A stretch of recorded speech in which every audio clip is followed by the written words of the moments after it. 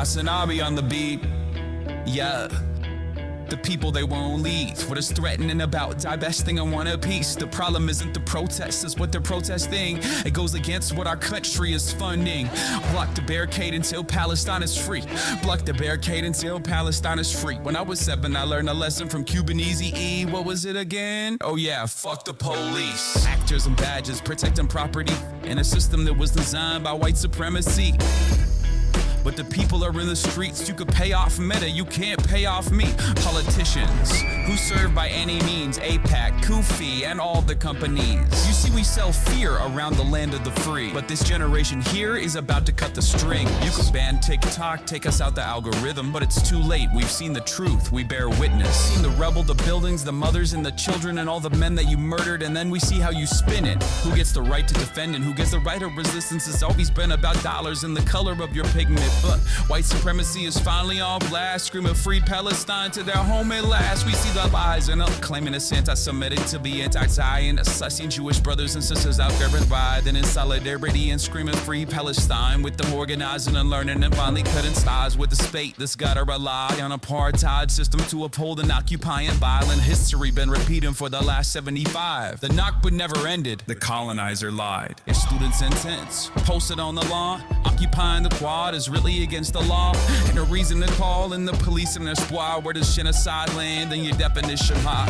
Destroying every college in Gaza and every mosque, pushing everyone in their waffle and dropping bombs. The blood is on your hands, by that we can see it all. And fuck no, I'm not voting for you in the fall. Undecided, you can't twist the truth. The people out here united, never be defeated when freedom's on the horizon. Yet the music industry's quiet, complicit in their platform of silence. What happened to the artist? What you gotta say? If I was on a label, you could drop me today. I'll be fine with it, cause the heart fed my page. I want a ceasefire, fuck a response from Drake. What you willing to risk? What you willing to give? What if you were in Gaza? What if those were your kids? If the West was pretending that you didn't exist, you want the world to stand up, and the students finally did. Let's quit it. What's going on, everybody? I hope everyone's having a fantastic evening, afternoon, pre-noon, no matter where you are in the world. I'm Hasan Piker. This is the Hasan broadcast coming to you live from sunny California, Los Angeles, folks. We're live and alive, and I hope all the boys, girls, and MBs are having a fantastic one, because today's a beautiful day. Today's a wonderful day. Today is Sunday. It's Sunday, fun day, ladies and gentlemen. But unfortunately for all of the fun enjoyers, we are not going to immediately start off with the fun. We're going to be doing some light news. But before I get there, of course, this is the part of the broadcast where I tell you a little bit about my personal news about what's going on in the world of Hasan Piker in between the time period where I pressed the stop streaming button, pressed the start streaming button. Obviously, last night I had some guests over, and I think you guys appreciated it, enjoyed it, I hope. We have Pat and Mike from the Crash Dummies podcast on, which was great. Fun enjoyers cry every time. Yeah, don't worry, no more tears. Okay, I'm gonna wipe away your tears with some delicious gaming, hopefully in a little bit. HR's coming for you because you're too tardy. Yeah, I can't believe SZA noticed me, but also I can't believe she noticed me in this way. Okay. But yeah, we'll get to that in a second. Did Cutie do racism on the pod? Cutie was not on the pod, so I guess technically yes. She did not appear on the pod, which is the highest form of racism.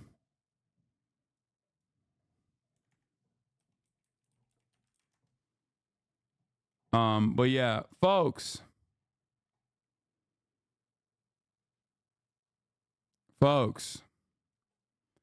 We're live. We're alive. Yeah, I knew she would die this episode. Yeah, well, she did. But yeah, I ended the broadcast. I shot the funniest podcast I've ever shot with the boys, with the Crash Dummies pod. That's going to be out on Wednesday.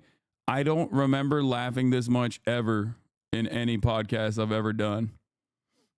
But yeah, we did that. It was awesome. It was hilarious. And beyond that, I woke up early this morning and I did the classic thing where I just like force everyone to do like impressive feats, physical things that they might not even want to do. You know what I mean? But they were down. Pat and Mike are both athletes. They were down. They were like, all right, we'll play ball. We'll play basketball with you. So that's what I did. I made them ball. I made them ball the fuck up. And we went down there. We went to the courts early in the morning. We played some basketball, but unfortunately, it was late. That's the reason why I'm late right now. I was supposed to be live at 12, but we had to start at 11 instead of 10. So, but yeah, we shot the Fear and podcast after we balled. That's why I am late. Okay? That's why I'm late. But let me tell you, I balled my freaking face off. You lost, didn't you? No, actually, I cooked them. I cooked them 3 times. Twice when we were playing half court, 3v3, because they brought another friend of theirs. Okay. And then we played full court 5-on-5 and cooked them again. They were impressed with my skill. No proof it was a lie. You alone? What does that mean? What are you trying to come over and fuck? What's happening? No, my family's here. And yes, I know this is a noticed me. I know. But finally, a black person on the Hasan podcast. Okay, you guys are so silly. Okay.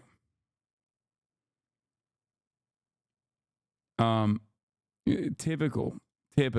Okay, everybody gets this weird way. Okay, and there's no real way to answer that. Okay, weird.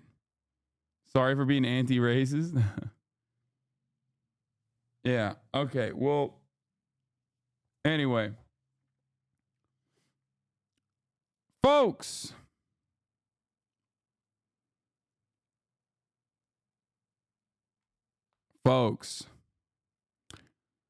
That was it. We did the pod. It was dope.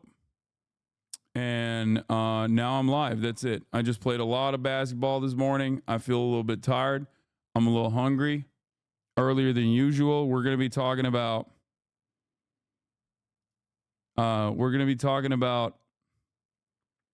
brother, it's okay. I still fuck with you. A little chocolate every so often helps. Wait. Have you seen the Brad edit of you? No, I have not. I have not seen the Brad edit of me. Joe Rogan reacts with SZA when? Yeah. Hopefully in the near future. Steroid or natty. We got the steroid or natty jubilee. We're gonna be looking at that too. All right, let's blast off. Let's do it. Let's get it popping. Okay. Lebanon x Israel. Okay, Lebanon x Israel. Finishing Trump on Theo Vaughn.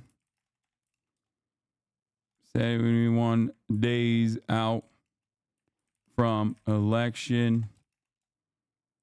Light news. And then we do Sunday Funday. New Jubilee and more. Get in now. Damn, there's like a shit ton of fucking blast off memes, dude. What's happening? There's so many blast off memes that you guys send me. Normally there isn't like this many blast off memes. Can you please cover the knife attack in Germany? Right wingers are losing it here. What? No, dude, no, I don't want to do that for Sunday. Okay. It seems a bit crazy. Summer Lee agree with you on Face the Nation today. Okay, bro. Why'd you send me an Instagram post though? Like, send me the fucking Face the Nation YouTube video. Like, Instagram is the worst way to consume video content on the stream. You guys know this already. Okay, here. We blasted off. I'm gonna look at this Brad edit, and then we're gonna get into it. Okay. The Bart edit is Brass Summer.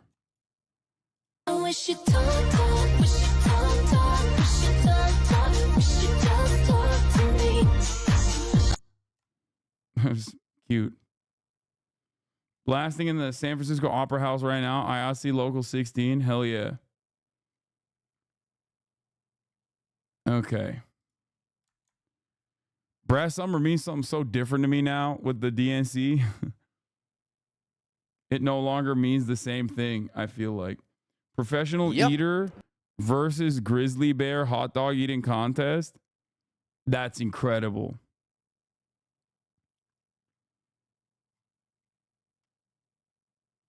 Bro, right wingers in Germany are calling for mass deportations. Bro, I don't even want to talk about that, dude. I mean, it's just like, I don't want to fucking talk about that. Edward Gaming 1 Valorant champs, China #1 as always. Dude, China's having a moment right now. I'm the person that made the TikTok of your chipmunk voice, and I regret to inform you that it has over 200,000 views now. You're cooking me. And yes, I know that SZA noticed me in perhaps the worst possible way that anyone has ever been noticed. You never want to be noticed by SZA like that. Okay? But sometimes it be like that. Sometimes you get noticed by SZA and you're looking maybe a little neurodivergent. Okay? Maybe you're looking a little... It's like a real messy compilation, you know? And I don't mean like messy, M-E-S-S-Y. I mean like Messi, the GOAT. You know how he has like those autism compilations? You know what I'm talking about?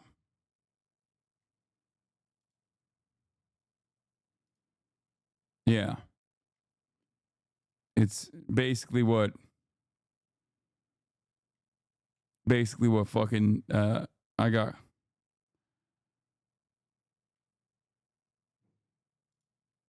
Basically what happened to me. Have you tried those Zero Sugar Jolly Ranchers? Yeah, I have them. I've never really tried them though. I have a bag from a while ago and I just straight up have not had that.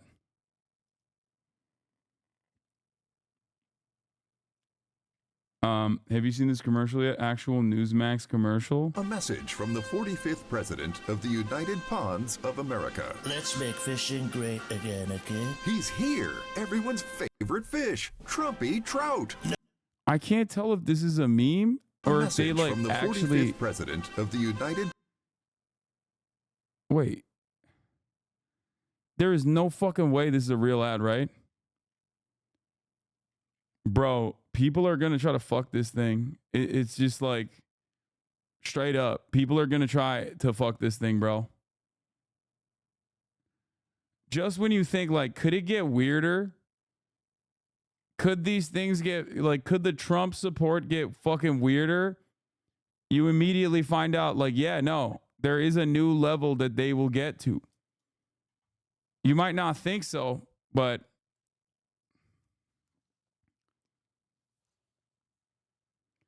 you got super lucky with Chicago weather at DNC. We are going to be under a heat advisory basically all week. Yeah. Ponds of America. Let's make fishing great again, okay? He's here, everyone's favorite fish, Trumpy Trout. No one has ever seen a fish like me. Trumpy Trout is an animatronic talking fish with a big personality. I am. Imagine catching your dad face fucking the Trump fish. Bro, this seems like a bit. This seems like a fucking bit. Like I feel like a Trump supporter didn't make this. I feel like a liberal made it. New sentence alert. Sometimes when you have a new sentence that is locked and loaded in the chamber, it's best to just not let it out. You know what I mean? Like, it's something that I think about quite a bit when people are like, yo, you're like wishing this into existence. And like, I sometimes feel like I have too much power of that sort and I need to be careful with my predictions. But this also is like in that same vein where it's like, maybe you shouldn't say a thing like that because what if it becomes real? But overall, I just don't think that it's like I just don't think that it's like a thing that like right-wing Republicans made. The hugely bigliest fish in the pond. Watch his fins flap and his large mouth move as he makes speech after speech in high-fidelity sound. Some bass, a bad fish, crazy fish, criminal fish, and druggy fish. But some bass are good fish, and I only love some of them. Mount him to your wall or use the built-in stand to display him proudly on your desk. Now you'll never miss a Trumpy Trout rally. I'm building a new pond, and the bass will pay for it. Set him to motion activated to surprise his fans. My fins are big. I have the biggest fins. No fish have fins like me. Or turn him on and let his inspiring words delight the crowd. All the fish love Trumpy. They just love me. Catch Trumpy Trout for yourself or someone you love. Oh, they can try, but they can't. They just can't. Treat yourself to this limited edition Trumpy Trout for just $59.99. It comes with your official Make Fishing Great Again certificate of authenticity. Order right now and we'll instantly upgrade you to the deluxe version with desktop stand and Trumpy Trout jingle free. He is the greatest trout without a doubt, the biggest fish. And for even more fun, we'll give you a discount when you buy more than one. We got the shoreline secure. No bass in this pond. Supplies are limited, so don't miss your chance to hook the greatest fish of all time. I am the greatest trout, and there is no doubt. This is a limited edition collectible from Top. It's real? No, I know it's real, man. I get it. Like, someone made it. Oh my God. I understand that someone made it, but I don't think it was a fan. I think it was a liberal that's like trolling Republicans. Now, they might still end up buying it, but I don't think it's like an actual Top Dog Direct. Mighty Putty, Mighty Mend It, Clean Zone. Campbell Posture Cane Tips. Wait, what the fuck? Okay, this does actually make this look a lot more real. Wait, hold on. Wait, what? Okay, this actually kind of makes this seem more real. It doesn't make it seem more real. There's a trademark for it in US patents. I don't think that a Republican grifter like made this. I think it's like a liberal making fun of Republicans.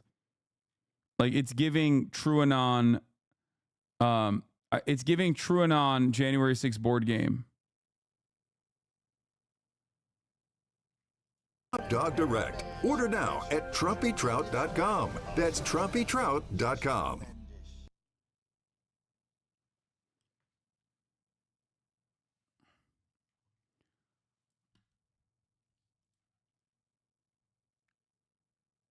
What would the Troutski one say? I don't know. Play it on stream when TrueAnon board game. What the fuck is this? Stop hating. It's a great product. Have you seen these yappers on the timeline? What is happening? This Egyptian American actor is a much better fit for Cobra than who One Piece live action picked. I genuinely believe they purposely avoided casting any errors for the Nefertari family because of Zionism. You can't convince me otherwise. Wait, what? I highly doubt that. Like, I know for a fact that that is not a consideration, actually.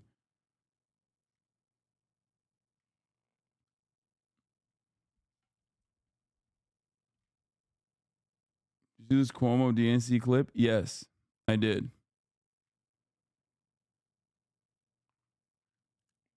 Trumpy Trout will be a John Oliver bit, mark my words. Yeah, it looks like it. It looks like it. The downside of more leftists enjoying One Piece, I know. They're ruining it. They're going to ruin it. I feel like I might have, I mean, I don't know. To be fair, they've cast the Indians for everything where Arabs could have been casted. I mean, I don't think it was like that. Nah, man, I haven't seen that many people upset about it. Yeah. Like, I don't really care. I'm gonna be honest. I'm gonna be honest with you.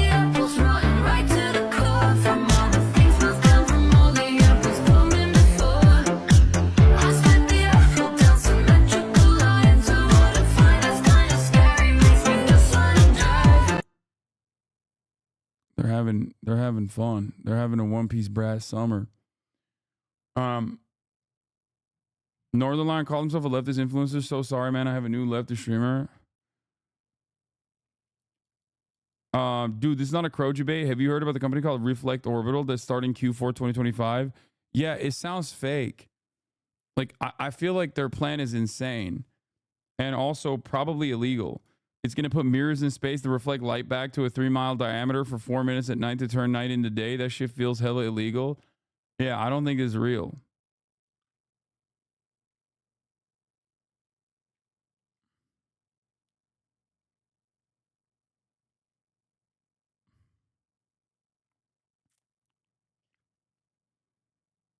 Chat, this welding homework is kicking my fucking ass. Miller Open Book needs to be banned. Did you talk about my country, Lebanon? Not yet, but I will. In a moment. A journalist just found a connection between Premier Gun Shows LLC and Lockheed Martin. Okay, I'm not going to watch that, chat. I'm sorry. Chatter, I apologize, but that's probably not something that I'm going to be diving into anytime soon. Okay? All right. Anyway, your hair is very girly pop today, Hasan. Thank you.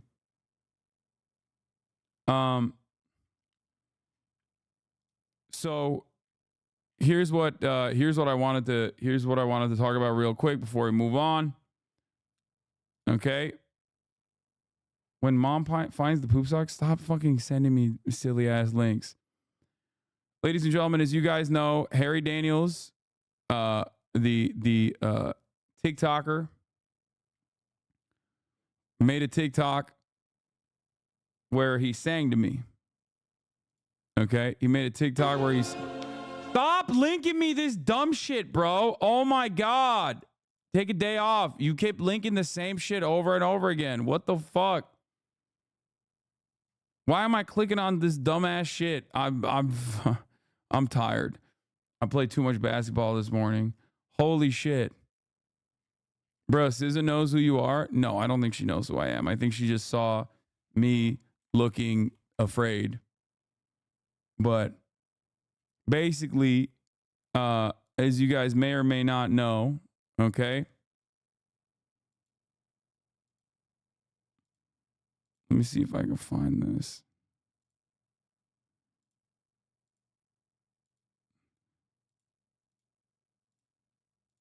Okay. What is his Instagram? Harry Daniels? Because it was on his Instagram. He posted a reel of me and him. This is the reel.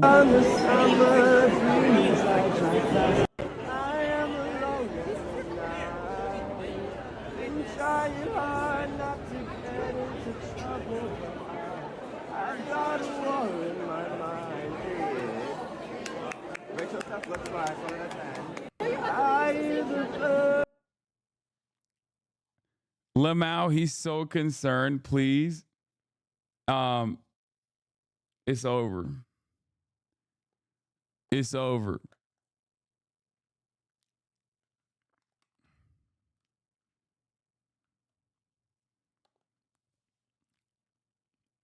He's so fine, it makes me sick. He's voting Republican now. I can't even say anything because this is genuinely how I act in public. Bro, he's so uncomfortable. The autism in me recognizes the autism in him. He thought you were Twitch chat. The fact that Hasan was literally kicked out of his suite a few minutes before this Can you imagine being kicked out of the convention? You got a pass with 60,000 viewers, more than NBC, by the way, because they don't want you sharing your opinions with that platform. They even strip you of your access, which is completely unprecedented. And then he shows up to serenade you right after you were a victim of classic censorship. Bro gained lost and regained consciousness twice in this video. I saw the blind curiosity in Hasan Piker's eyes while you serenaded him. My friend works with SZA. She's very online, so she might actually know who you are. Well, if she does, she doesn't follow me, so I think I'm going to follow her now.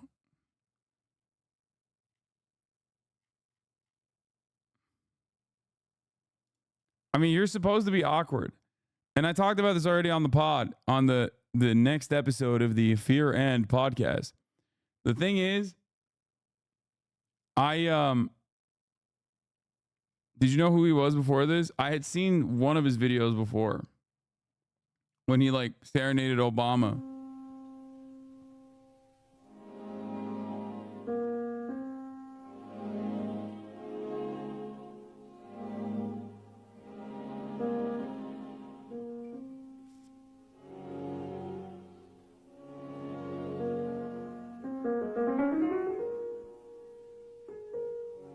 Not the hands, bro. Don't do it to him. Oh my God. Okay, well, this is.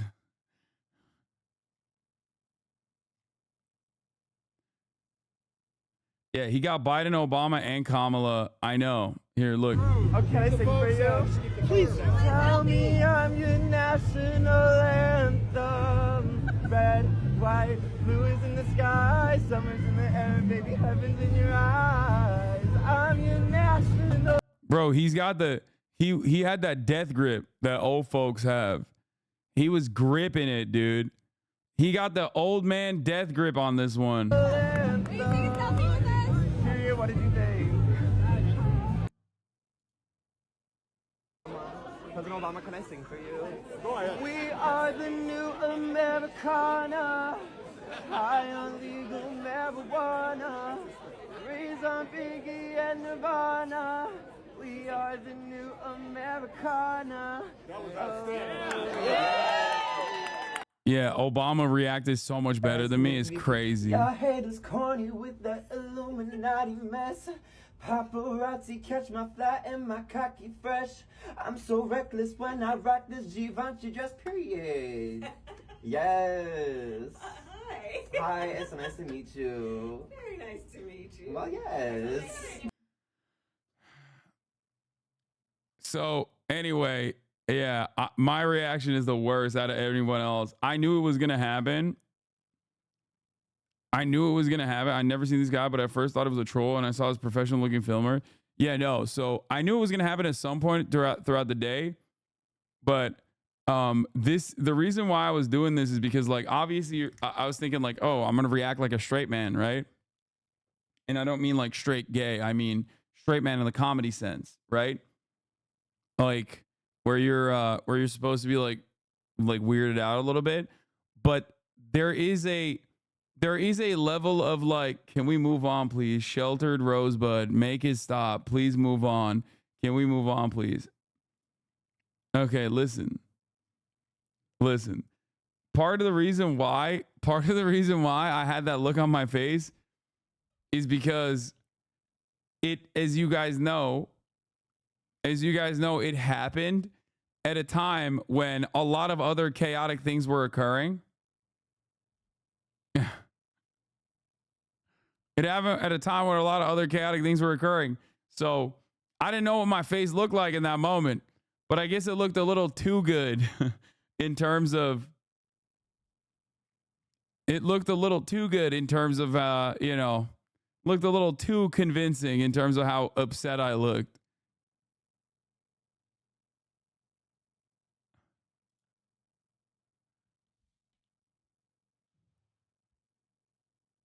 Anyway.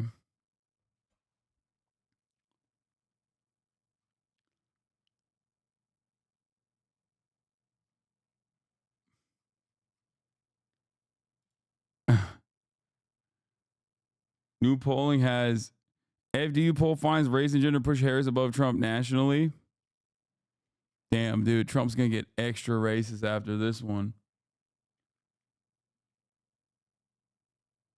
You are literally all millennials looking at Gen Z doing weird shit on the internet. Don't worry. Gen Z's time will come too.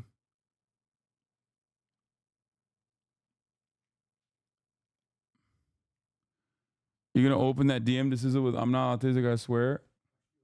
Okay. Size yemek ısmarlayayım mı? İstediğiniz bir şey var mı? Okay.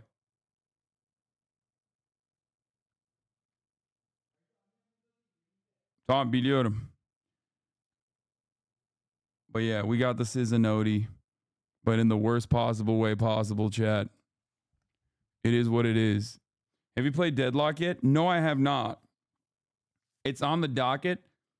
I didn't get like an access code or anything. There's like hella people in the chat that consistently keep saying like, "Do you want an access code?"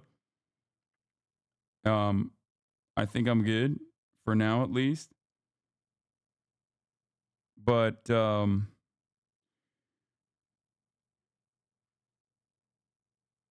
on. It's literally Overwatch Keckle. I just trust Valve. I trust Valve. You know, that's all I'm going to say. I trust Valve. In Valve, I trust. Is 40 minutes to an hour per game. I'm telling you, in Valve, I trust, dude. So I have a sneaking suspicion that it will be like no matter what, once it's like fully.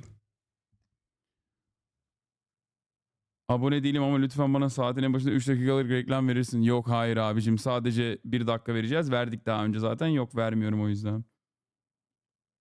Can we watch the steroid radar video first? I want to hear you react while I get ready for the gym. No, we're not going to do that yet. But yeah, it's like Dota. It's a MOBA, but with it's a MOBA with shooter qualities. Like it's kind of like Smite a little bit from what I understand. I've never actually played Smite, so I'm not very familiar. Where do you buy your tank tops, dude? Amazon, brother. Fucking Amazon. Artifact was also a Valve game. We're becoming a MOBA community? No. No, we are not. Black Myth Wukong today. I really want to play it, but I'm like worried that people are not going to enjoy it. Did you watch the pod already? No, we're going to fire that up real quick, actually. And then I'll get to Lebanon, Israel stuff, okay? And I got to go pee real quick. Well, you knew his dad. For the brother. I did. He hit me up one night and was like, "Hey, man, I'm having a birthday party this week and you should come." And I didn't even know him, you know, and it was nice of him. And since then, we've done a lot of fun stuff together. His brother's missing a leg, too, which is crazy. He looks like the lamp. Have you ever seen that movie, The Lamp, like from like a Christmas Story or whatever? Yeah, I don't know. Yeah. But he's fantastic. The family, the father, I knew very well. He just passed away. And it was tough. Well, you knew his dad. For the brother. I did. And he was fantastic. Yeah. I got to know him through knowing Bob. And I tell you what, it's just a fantastic family, the whole family. Yeah. No, I love Bob. He and I joke around together a lot. We've spent a lot of time together. Look at his brother right there. That's right. The dude hits. And you know what? He plays golf and he plays well. He hit a perfect drive with me. I said, "Do you play?" We were on the 17th hole. I said, "Do you play?" He goes, "Yes." I said, "Oh, really? Do you want to hit a shot?" And he said, "Okay." And he got up. Well, it was very hard for him to put it was really a tough situation because he has to get the ball in the ground and the tee and everything else. Nobody did it for him. And he did it. I mean, he goes to the ground and he did it, gets up. He swung, and I'm a good golfer. He hit a perfect shot out to the right with a little hook. Nobody knows what that means in your audience probably, but that's like a perfect shot. And I said, "That is perfect." He said, "I'll do it again." I said, "Don't do it again because you'll never be able to hit a shot that good." And it was really amazing. He's great. And Bob really. He'll do it again, too. He's a repeat offender. They're great. They really have an amazing family. Oh, no, Bob's great. I've been to parties at his house. You know, one thing that's really nice about him is I'll go do something with him, and then like a few days later, he'll send a nice note, or he'll send like a photo, like a frame photo, and just say, "Hey, man, I had a nice time." Yeah. Yeah. I noticed at the events, you don't drink or smoke, right? I don't drink or smoke. No. You never have. No, I never have. I had a great Here it comes. He's talking about coke. He's gonna start chirping about cocaine. brother who taught me a lesson. Don't drink. And he said, don't smoke. He smoked and he drank, and he was a great guy. He was a very handsome guy. Is he older? He was older? Quite a bit older, yeah. And he had a problem with alcohol and smoke a lot. But, I tell people, no drugs, no drinking, no cigarettes. Yeah. I tell that to my kids all the time. I'd say, no drugs, no drinking, no smoke. And it was tough. He'd always tell me, he'd say, never. So he was, really old enough that you would look up to somebody, and I'd look up to him anyway. Did you admire him? Yeah, I admired so much about him. He had so much going. He had the look. What was his name? Unbelievable personality, like an incredible personality. What was his name, Donald? His name was Fred Trump. And he had a problem with alcohol. He got addicted to it because they say alcohol is tougher than drugs to get off of. I don't know if you've ever heard that. I'm in recovery, actually. I've been in recovery, so like most of the last 10 years. From alcohol? From drugs and alcohol. So which is worse? For me, drugs is the problem, but if I have a drink, then it's tougher for me to prevent myself from getting it sets off a chain. Yeah. But which is harder to quit? I've heard alcohol is harder to quit than drugs, if that makes sense. I don't know. Oh, yeah. I mean, I can only imagine because it's probably more readily available. And it's social, and you're sitting and everyone's drinking and all. Yeah, rarely do you go to a dinner and everybody's eating Xanaxes or something, for appetizers. Usually people are having like a mint julep or something a little fancier, Negroni I just learned about. Right.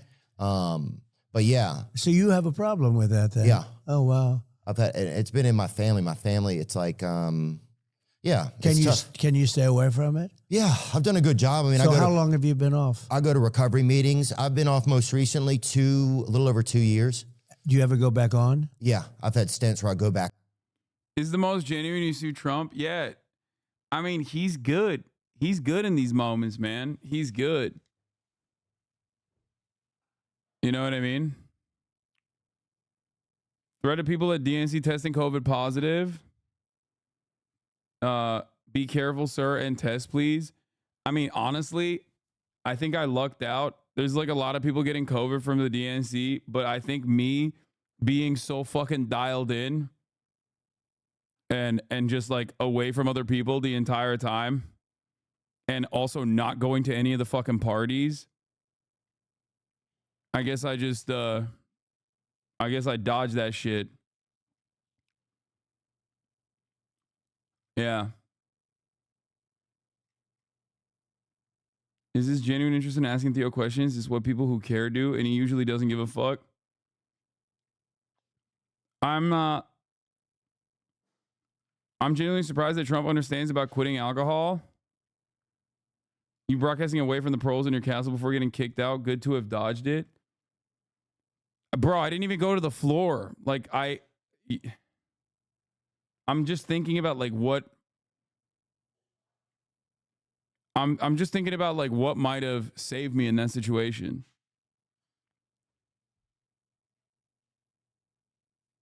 Anyway,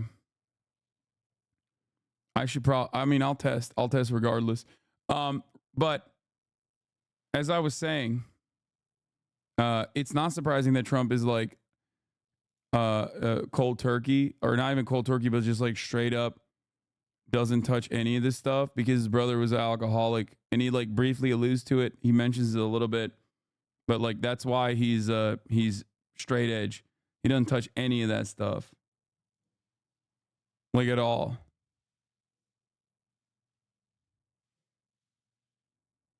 What is this? COVID wave in 5 days before the DNC rolls out. Chicago is sick, actually. I had no idea. Okay, to be fair, I'm the only motherfucker who didn't get it, though. What the fuck? Back on and Do you drink? Not as much. Like, not really. I'm not a big drinker. I used to be a big drinker. I am not a big drinker any longer. You don't control it? It's tough. It goes downhill no pretty kidding. quick. So you think it's going to be easy. You think you're controlling it? And then you're damn, Boy, you're that's doing tough. your go-kart and racing So with the only hookers way and you stuff. can It gets do bad. is just not to do it, right? Right. So then in the end, you're like, I have to not do it. Did you see, like, with your brother, could you see it or anything? Like, Oh, yeah. Man. I that's was a bummer. amazed because he had so much going, he had everything going. I think it happened in college at a fraternity maybe, or I don't know, somewhere along the line it happened. And all of a sudden, this is not unique. This is a very common story, unfortunately. But and then the family would see it and start to notice it. And it didn't get better. It didn't get better. I was amazed. He lived for so long in bad conditions, in terms of, I was amazed that his body could hold out. It held out and it had bad moments.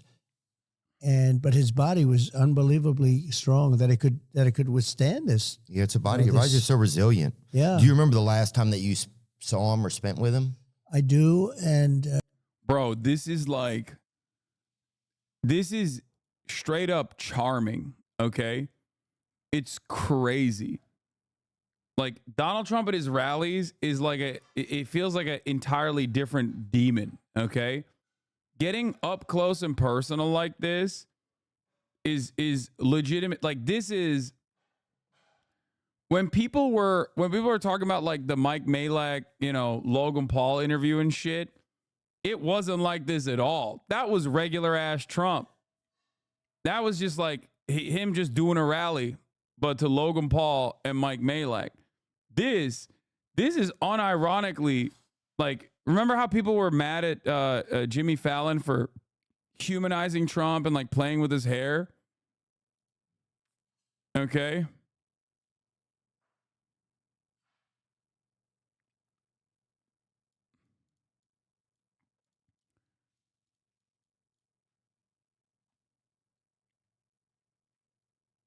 That was like something that people were mad about. This is so much worse. I'm sorry to ask you about it. Is it all yeah, right? no, it's well, the reason it's good talking about it is it might help other people. If it helps one other person, it's worth the conversation. Frankly. We talk about that stuff a lot on our podcast. Yeah. A lot of our audience struggles or has struggled with alcoholism, addiction, intimacy disorders, all types of stuff. So it's like it's pretty kind of normal conversation. But the interesting thing is, and I tell people, so I never had a cigarette, and I've never had a glass of alcohol. And my brother was incredible. He would tell me, because he knew he had a problem, and he'd say, don't ever drink, don't ever smoke. He'd always add smoking, because he did smoke a lot, which is, not very healthy. But he'd say, don't ever drink, don't ever drink. He'd tell me every time. I said, don't ever drink, because he knew he had this addiction. And I never had a glass of alcohol. Never, ever did I have a glass of alcohol because of him. And I would say that if I did drink, I could, conceivably be the type of personality that would have, like you, that would have a problem. But I never had. And the only thing I say to people is, if too late for the people that you're talking about, but if you don't drink, you don't miss it. I mean, I don't even think about alcohol or right. It's not a part of your world. I don't think about cigarettes. I don't think about any of that. If you don't take drugs or if you don't have alcohol, it's real easy not to drink it. It's when I had a friend who went to the Wharton School of Finance with me. He was a very smart guy. Where is it, Wharton School? That's in Philadelphia. That's at Penn. Oh, yeah. Rocky. Right. And it's a great school, great business. I like Rocky. And then they put a fucking photo of Rocky up. That's hilarious. Business school.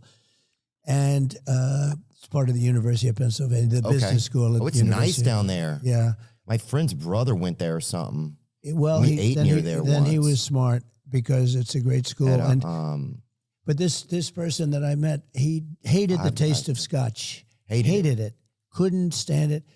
But he insisted on having it because he felt it was important to be able to drink. I said, no, just don't drink. He said, to be successful in business, you have to sort of interact and you have to drink. And I said, don't do it. Anyway, he became an unbelievable alcoholic, uncontrollable alcoholic. Oh, I thought you meant like one of the died. best. Yeah, and he died. He was but he hated the taste of scotch. And he he couldn't live without it. Wow. Literally. Well, I think I notice a lot of like in the recovery rooms and stuff, it's a lot of people that they're missing something inside of them. And so they take on like, so they want to try and fill it up with something else. Yeah. Do you remember the last time that you spent with your brother? I do. And he'd have periods where he'd get sick, very sick. And we thought we'd lose him or we lost him. Then he'd get better. And that happened 5 or 6 times. I mean, where you thought you lost him. And then he got better. And it was amazing. I mean, he was, certainly very strong in that sense. And I just tell people it's so tragic. Don't drink. Just don't drink. Yeah. And you're not going to have a problem. Like even you, if you didn't drink, you would never, but you probably, maybe you wouldn't be successful like you are. It's part of your story, right? It's helped me a lot. Yeah. Because I don't know what would happen probably. I think it's just too risky. It is risky. What's something that you miss about him, or like that? Like what's something that you miss about him, Fred? Well, he was wise in a sense. I mean, think of it. He's got this problem, and it was very important for him to convey to me not to have this problem. And I couldn't have been successful if I had that problem. Yeah. If I had that problem, and I think maybe I'm a personality type where I could have had the problem if I drank. But if you don't drink, you're never going to have it. I mean, I don't miss when I see somebody light up a cigarette and just they're in heaven. I don't miss that at all. It's weird. It's so it's very Native American too. Isn't it crazy? It's bizarre. And I think sometimes our older brothers, they kind of like, they take the speed bumps for us, like as younger brothers, so that we don't have to. You know what I'm saying? You know what I'm talking about? Yeah, my brother went through a lot of stuff so that I didn't have to go through it, and then I get to see him and learn. Is he okay now? Yeah, he's doing great now. But it's like, yeah, that's one of the blessings I think of having an older brother. Well, you can learn through history too, even if it's not a brother, it's by watching other people. I mean, you can see if you have a friend who's an alcoholic, or even just by reading about people, you can learn. Oh, yeah. It doesn't necessarily have to be a brother, but in this case, it was very personal. It was a brother, and I learned not to drink, and I learned not to smoke cigarettes. Now, I don't know that I would have smoked cigarettes. I probably would have drank. I think, there's no reason not to drink, but I had a reason because he told me, just that was it. Don't do it. Yeah. Yeah. That was kind of a blessing then, huh? Yeah. And where did you guys ever do anything fun together? Like one nice memory that you have with him? He had a great talent for flying. He was a pilot. Oh, sweet. And he loved it. And did you ever fly with him? I did. I flew with him. He was a great pilot and very talented. Other pilots would come to his house to... Why is Theo so anti-corporate, anti-billionaire, but a Trump dick rider who inhales his bullshit with a smile? I mean, that's like... He's a normie, Like, in his mind, he's like, I'm interviewing a former president. I think a lot of people just, like, don't contextualize it in that same way. It's kind of like, I mean, I'm anti-corporate, anti-billionaire, but I like J.B. Pritzker. You know what I mean? Do you see what I'm saying? And he's also, like, charming to him. He's just doing, like, a regular interview. He's having, like, a normal conversation. I don't think he has, like, any sort of political ambitions or aspirations here. Like, he's not trying to get something out of him. He's not trying to have like a gotcha or anything like that. It's because he's kind of stupid. He'd admit to being kind of dumb too because he's aware. Yeah. And also, I think overall, like, I mean, he had that point in the Bernie interview too. Like, he had that point in the Bernie interview as well, where he was like, you and Trump, like, you were the anti-establishment candidates, like, or something like that. He was like, you were the outsiders, right? And like, he said that. Like, he said that in that interview. He's like, oh, I wanted you and Trump to run together. Like, like that's it. That's it. Like, that's literally it. What you see is what you get. I don't think there's like any sort of cynical reason. He's not like, yeah, I'm gonna go and make Trump look like more of a human dude. Like, I don't think he's operating like that. Dude, I'm kind of sick of everyone giving Theo this he's so dumb pass. He's not a child. I mean, okay, but Theo's a college grad. He ain't dumb. There are plenty of people who graduated from college that are definitely very dumb, okay?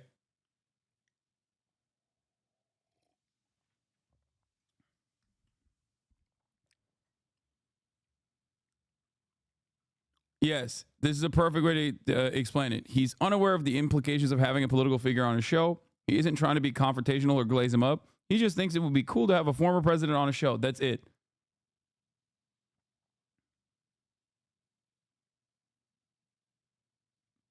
People don't like when Trump is humanized because it's a reminder that someone who has gone through hardships could turn into someone like Trump, but it's important to show people how they could go wrong.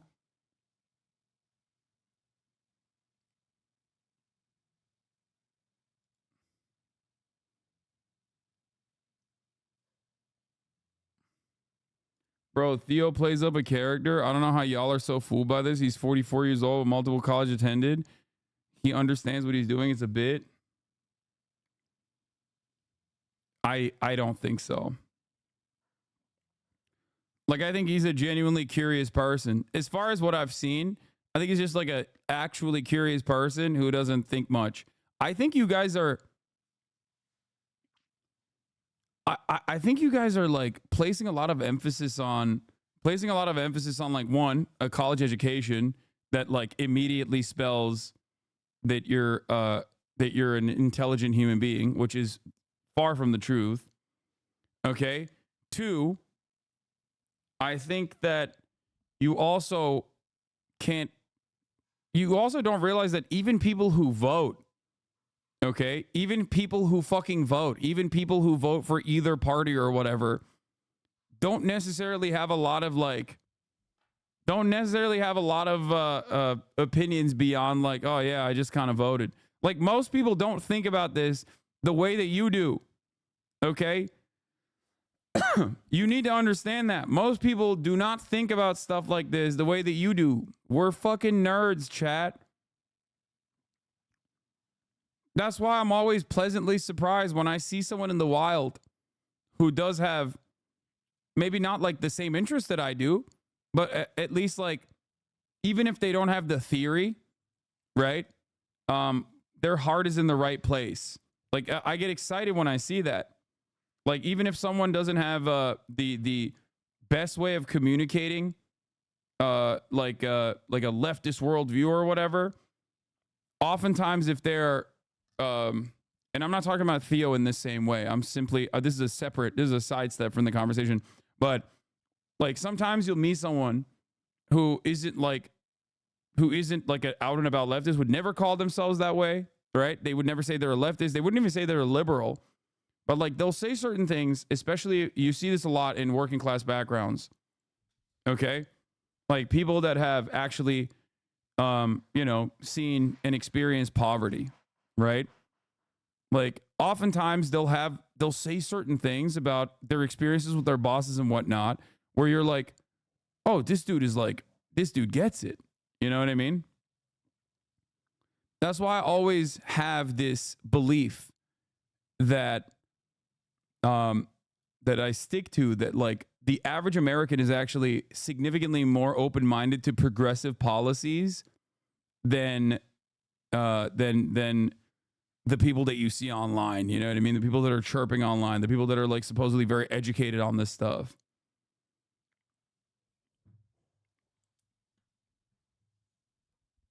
Does that make sense?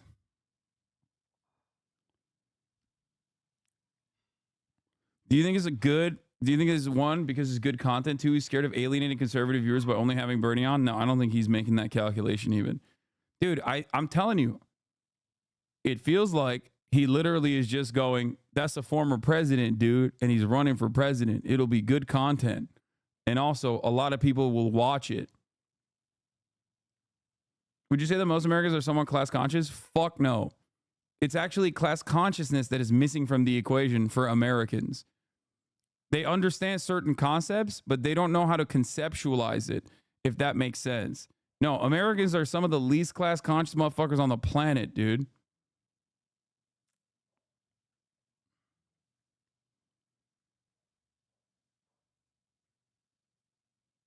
Have you met Theo? Is he like this always? I've never met Theo Vaughn. He has a certain style and character he portrays on camera, but it's not a bit. It's weird how often people mix those two up. People tend to put on a show of sorts when they're in entertainment business. Study with him. Watch him fly. And he was really talented. That but ultimately he had to give that because of the alcohol. I'm new to your community and new to you. Where are your viewpoints on Kamala and the DNC? I was holding out hope that Kamala Harris, because of a couple things that the Democratic Party did, was going to be leaning into a message of like truly helping the American working class. And unfortunately, I didn't really get that from the DNC. And it upset me for sure.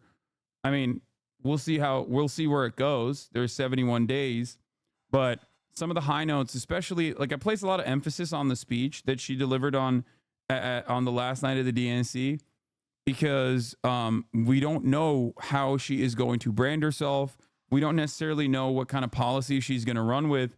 And unfortunately, it's been very devoid of policy in general so far. There's a couple things that they talked about.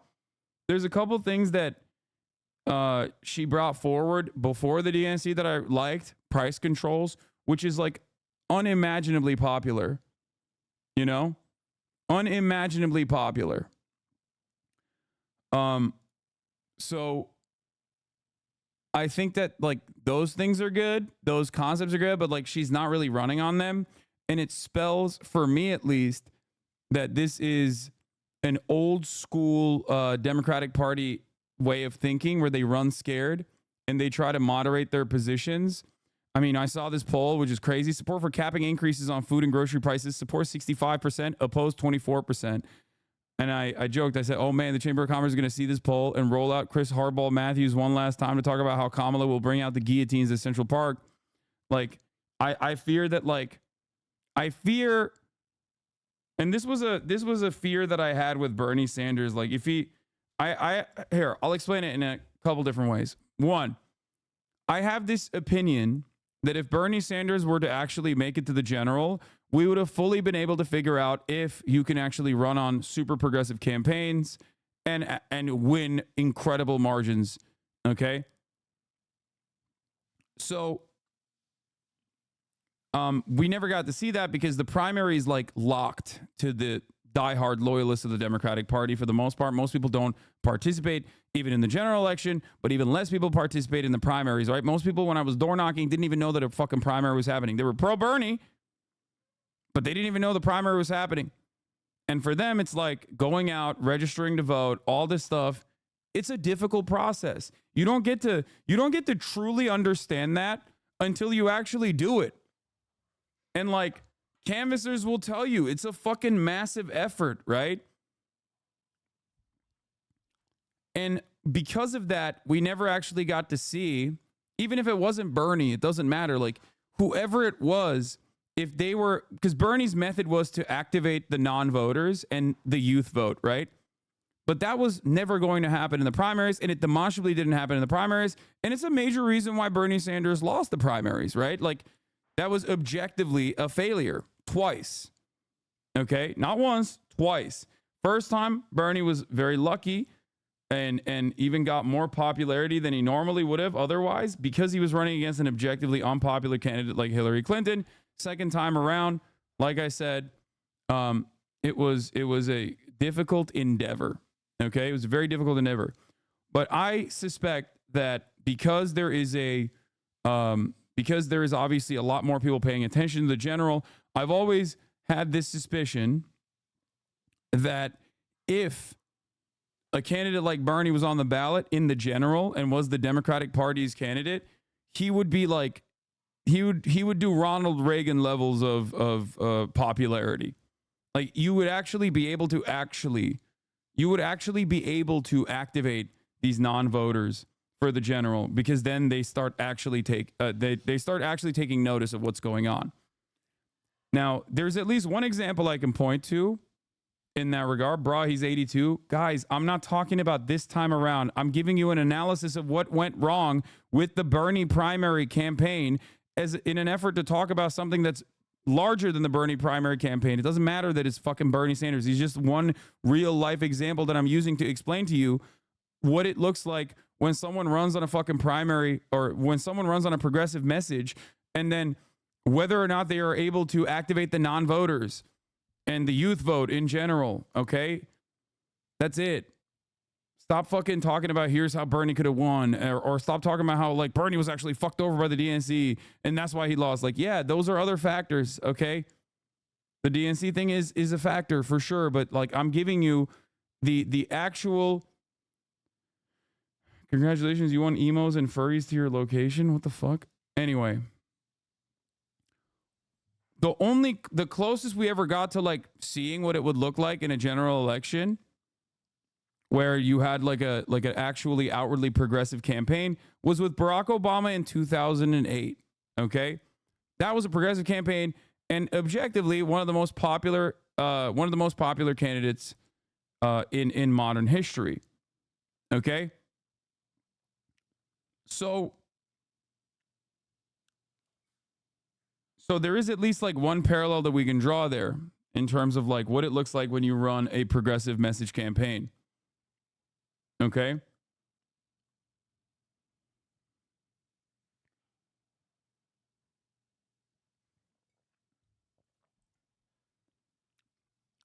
Another issue, having said that, however, another issue that I always felt if Bernie were to run in the general, and this is something that I talked about quite a bit at that time, was how the media would treat him. Because there were already like, you know, Goldman Sachs CEOs and whatnot. They were writing op-ed pieces when it seemed like Bernie might win the primaries about how Trump would potentially be a better president than Bernie Sanders because he's a socialist and it's terrifying for corporate interests.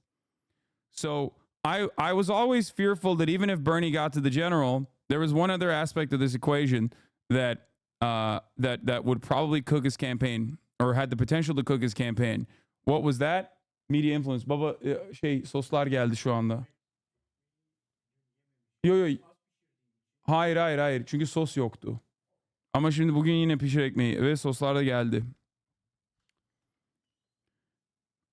Because the media is still very powerful in terms of like creating narratives, in terms of like basically gumming up the works, like handicapping a campaign by consistently pumping out like certain kinds of messages, and it's basically free marketing, right? It's basically free marketing. It was endlessly successful with the Joe Biden victory in the primaries after South Carolina, which everybody knew he was going to win. There was around $1.6 billion of earned and free media that the Biden campaign got that played a big role in him clearing out Super Tuesday in states that he never even campaigned at. So for that reason, I've always been fearful that like even if Bernie were to have somehow by some weird, some weird unforeseeable luck ever made it to the general, $1.3 billion in earned media. Earned media is a specific designation. Earned media is like is basically like an ad that you are getting from the media, and it's more powerful than like paid media. And that $1.3 billion in earned media only happened over the course of like 2 days, by the way. That was an insane onslaught of positive messages. It's authentic. People do not read that as like an ad. Okay? So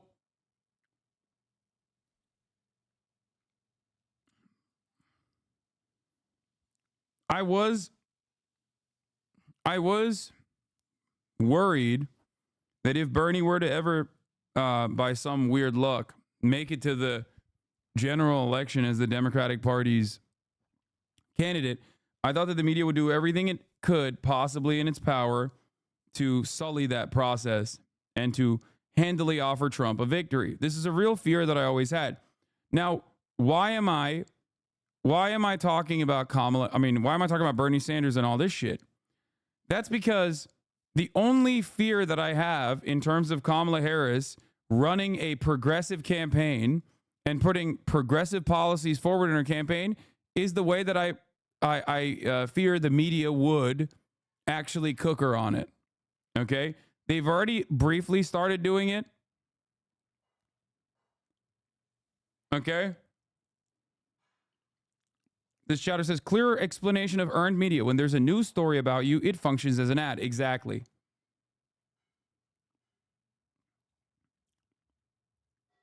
Every time she tries to propose progressive policy on stage, is sold with deregulation and neoliberal solutions with progressive language. She's selling the whole building 3 million homes is just deregulation as an example.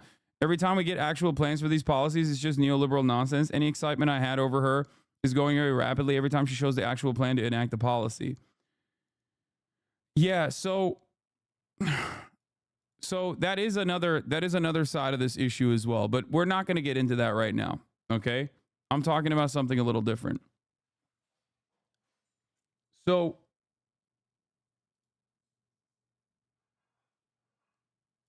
do you think Kamala would gain more support if she embraced Jill Stein level progressive policies? Do you think that Kamala should be leaning far left in policies to counter the Republican far right nonsense? It's not about far left or far right.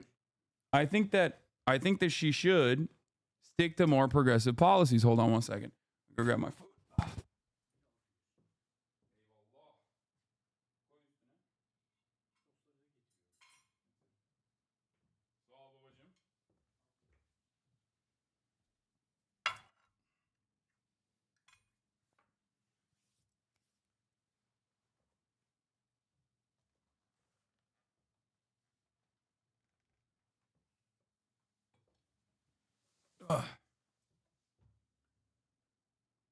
It's not about like far left. There's nothing far left about feeding children, okay? Or in the way that like Americans understand it. You have to communicate policies that are going to help people. Policies that are objectively popular. Okay? That's the situation. There are policies out there that are objectively popular that people pull pretty positively. Okay? Ultimately, people want to vote for someone that's going to give them things. It's understandable. That's the whole point of democracy. But liberals have deluded themselves into thinking, or liberal media has caused the base of support within the party to basically firmly commit to this idea that like politics is about just the Democrats winning or your party winning.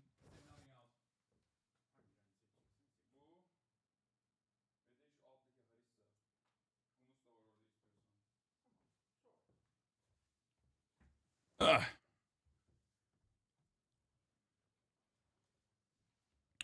It's kind of crazy.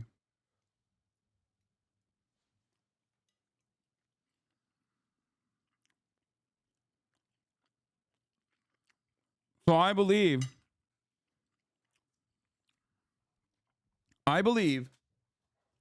that if a campaign, and we've never really tested it with the exception of 08 Obama, I believe that if a general race from the Democratic Party featured actual tangible ways in improving people's lives, okay?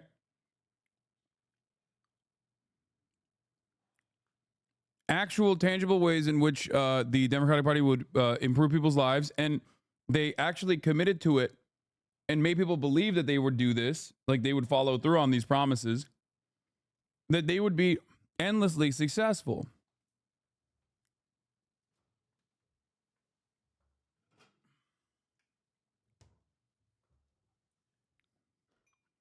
Can you stop saying objectively popular since popularity is a subjective thing?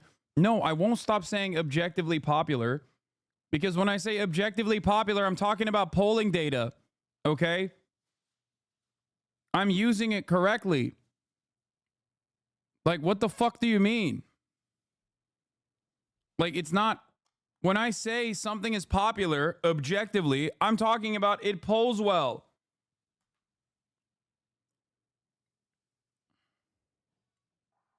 Popularity is not subjective in that regard. When something is polled, you're thinking of like popularity as like the cool kids at school or some shit. You're so fucking annoying with with the way that you're trying to correct me on something that you're wrong on objectively.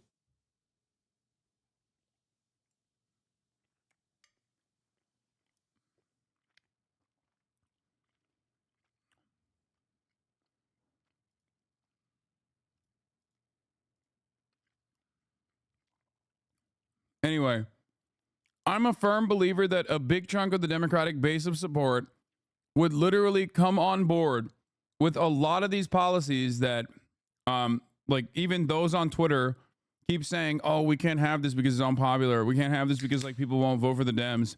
Independents won't vote for the Dems. I am a firm believer that if MSNBC kept saying Medicare for all is the fucking sexiest thing, it's a real winner. And if they repeated that over and over again, let's say in a world where they're not like completely fucking primed to be antagonistic to that sort of thing because of their ad dollars, the revenue that they're generating from the pharmaceutical industry and the healthcare industry. Okay. If they kept saying that over and over again, a lot of these people on Twitter would also be like, yeah, why isn't she pushing for that?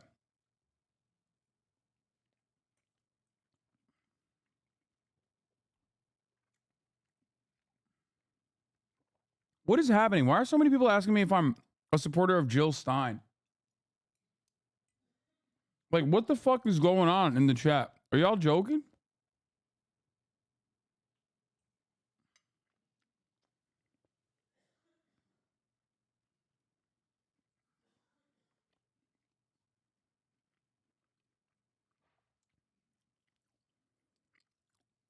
Yeah.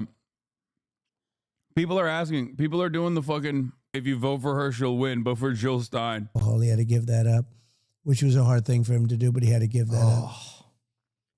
Election day is coming up on November 5th. Computer AI.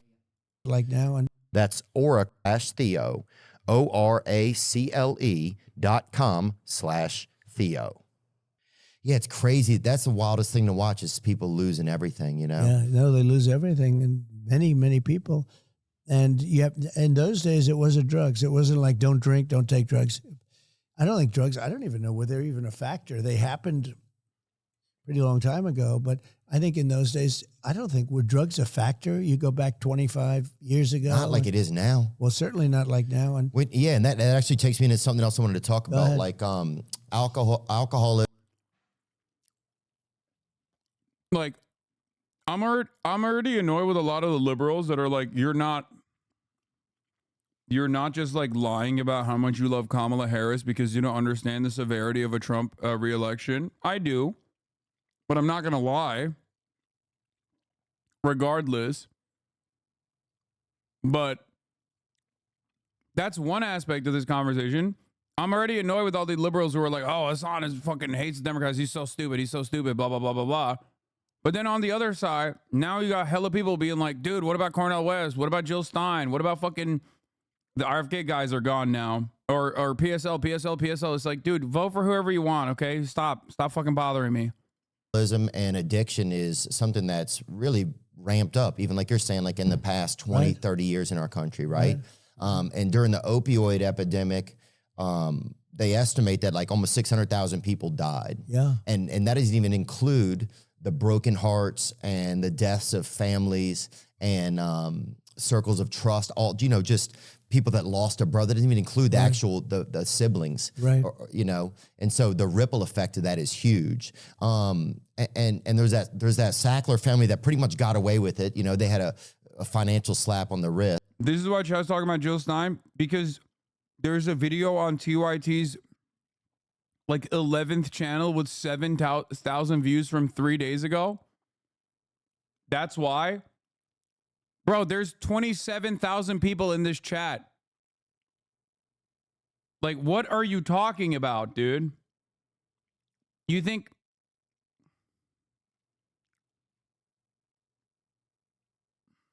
Yes, but we're one of the only countries that allows drug advertisements and pharmaceutical companies to advertise on television.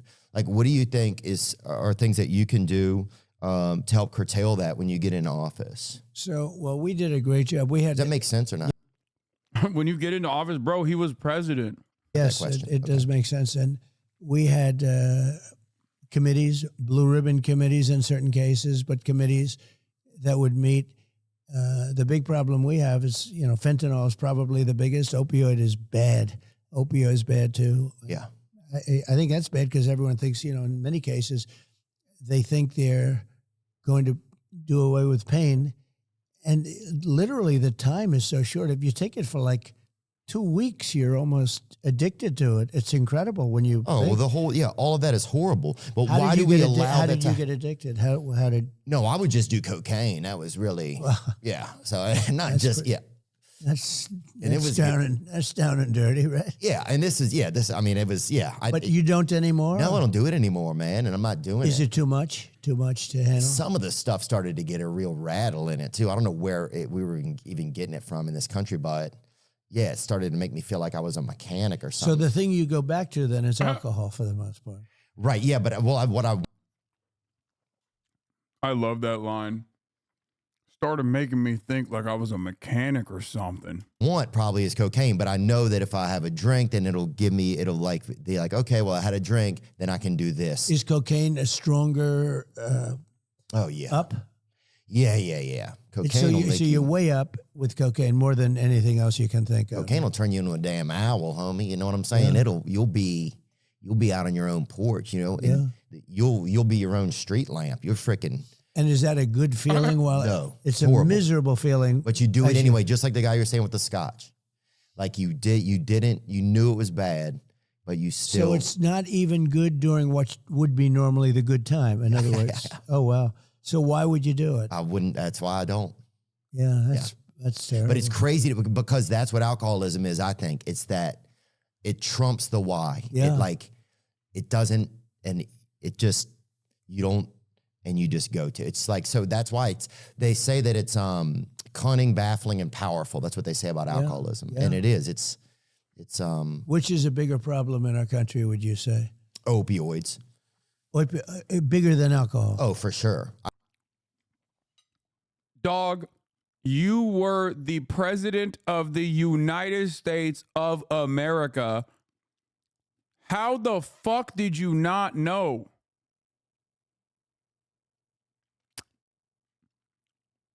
Like, alcohol is a massive problem. Alcohol is a massive problem. But, like, opioids are, like, alcohol is a massive problem because it's, like, readily available. Okay? Opioids are not as readily available. And even then, it's a massive killer.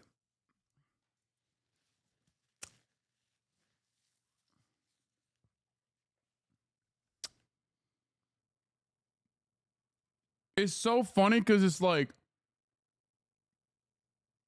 this motherfucker only talks about opioids when he's talking about how Mexicans are bringing over the border. Like, it blows my mind. Like, how the fuck were you how the fuck do you say it at every rally? And there is not even a fucking curiosity behind those eyes where you were just like, let me look into this a little bit. Like, he literally has not looked into it at all. Like, that's actually shocking. That is actually shocking how fucking stupid Americans are. That they literally voted for and will vote again for a guy that is that dumb.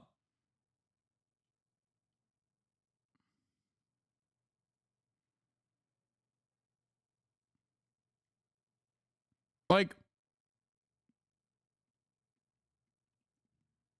it doesn't make any fucking sense.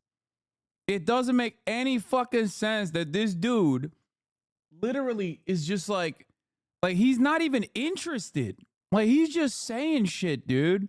He is just saying shit. Yeah, alcohol kills more people than opioids per year.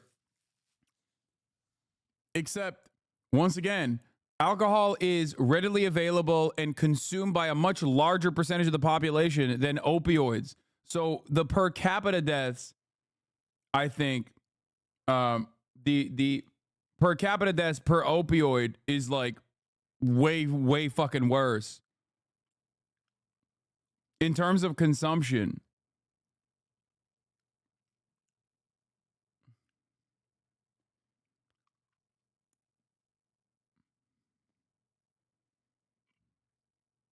I think he's just playing dumb to make Theo feel smart. No, dude. I think he just straight up doesn't fucking know.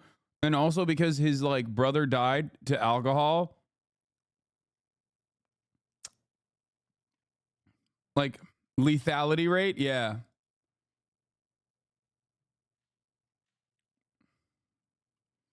Doesn't that make alcohol worse? The absolute numbers matter in that case?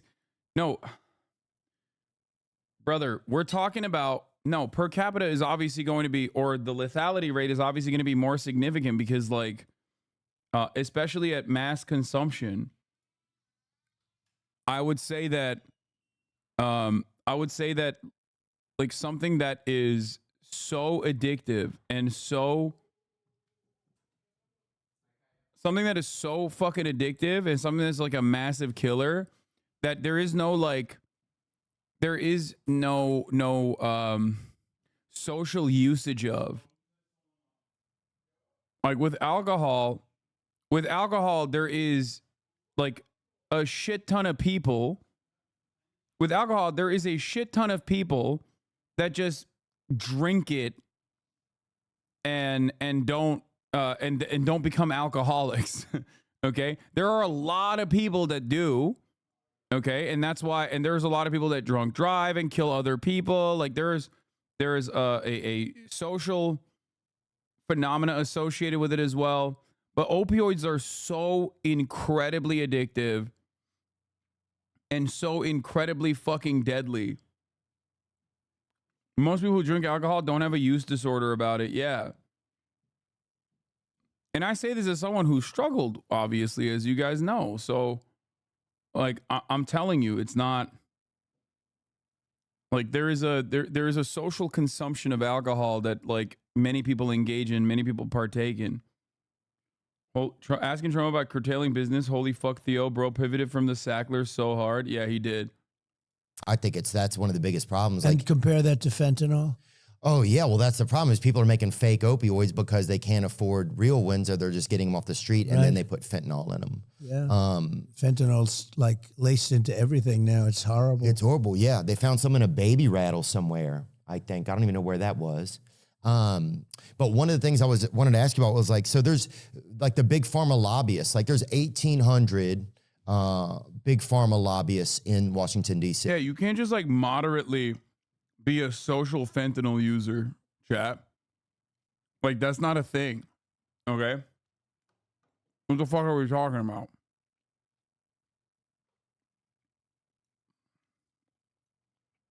That's nuts. I know a few. Oh my God, bro. Sure.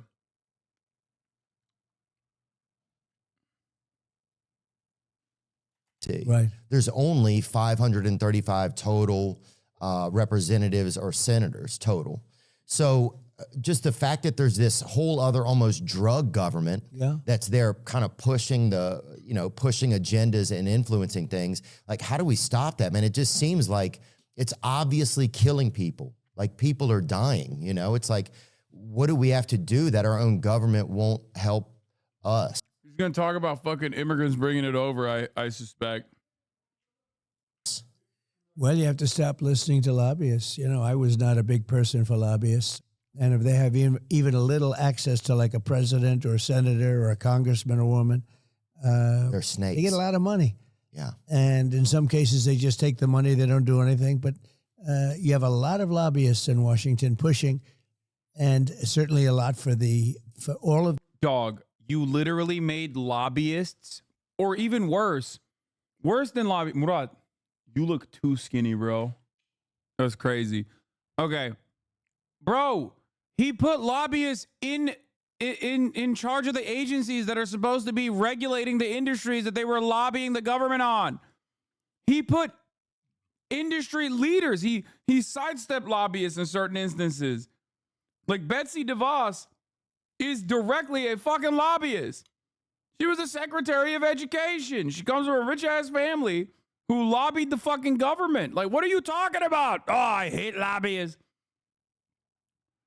He's currently lobbying the oil and gas industry, bro.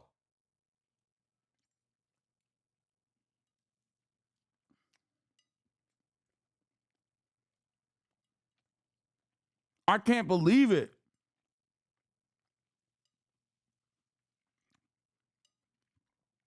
Trump will never do an interview that is not in a controlled environment or with a person who is fucking utterly oblivious to the reality.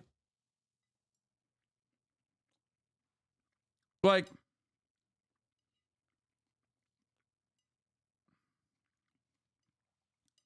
did he really though? How do I find this?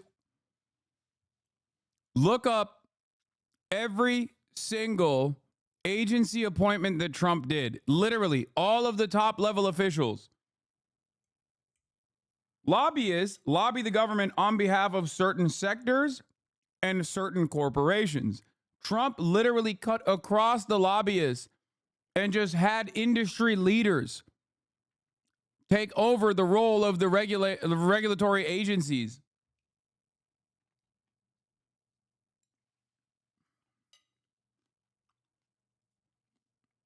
And beyond that, there were also obviously direct fucking lobbyists in the administration as well. That's one lobbyist for every 14 political appointees and 4 times more than Obama had appointed 6 years into office.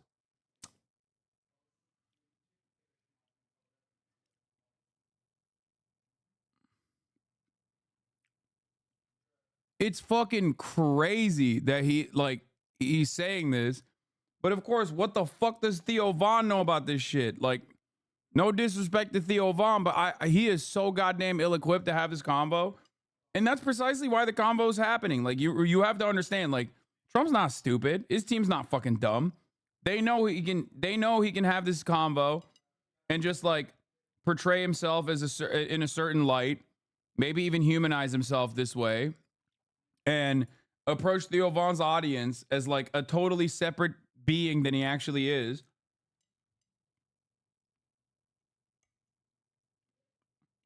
And that's what's happening here. Yeah, Rex Tillerson, former ExxonMobil CEO, is his Secretary of State. Trump's entire cabinet was fucking lobbyists and also corporate executives.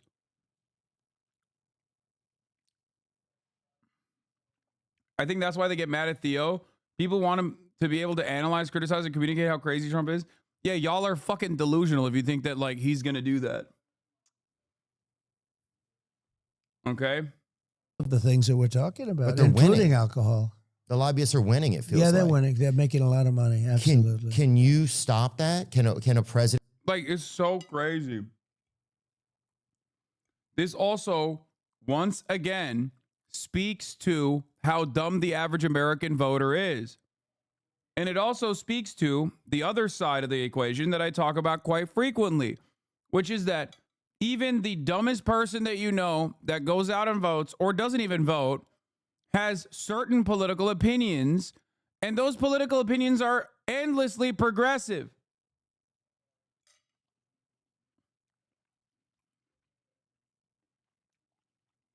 Like, people might be dumb, but they still, on a personal level, understand, like, man, it sure seems fucked up that these corporations that are like ruining people's lives are actually running the table and get to control different aspects of the government. Like, that's not good. Okay. You think most people want to trans the kids? Who is transing the kids, bro? What is a transing the kid? Like, what the fuck are you talking about, dumbass? You watch too many fucking YouTube videos, bro. Shut the fuck up. Shut your stupid ass up, bro. Adults are talking, okay? You fucking freak. God damn, dude. Transing the kids? Like, what the fuck do you mean? Who's doing that? Why do we have to sit here and have a conversation with your fucking paranoid hallucinations, man? And the worst part about it is, there's enough people in the fucking country that also share those same delusions. It's like a collective hysteria. So now we have to deal with it.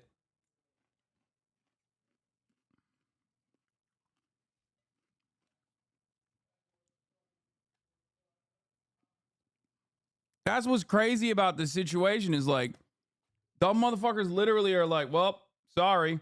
I'm an American, and there's a lot of other dumbasses like me that believe this thing. So now you got to actually address it.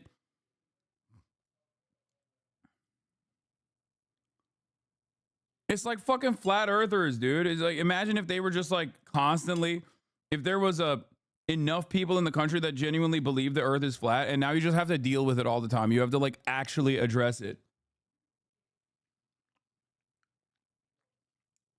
And they just have no idea. They've been fucking brainwashed, bro. What are you talking about? Transing the kids.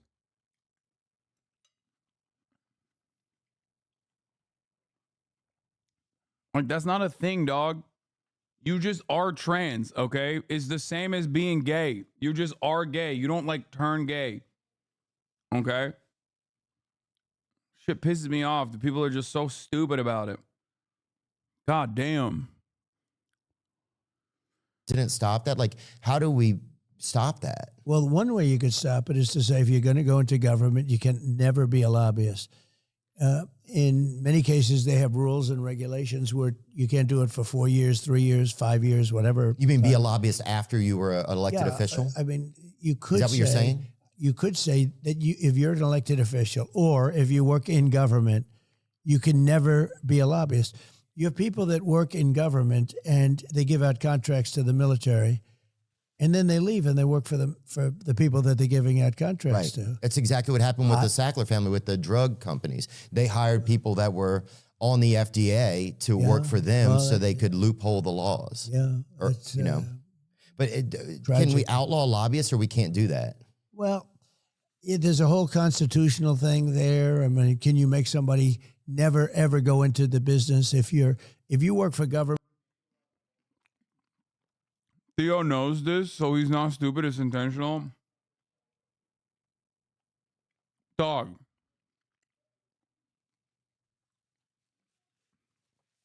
Dog. You need to understand something, okay? You can be a dumb person that knows that.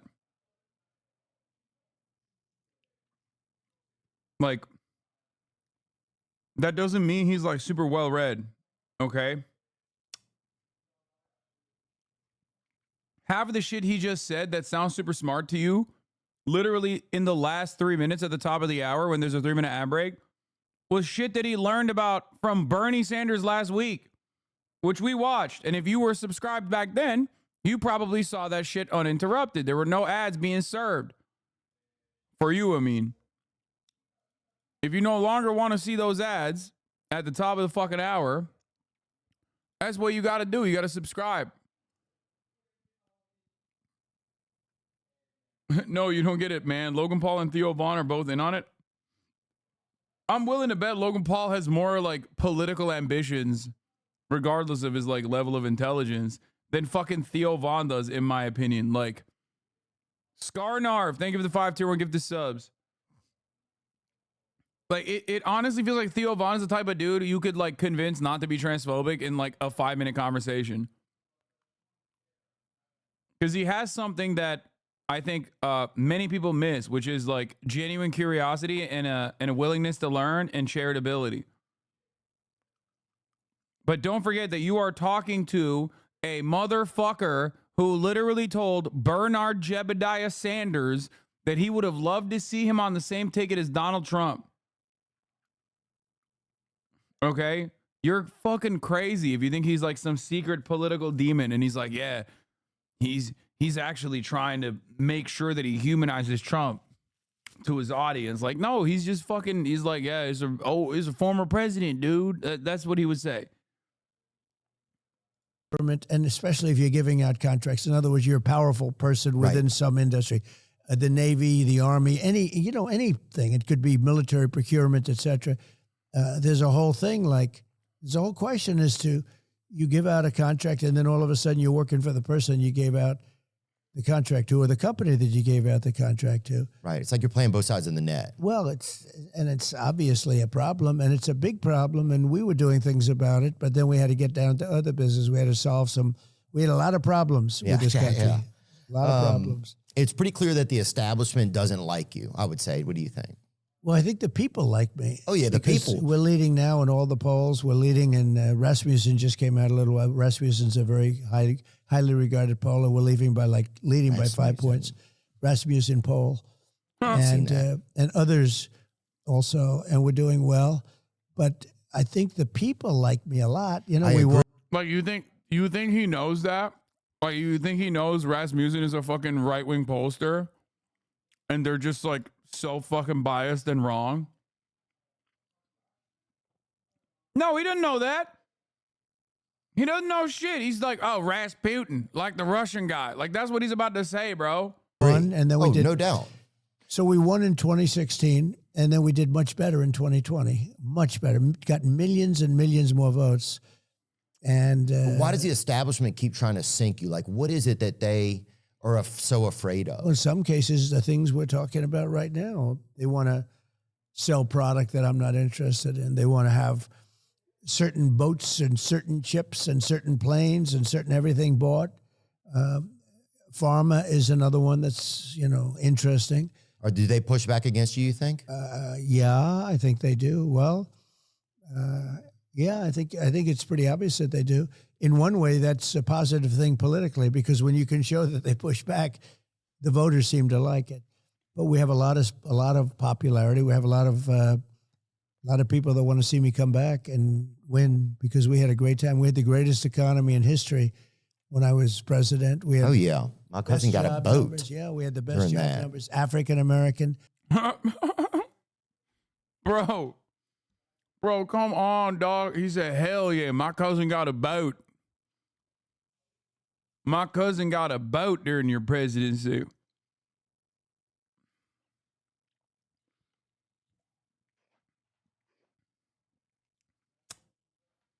How does he not know why people hate this liar?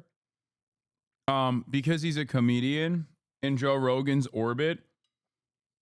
So I suspect a lot of the people that is like around him are either people that have similar opinions to myself, like Stavros, who don't like necessarily give a shit and also make jokes about Donald Trump, or are people who are just like super far right or right wing. That's what it is. Like, that's literally what it is. These people are, he knows and is trolling his ass? I don't think so. Hispanic American, if you look. Really? Asian American, job numbers, women, men, everybody. We did a lot of good things. We cut taxes more than anybody else, including Ronald Reagan. We cut regulations, which created jobs. We had a great period of time, and I think the people want it back. Based on what I'm seeing, the people want it back. One thing that you did, recently we had Bernie Sanders on. Right. And interesting. I know. That's very interesting. Certainly, you guys don't agree on a lot of things, but I think you both acknowledge how horribly rigged the healthcare system is against the American people.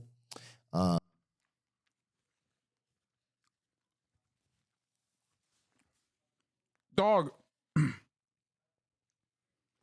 he was the president, and he actively ran on shutting off Obamacare, like the Affordable Care Act, and even succeeded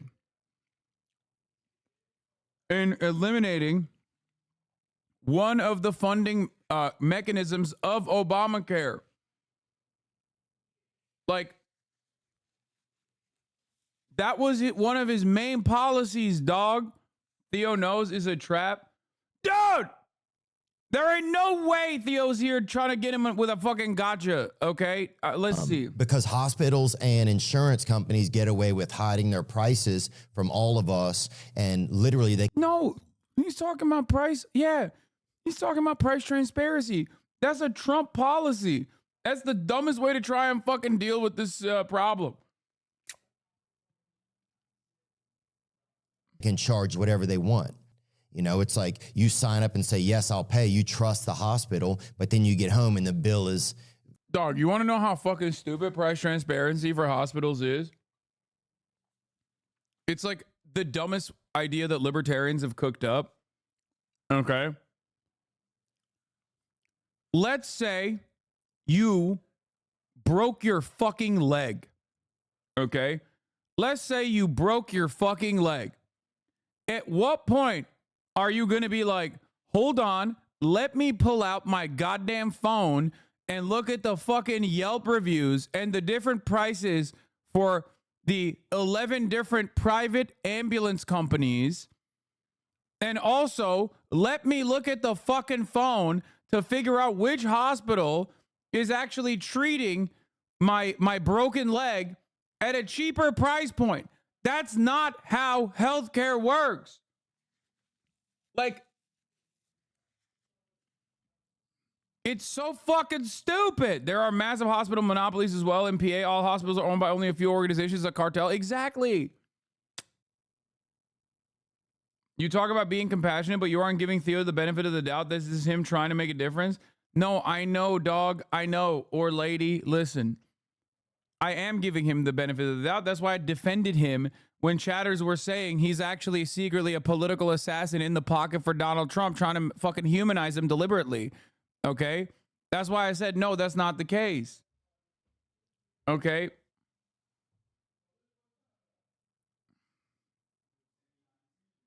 The two genders, dog or lady. Yeah, we got dogs in here.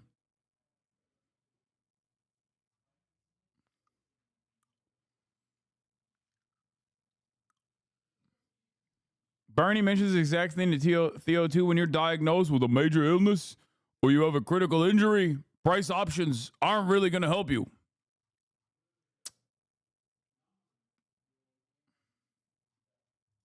It's whatever, you know, which pretty much feels like some form of extortion to me. That's what it seems like to me. It's a form.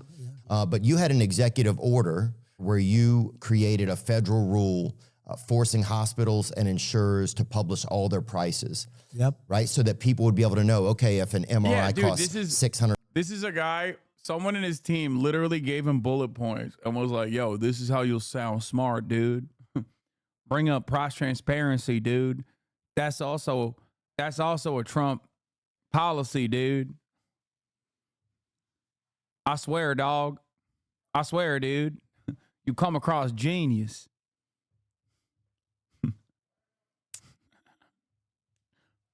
That guy's name is also Theo. Yeah, they sound exactly the same. And they're also named Theo, his producer.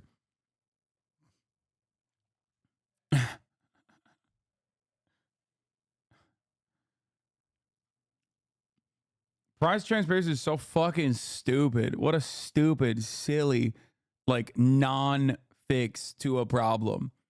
And then people will cynically turn around and go, Hasan, don't you think it's better to at least know what price you're paying? It's like, sure, but if you think that that is going to change the dynamic of how fucked American healthcare is, you are the dumbest person on the fucking planet. That's the problem, though. A lot of Americans don't think about it like that. They don't think about like the actual reasons as to why this is like being put forward as a piece of legislation. And it's not exclusive to the Republican Party defending the Republican agenda, okay? It is the Democratic Party and its most loyal soldiers as well. Straight up. That's precisely why so many people in this chat fucking chirp at me as well, where they're like, well, Hasan, you want Trump to win. You want Republicans to win. Like, don't you think it's better to just have an Affordable Care Act and not have it at all? Yes, of course. But you know what's even better? Fucking socialized medicine, which is what the entirety of the developed and also developing nations have at this fucking point. We're like one of the only countries that doesn't have it. Oh.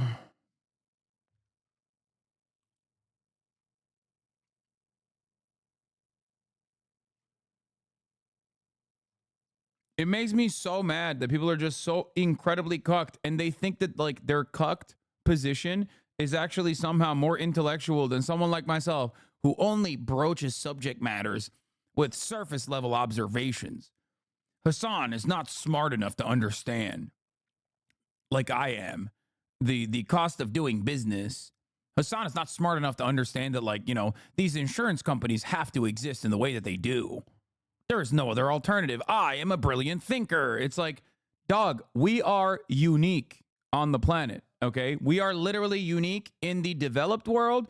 We are even fucking unique in developing nations. In comparison to developing nations and developed nations, we are the exception, not the rule, in terms of like the way we deal with healthcare.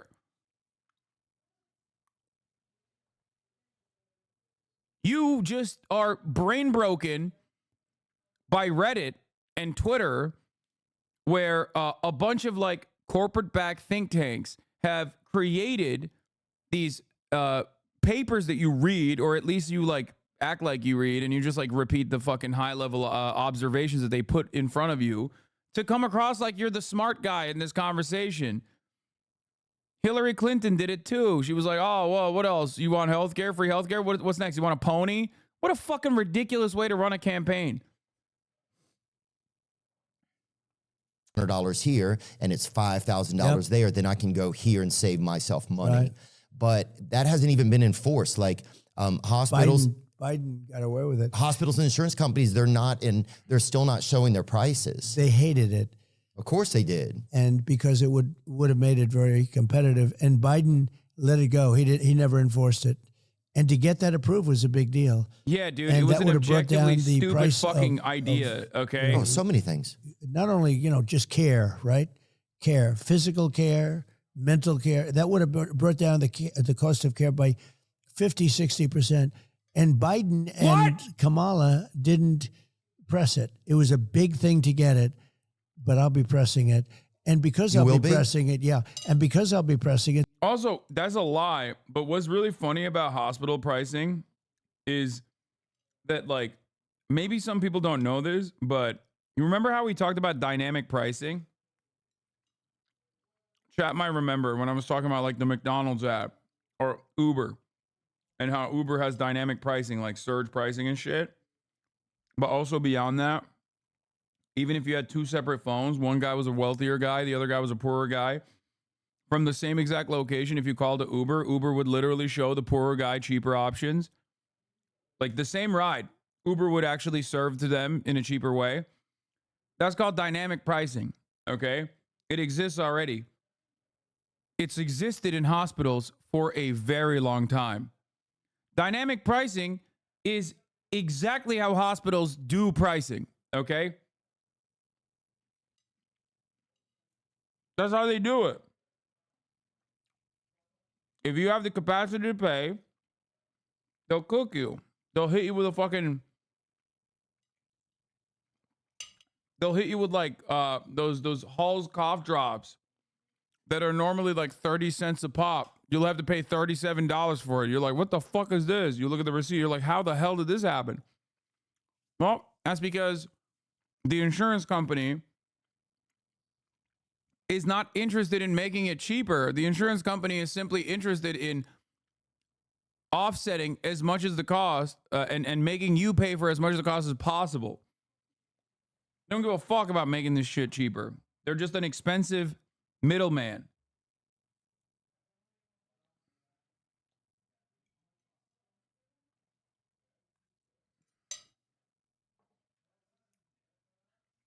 Yeah. Yeah, if you're poor but have very good health insurance and you get hit with a bill, it's like $80K, but then negotiate it down to $8K. There are some people that are vehemently against it for financial reasons, for money reasons. But those people can go to hell, dude. That's insane. Yeah, no, they're bad people. Especially because one of the leading causes of bankruptcy in America is medical debt. I mean, that's crazy. And I don't even think I made that up either. No, it's when you think of it, at first when you said it, I said, wow. And then I'm thinking about it. I said, it's really not a wow. I understand it. Yeah. Tremendous lobby.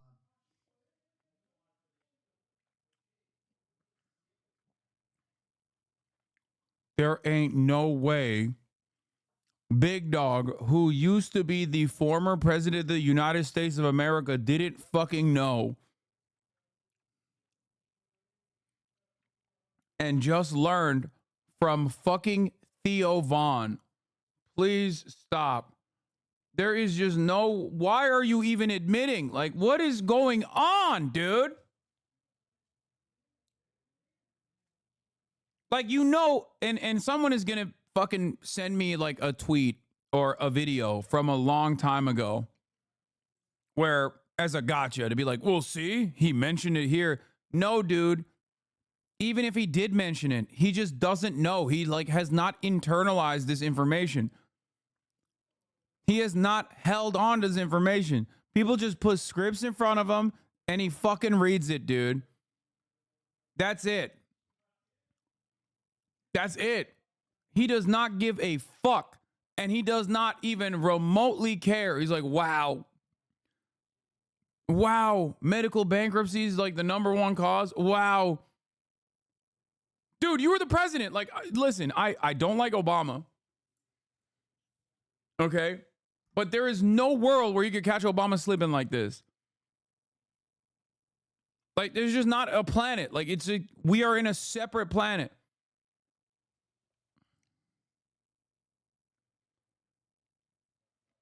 I don't think you can fucking catch Joe Biden slipping this hard. And his brain is not even working. I genuinely have forgotten because like I don't really watch Trump behave in a unrestricted environment like this. So so like he's too free for his own good here, you know?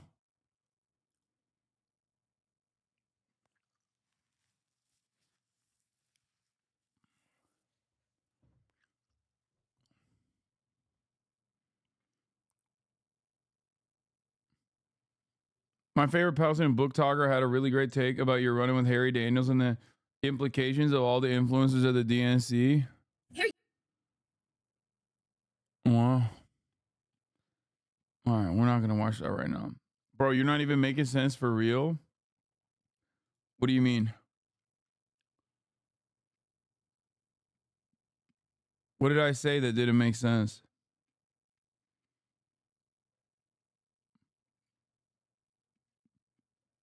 Dog, I'm just saying, it's fucking crazy to me that the former president is like objectively shocked. Okay. Objectively confused and shocked and perplexed. And is acting like this is the first time he heard about like a phenomena that is truly unique, uniquely bad in the Western world, in the developed world, to the United States of America. A concept called medical bankruptcy.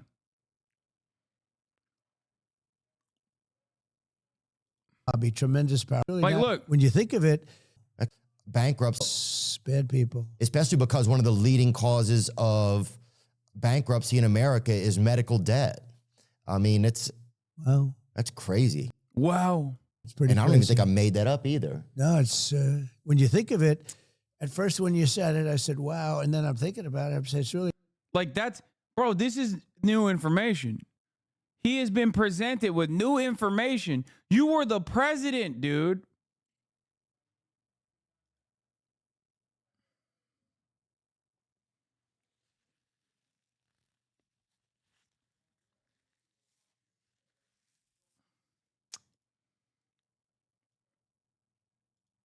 Oh, look, you called it. Yeah, Trump told his nephew to let his disabled son die, then move to Florida, book says. Yeah, I don't fucking care about this shit, dude. I'm sorry. Yeah, okay. Yeah, he knows it's expensive. Healthcare is expensive. I know he knows that. It honestly just shocks me that he is just like, I'm a little shocked. I'm shocked and I'm maybe a little mad at myself for like forgetting how fucking stupid he is. You know what I mean? That's what it is.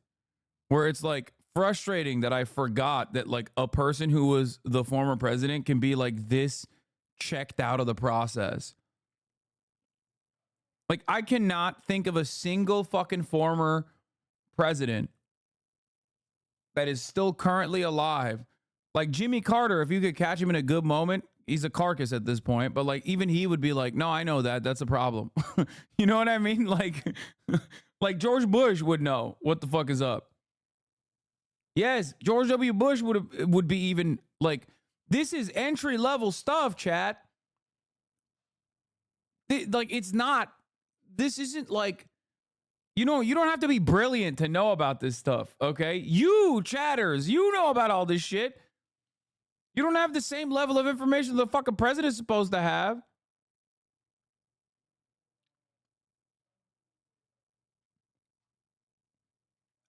Wait.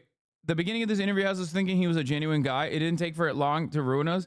Dude, are you kidding me? There's not a single soul in this chat that will vote for Donald Trump. Of course, we are interpreting this very differently. The average person that doesn't know that is not going to pick up on the fact that it's wild that a former president is oblivious to the reality that the fucking in the American nation, the leading cause of bankruptcies, medical bankruptcies, like medical bills. The average person is just currently thinking about how sick it is that Donald Trump is going to fucking kill lobbyists or whatever the fuck they're fantasizing about. Not a wow. I understand it. Yeah. Tremendous lobby, tremendous powerful lobby. Well, yeah, because I mean, think about what else is going to put you in medical, like in that much of a debt. It's like, I believe that that's accurate. Who's behind the healthcare insurance, that whole thing? Like, who's behind it all? It feels like Chuck Schumer is this kind of like deviant mastermind back there somewhere. Well, he's one of the people that is hurt, and he's one of the people that keeps the price. Oh my God, bro. Oh my God, bro. What are you saying? I mean, he sucks. And he is. This is the worst. Okay. This is the worst part about the Democratic Party. Okay. This is the worst part about the Democratic Party is that because across the board, they're also the same exact level of shills for the corporate autocracy that we exist under. That, like, when Theo Vaughn says, like, Chuck Schumer, dude, seems like he's always scheming. You know, he's got his hands like this. like I know chat's like geared in on the anti-Semitic, the subtle anti-Semitism there, okay? But like in theory, he's not even fucking wrong. Chuck Schumer isn't like a big healthcare dude. Every American politician, unless they have told you otherwise, is absolutely deeply vested in the continuation of private healthcare. Okay? Like, it's not, you could fucking toss a rock in that hall and you're going to hit someone on accident that is pro big pharma, pro healthcare, pro private healthcare, anti Medicare for all. Sometimes there are those who even tell you the exact opposite. They tell you that they like Medicare for all, but they're not actually for Medicare for all. There are a handful of American politicians who are genuinely invested in pushing for a ceasefire in Israel and delivering you healthcare or free college or any number of different fucking things.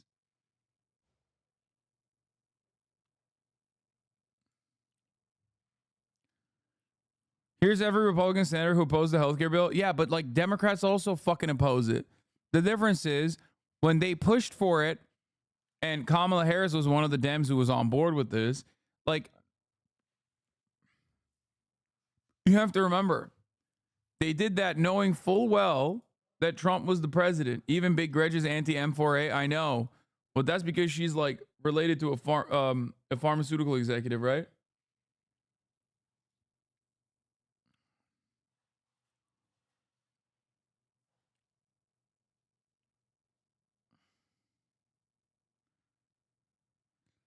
Focusing on Chuck Schumer is like saying an unhealthy diet gave you cancer when you worked in a Teflon factory your whole life. No, not necessarily. Chuck Schumer is literally the fucking... What are you talking about, dude? Chuck Schumer is the leader of the Democratic Party in the Senate. Like, what? Like, yeah, he's Jewish, but... Her dad was Blue Cross Blue Shield CEO, and her money came from Harvey Weinstein's crew in Hollywood and health insurance lobbyists when she first ran for governor. Yeah.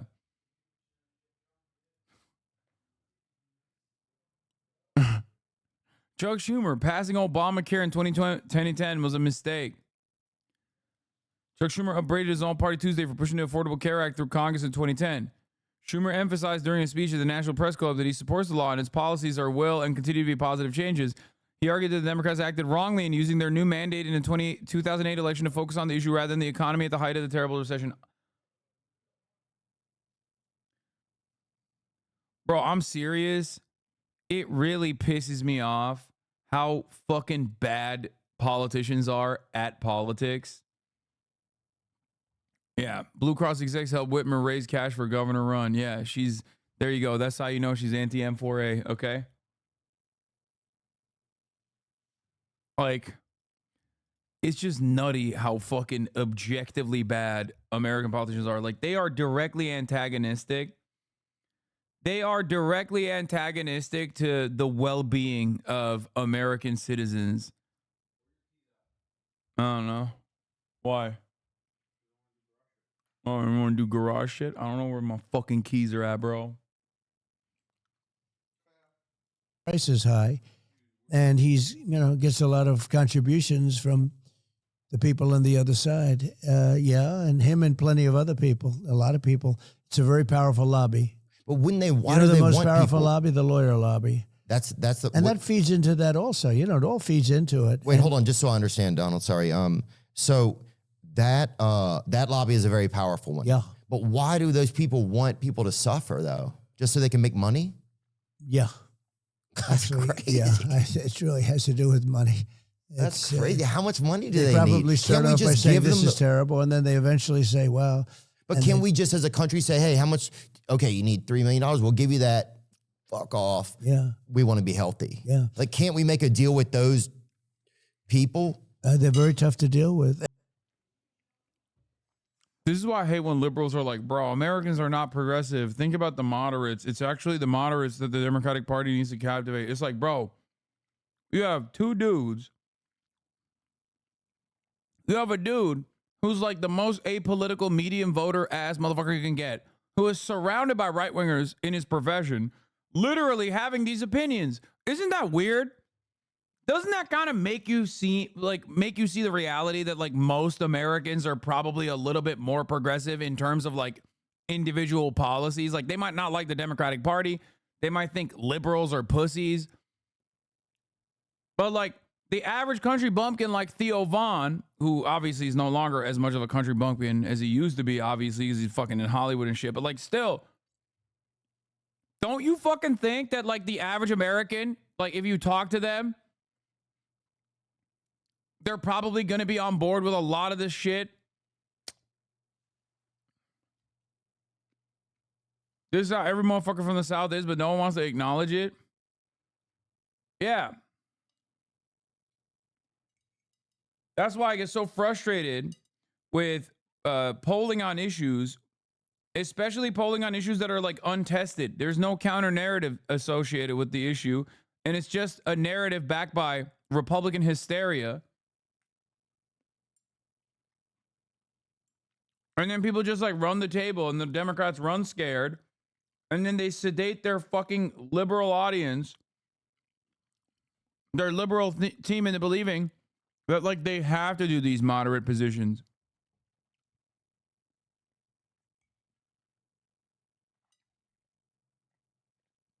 And liberals eat this shit up.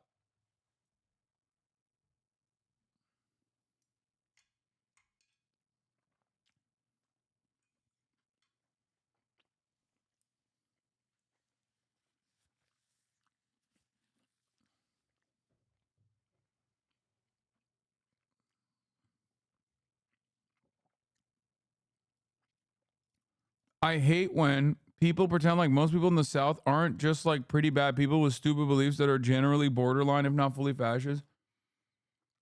Dude, I hate when there's only two different types of people that have this issue, have this kind of opinion, okay? A, dumbass liberals who grew up in fucking like liberal enclaves their whole lives, okay? Or B, dumbass liberals who grew up in a fucking deep red district, okay? And their parents were super fucking homophobic to them. So then they developed this like sensibility that every single person is just like their immediate friend circle that bullied them for being gay or some shit. Okay? Like that's a ridiculous fucking assessment, dude. You just said the entire South is like full of fascists. First of all, where the fuck do you think black people live in America? Okay? Number one, I know your ass is a liberal, so let me fucking use terminology that'll make you feel bad, okay? Like half the shit you say about the South, you're just saying about black people, okay? This is something that people don't understand. Black people are not represented in the political equation in that way because they live in deep red areas, okay? They live in fucking deep red districts and they're redistricted out of the fucking political equation. But you can't be talking like this. It is a ridiculous way to approach the subject matter, chatter. All right, damn. No, it's like crazy. Come on. I hate this shit. Most people are just fucking normal. They're deluded. Like all of the events that unfolded for you to develop the opinions that you develop, half of that shit was luck. The other half was genuine curiosity. Okay. You can't just like write off people. It's social conditioning that causes them to fucking be like this. There's hella fucking Southerners in this goddamn chat. Like it's ridiculous to fucking say, oh, they're so all of them are fucking fascists. Like, no, they're not. They're just people with the same exact fucking class interest that you have. Some of them just don't recognize it.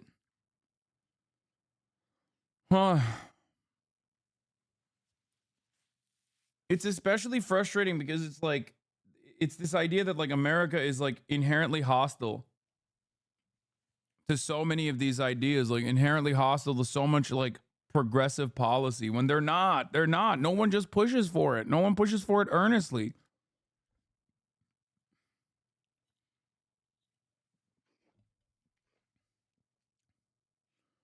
Yeah, never forget Bernie Sanders won Oklahoma. Okay? Y'all are crazy. Blanket disrespect is only permissible to Britons. Yes, exactly. It's so funny because, like, I make a lot of jokes about every country, and I spend a whole lot of time making jokes about myself, right? White guy from America, I make fun of white guys, and I make fun of America quite a bit. And people take it so fucking seriously. Like, sometimes I'll see a comment where I'm like, damn, dude, like, this person genuinely thinks I hate, like, every person from the fucking nation of France. No, it's just the British, okay? Calm down.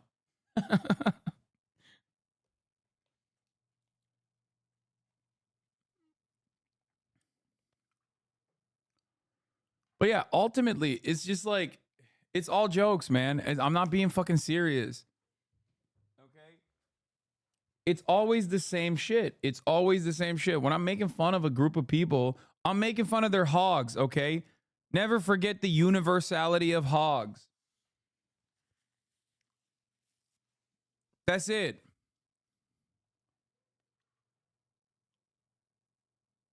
And they've been taken care of by drug companies and others for years. You know, you have politicians that have been for years being taken care of by people that make a lot of money and they want to keep making a lot of money. And it is, I mean, in that case, it's not a power thing, it's a money thing. Yeah. A lot of money. What are some of the other lobbies that are out there that we don't even know about? Well, the most powerful lobby is the lawyer lobby, I would say. The teacher's lobby is important or powerful. Sometimes really. Yeah, it's the lawyer lobby and the teacher lobby. Lawyer lobby is such an old school fucking Republican grievance. I'm just shocked that he's bringing that up. Like, that's kind of crazy that he's talking about the lawyer lobby. Like, that literally is the oldest Republican grievance. Like, when I talk about like tort reform and shit, like that's like 90s Republican shit. But obviously teachers lobby, oh, they're terrible. They're terrible. They're terrible. They're terrible. That is like a classic thing that these demons always fucking talk about. And I think it works really well for the Republican base of support because, like, I'm sorry, some of these fucking Republicans are dumb as shit. Okay? Maybe they weren't paying a lot of attention in school. Okay? Maybe they don't like their teachers. So it works well for them. All right? It's crazy. So the teachers lobby, they're evil. Okay, when I said some and talking about Republicans, I was being nice. Okay, yes, all. To the detriment of everybody. But the most powerful lobby is probably the lawyers. Who would think that, right? But they have, that's why if you wanted to get rid of court cases and cut down litigation costs, which in this country is out of control. Loser It's pays. crazy. What you do is you go loser pays. In other words, the loser of a lawsuit has to pay for the other side, has to pay back all the money the other side spent. You think that would solve it? Yeah, it would get rid of 75, 80% of the litigation. We are a very litigious country. It's on everything's under. It's all bureaucratic. It's all dirty. Yeah, dude. The average American has a lot of opinions on this.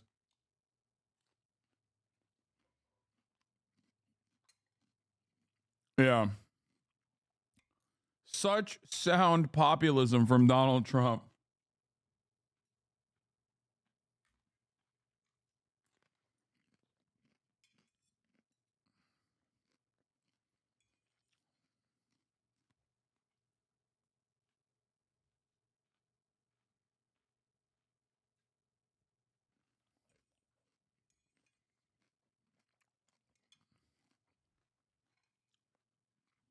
Loser pays is so crazy because, like, much like everything else, American politics, American existence, capitalist. So everything is fucking pay to play. So if you want to win a court case or if you want to win an election, the money side is going to come out more successful in the overwhelming majority of instances, right? What do you mean pay? What do you mean loser pays? He's always eating, the motherfucker, says my dad walking by while listening to your broadcast. Bro, how is it that there are people who just only catch me in the same time frame, my anabolic window, okay? How is it? Like, it blows my mind. There's just some people who only see me in between 2 p.m. and like 4 p.m. because that is the window of time that I eat at every day, okay? Sometimes it's after 3, sometimes it's before 3. It's crazy. Dirty paperwork. It's a bunch of rigmarole. Well, if that would happen, you'd get rid of a lot of it. But the lawyers are opposed to it. It probably will not happen no matter what, because obviously the lawyers want to. What would have to happen? The Supreme Court would have to vote on something to make it happen? I don't know. I think that it maybe would have to go before the Supreme Court. But the most powerful lobby is that lobby. And if you wanted to get rid of litigation, if you went, and Europe has it, a lot of places have it in different countries where loser pays. If you sue somebody and you lose, you have to pay the costs of the other side. Yeah, that makes sense, I think. And what happens is people don't sue. It's a tremendous difference. But this country, the lawyers are very much opposed to it in this country. It's too bad. Yeah, man, it's just pretty heartbreaking, I feel like. Like, I don't care. I don't care about this enough. I don't care about, like, loser pays litigation changes. I don't. And I don't think the average American does either. But it's kind of funny when he's like, they do it in Europe. You know what else they do in Europe? Fucking socialized medicine, dude. How about we do that? Oh, no, because that is not interesting. Because that goes against the fucking corporate lobbyists that you were talking about. That goes against the corporations that you were talking about that are so powerful. So powerful. It would end up helping every American. So we can't have that. Oh, no, we can't have that. God, I feel like I'm losing my mind. I hate this fucking, I hate all of the back and forth that I engage in on like these issues on a regular fucking basis. It's like we have dulled ourselves. We have basically bludgeoned ourselves into believing that a better future is not possible. Okay. Like nothing. And I'm not talking about a single fucking thing that is radical. Okay. Like, there was a rumor that you almost had RFK Jr. as a potential vice president. No. Okay. Just a rumor. Yeah, and I like him. I've always liked him. But yeah, I like him too. Bobby and I are friends. He's a friend of mine. I've known him for years. He's a good man. Yeah. He's in there pitching. It's tough. It's a two-party system, and he's a third party. It's a tough thing. He can't get registered now in New York. I see New York, and the Democrats have really opposed him vehemently. I haven't, but the Democrats. What?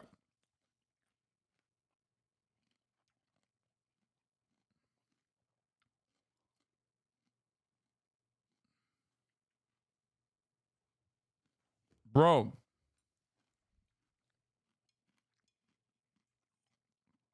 You literally secured his endorsement. What are you talking about? You're not opposed to him running. You literally secured his endorsement so he would get off the ballots because you literally secured his endorsement because you wanted to get him off the ballot because he was eating away at your base.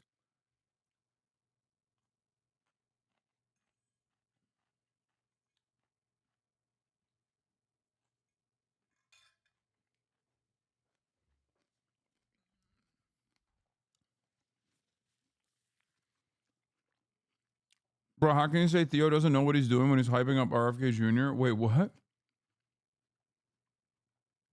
You think hyping up the fucking guy who was polling at like 6% in his best races, who's most notable to the average person for having fucking brainworms, is an actual clear-cut indication that Theo Von is a political mastermind? I hope you're joking, right? Like this is a meme, right? Like you were actually on my side on this one.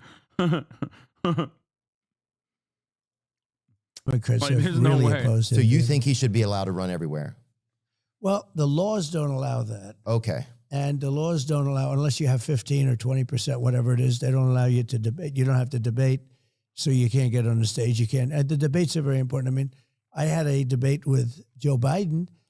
Oh, yeah, I and saw that was it. a very meaningful, that was a very consequential debate, to put it mildly. Well, yeah, they took the hand out of the puppet after that. Well, they wanted to debate. They gave me everything that I didn't want, CNN.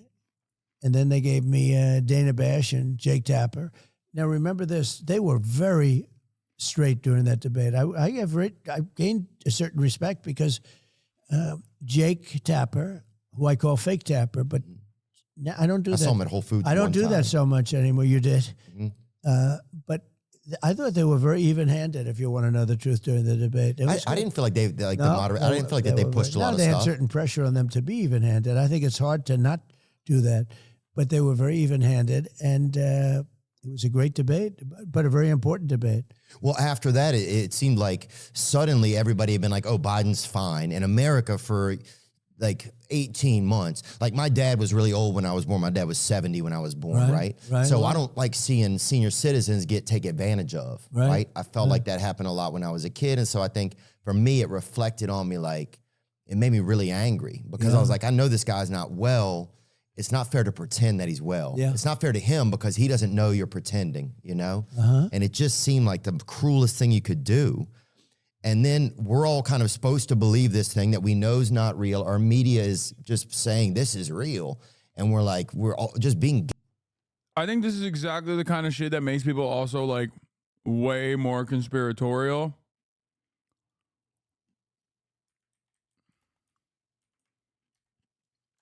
I think this is exactly what people talk about when they're like, I don't trust mainstream media.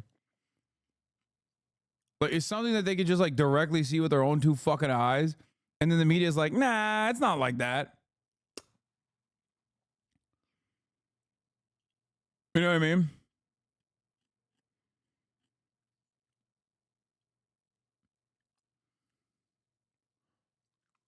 Bernie did not get these questions.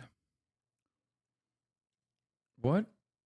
You think he was contentious with Bernie? Gaslit is human. He was literally just as nice, if not nicer to Bernie. About something that's like moral. Like this is a human man. This is somebody's grandfather. And then they just disappear. He just disappears. And suddenly it's like. It was a coup. Kamala is the one that went in. What do you think happened in the back rooms there? Because that almost was overnight that happened. I know what happened. And you're not supposed to do that. It's not supposed to be probably constitutional. She got no votes. What are you talking about? Bro.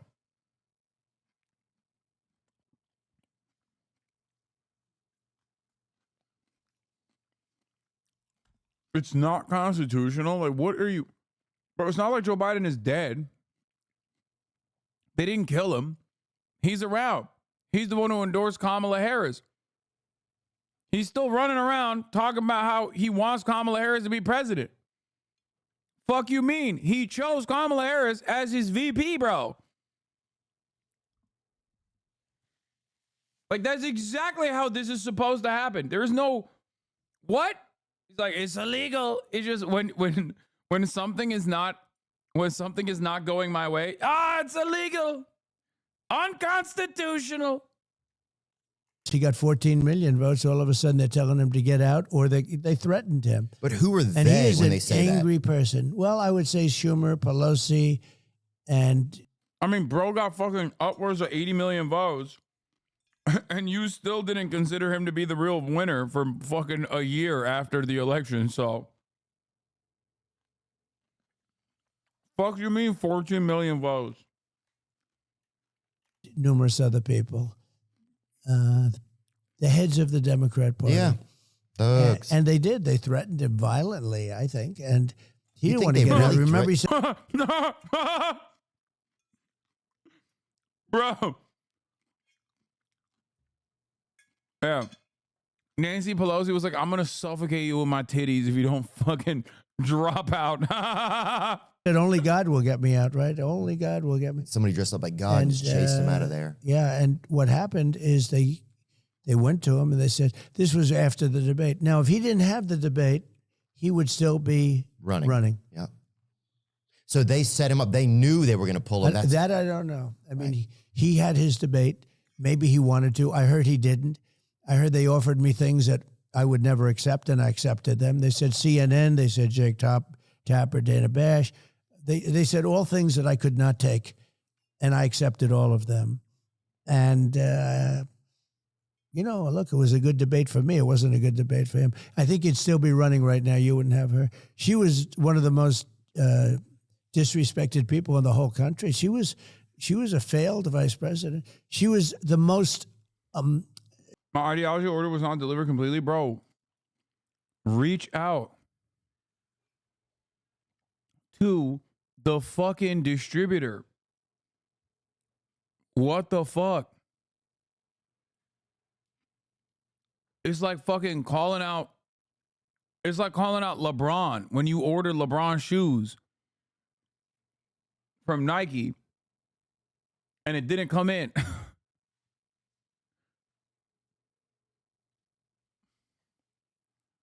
Okay, good. Yeah, because let me tell you, okay, I deliberately didn't send you the full package. I wanted to steal from you.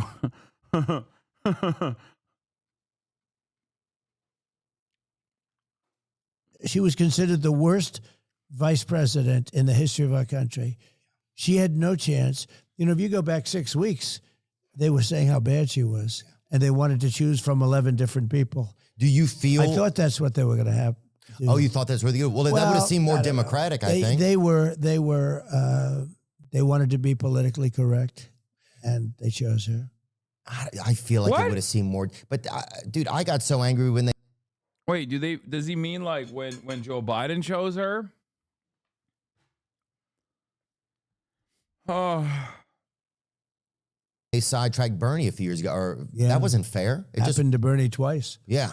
You think about it. Yeah. Oh, it was crazy. Yeah. 2016 and 22. He just got, it just wasn't cool. Like whatever you think, it's just like, we have to be able to believe Would you like Bernie? Are you friends with him or something? No, I met him the other day. I like.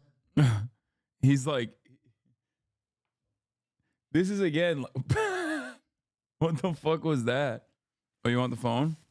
Okay, you need to do something if you want the phone. Oh my God, you guys are so cute. She's so cute. She's being so cute. You need to take this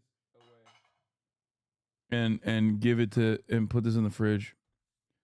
Can you please do that as well? Thank you.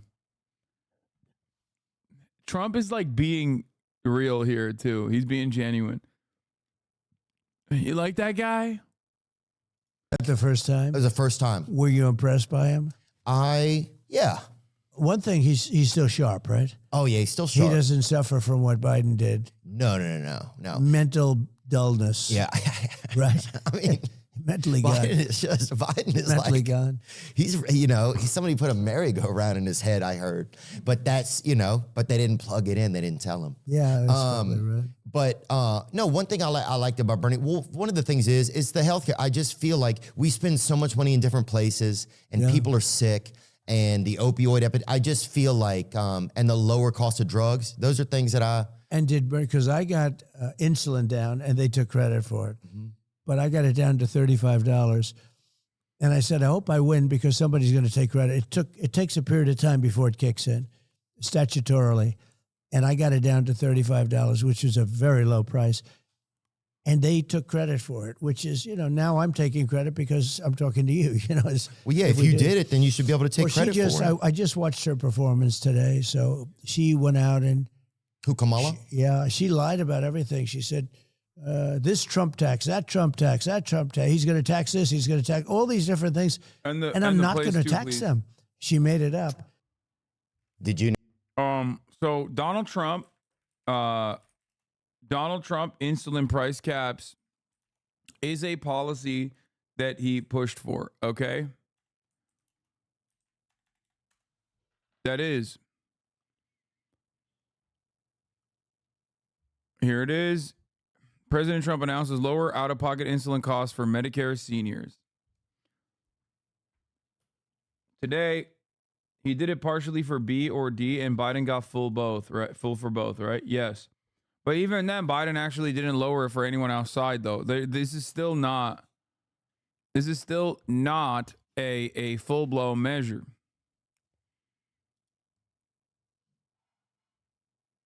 Represents the pacification of Gen Z and brain rot. A lot of people. Okay. Biden and Trump are fighting to claim $35 credit. Fighting to claim fighting to claim credit for the $35 insulin. It was actually a pharma giant's idea. This is one of the funniest parts about this. Okay, it's like, no, dude, you didn't fucking a pharma giant did not actually personally come up with this idea. Get the fuck out of here. Was that your butler that took your plate away? Yeah, he suspiciously looks a lot like me. I don't know if you noticed. Isn't that weird? It's because I only enslave people who look very similar to me. My butler. It's nice though because Lamau Hi Marat. Oh, okay.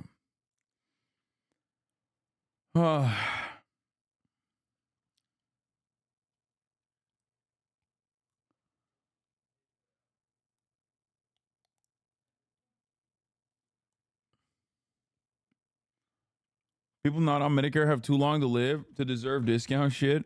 Yeah, it's not happening. Or your butler also fix your car? Not really. That for these company it is. So what can Moingers and on Theo trying to get into politics and become more informed about it? Is Hasan a good commentator to watch? Yes. Sign up today and get free hot rolls in your first order. Spelled M. Oh my God, chatter, stop saying fucking no. You guys are such... Dude, I don't expect you to be ridiculous dick riders of mine, right? But please, every now and then be for real. There are so many fucking haters I have out there. And they do not stop. They do not sleep. Okay? All they do is... I know you're joking, right? I know you're joking. I know you're probably in a fucking state of panic. At the top of the hour, there's a 3-minute ad break, and you're fucking thinking to yourself, oh, he's going to do a debate again, okay? But just, you have to remember that there are literally fucking haters out there who are working round the goddamn clock trying to make me look bad to the uninitiated.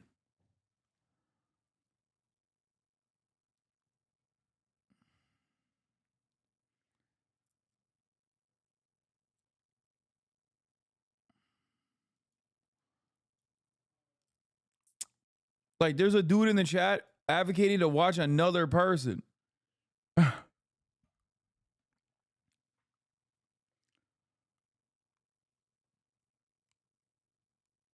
There's literally people in the chat being like, yeah, don't watch them, actually. There's this person is better. That person's better. It's crazy, man. What the fuck is wrong with you? Dude, you gotta stop reading all the negative comments today. You're hyper-focusing on them more than normal. You're right.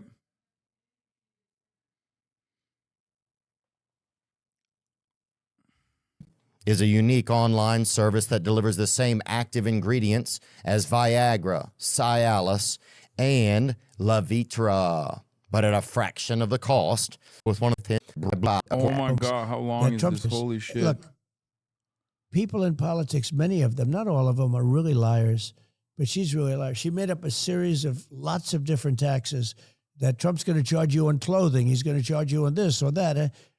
And actually, she's the one. Your taxes are going to go up by 4 times. And if the Trump tax cuts, because I got the largest tax cuts ever, but they expire in a number of months, pretty soon, she has to be able to do something about it. And she's unwilling and incapable. I'll tell you what, if she's the worst vice president ever. He's the worst president ever. Like, he should ask why. Like, what do you mean? But to be fair, that probably opens up another avenue for Trump to just like just say a bunch of shit that's objectively not real. Say some stuff that is real that he himself also advanced. Because a lot of the stuff that like Republicans shit on the Democrats over, they do too. They do the same shit. Say Israel, what the fuck? No. Oh my God. Okay. Like, I know Chad is joking. But some of y'all's jokes today are just not landing, okay? A deadly combination. And we have a country where the borders are bad, where the world is blowing up. You look at Israel, you look at Ukraine, you look at all the different things that are happening. Oh, she has no clue. And you know what I say about her? Why don't you do it? You know, she complains about everything. She's been there for 3.5 years. Why don't you do it? All you have to do is say, why don't you do it? Why didn't you fix it? You could fix it right now. Don't, do whatever you're doing. Yeah. And she won't talk to you, and she won't talk to anybody. She won't be interviewed. She's welcome to come on. I would love to get to talk to her. I'm sure she'd be very exciting. Actually, you could make her exciting, probably. You think? Yeah, I think so. Somebody said she's a good roller skater. That's what I heard, which is crazy. That's about it. Yeah. I mean, look, we're gonna wrap it up soon. Okay, is that what you're saying? Okay, done. Sorry. Speaking of Kamala and speaking of the border, we had 2 Border Patrol agents that came on in the past 2 years, right? Because we wanted to learn about it from people that are. Oh my God, bro. Dude, this is it. This is what I mean. It's like, bro, talk to a person who's an undocumented migrant or an advocate. You know what I mean? Like, why the fuck are you asking the goddamn pigs how they feel about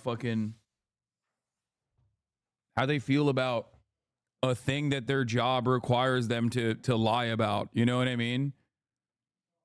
Like, that's what's crazy, bro. You wouldn't have a fucking healthcare pharmaceutical executive on to talk about how insurance is sweet, So why the fuck are you talking to a goddamn border agent, a border patrol agent, about like how fucking Latinos are, coming into the country with fentanyl in their ass cracks and doing rapes? This shit pisses me off so much.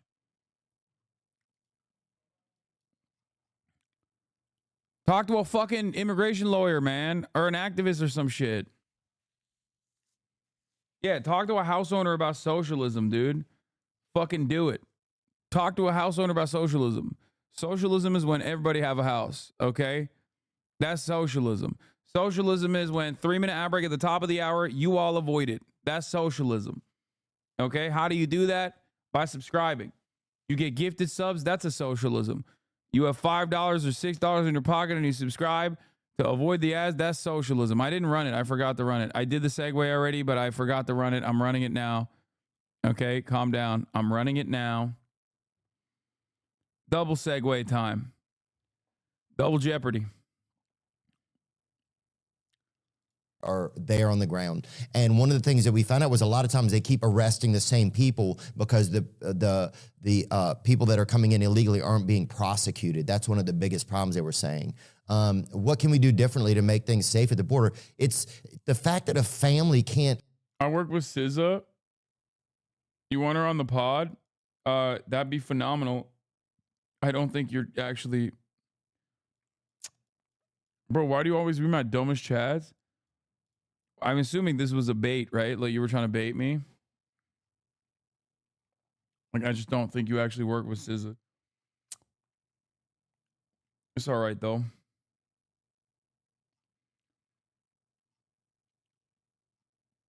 No, I can't tell. Not a bait. What a question. Chatters, and not just this person, but all of you. If you are working with like celebrities, yeah, I would love to have them on the pod. Why the fuck wouldn't I? Of course, I would love that.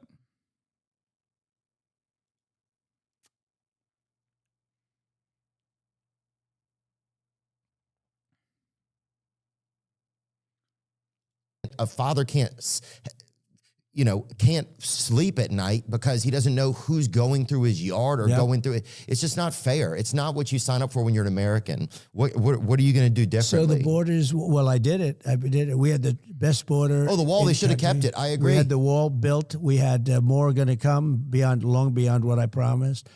I built hundreds of miles of wall, and it worked. Walls work. Walls and wheels. I say it all the time. Two things, they never get obsolete. Well, wheels and walls. Well, they also supplied infrastructure. Like, people don't understand, the wall also was a place where Border Patrol agents could go to get water, to get food, to rest. It provided like a shelter out there as well. It worked.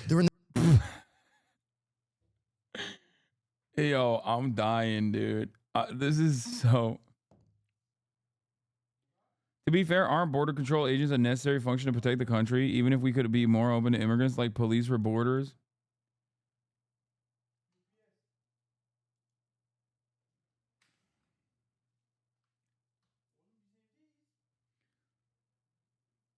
The only border patrol agent you need is a motherfucker who just rubber stamps you into the country, okay? Not the way that we... Not the way that we currently have the Border Patrol operate. Hasan, where'd you get that jacket? Please, I want it. It's a ASOS jacket, ASOS, from like 10 years ago. Okay.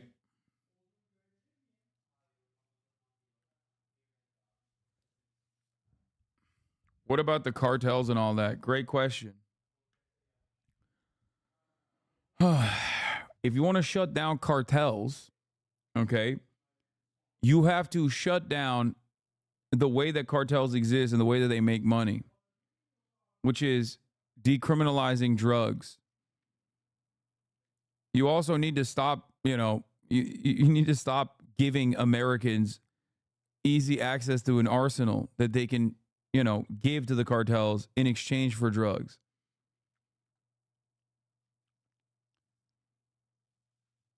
What a take. I know, it sounds so crazy. Chatter is going to be shocked when he finds out that other countries have done this and seen tremendous success. Portugal, Caralho, but also, of course, like 99% of the things that I argue for are just like tested and true things that happen around the world, but chatters are uninitiated to it.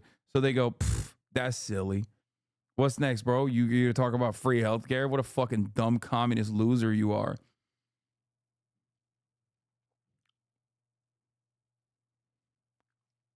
Joe Rogan over Hasan. It's true. He's so much better than me.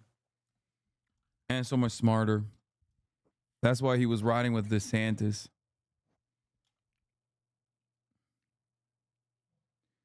Yeah, you got to have people make sure you aren't bringing invasive species. That's one thing for sure. Have you seen this? It's pinned in Discord. What is this?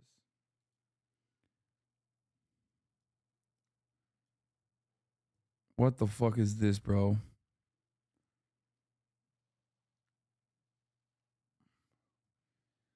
Honestly, like, even without the poop sock, that just fucked my day up. You know what I mean? Like, this is the one time. This is the one time where the poop sock made it better.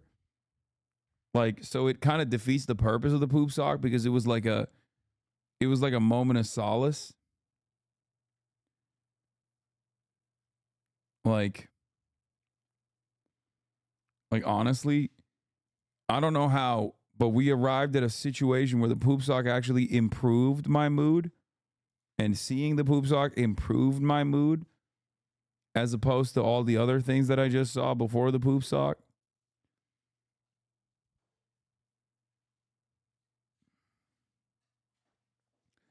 Anna doesn't agree. She said Portugal only legalized it but kept the culture of bashing them. What?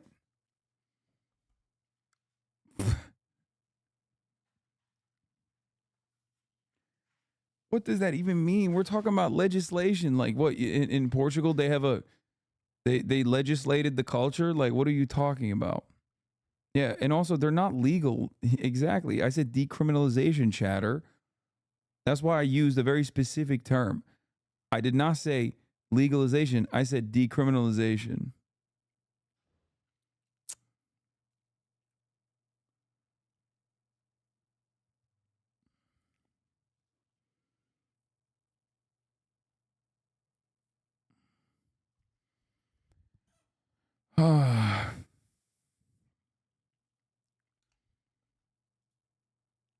Big. Anna thinks drug use isn't stigmatized enough in America. Huh. Yeah. Just like homelessness is not stigmatized enough, and criminals, like, you know, the one thing we don't do enough of, dehumanizing convicts. Why are Anna spokespeople coming out of the woodwork right now? I don't fucking know. In the middle of nowhere, they said it worked. The two that I've spoken to said it worked. And I was going to do 200 miles of wall. We had it built, and to the spec. At the risk of being roasted, what's the difference in legalizing and decriminalizing drugs? When you decriminalize a drug, like selling large quantities can still be illegal, but the consumption and the carrying of drugs is not. This allows, that is a good question, by the way. You will never be roasted for a good question like this. Okay.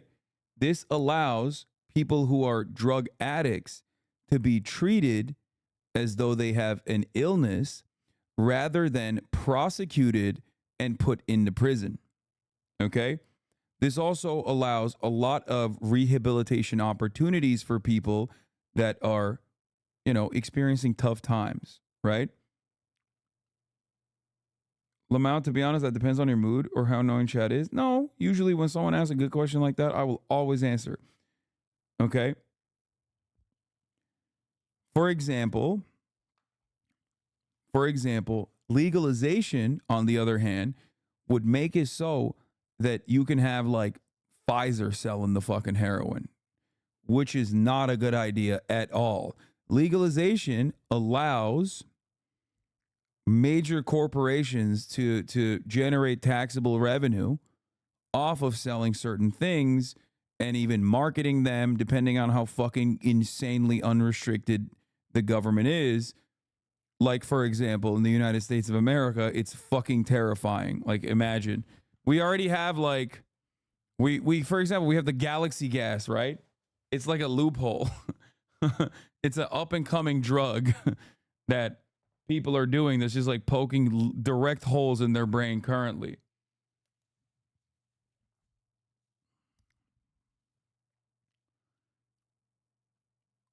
I want my Bayer brand Fenty. Gimme.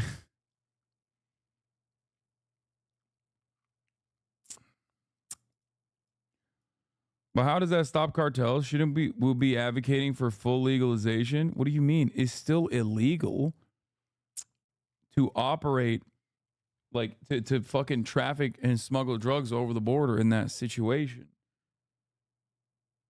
It's just not illegal to have a certain amount of drugs on you so that you can get the adequate care that you need.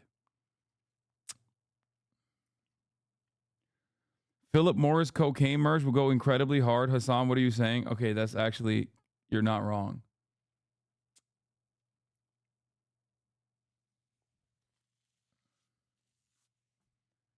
But the cartels are getting the revenue if it's not legalized. That's not even correct. I'm saying that there still should be a prosecution of the people that are illegal.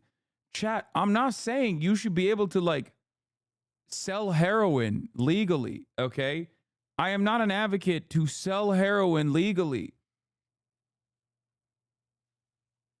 Like, cartels are a black market. The goal is to tackle the black market.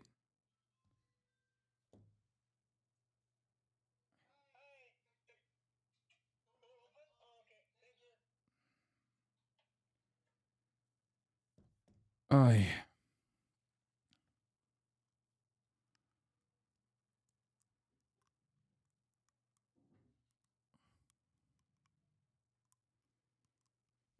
Is it a policy to prosecute the drug dealers and not the drug users? Well, let's think about it. What's more common?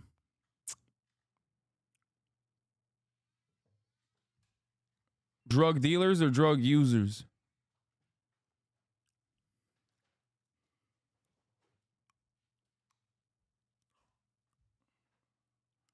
If you have a finite amount of resources, none of that should be spent on prosecuting the users, because it shouldn't be a crime to be addicted to a substance. It is an illness, and it should be treated as such. That's precisely the reason why rich people have the capacity to do the same fucking drugs that poor people do, but then they get to go to rehab. Whereas when you're poor and you're doing drugs, you go to prison. Does that make sense?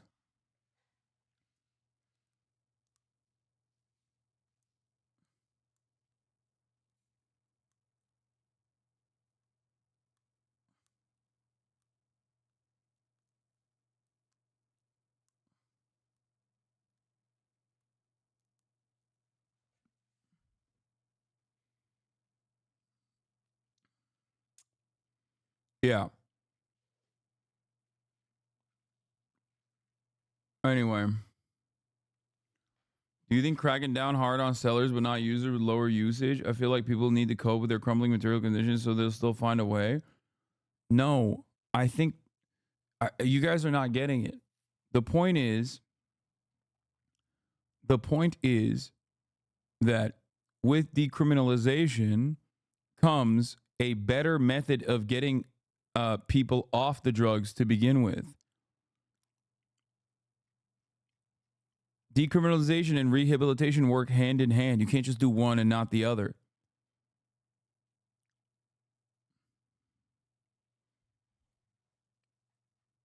That's it.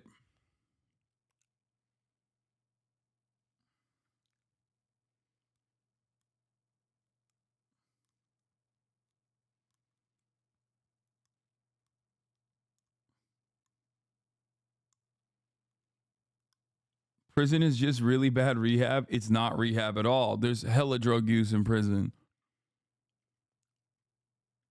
And a bunch of bunch of different problems on top of that. Specifications of the Border Patrol.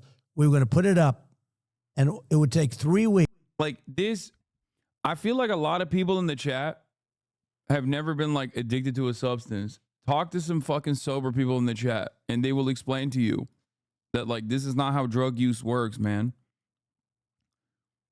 It's giving people want to be homeless. How can you stop them from being homeless because they want to be homeless? Like, bro, nobody wants to be addicted to drugs. What are you talking about? If you've ever been addicted to a substance, you know that is hell, dude. What the fuck? It's like also a lifelong struggle in general. It's just not something that you can just drop and then pick back up. Like, that's not how this works.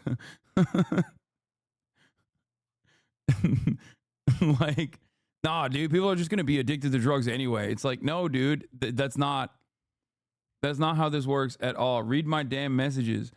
I spent 3 years in prison, and Hasan is right. I was a heroin addict for 7 years. Ask me, goddammit.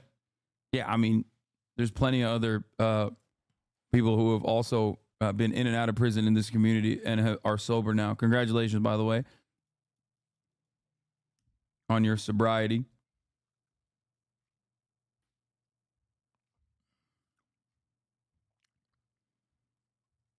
Like, it's just like people think like, no, you don't understand. People are like, no, you don't understand. Like, everyone will do the heroin.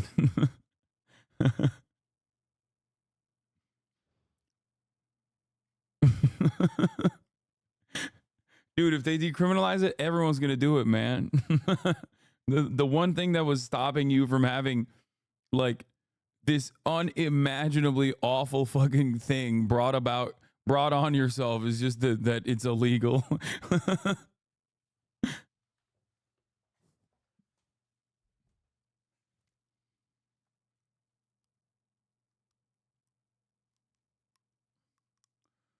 I've been clean for a long time, but the millisecond they legalize heroin, I'll be first in line. It's the immediate effect against the cartel that people aren't understanding the connection to is long-term, not short-term solution. What?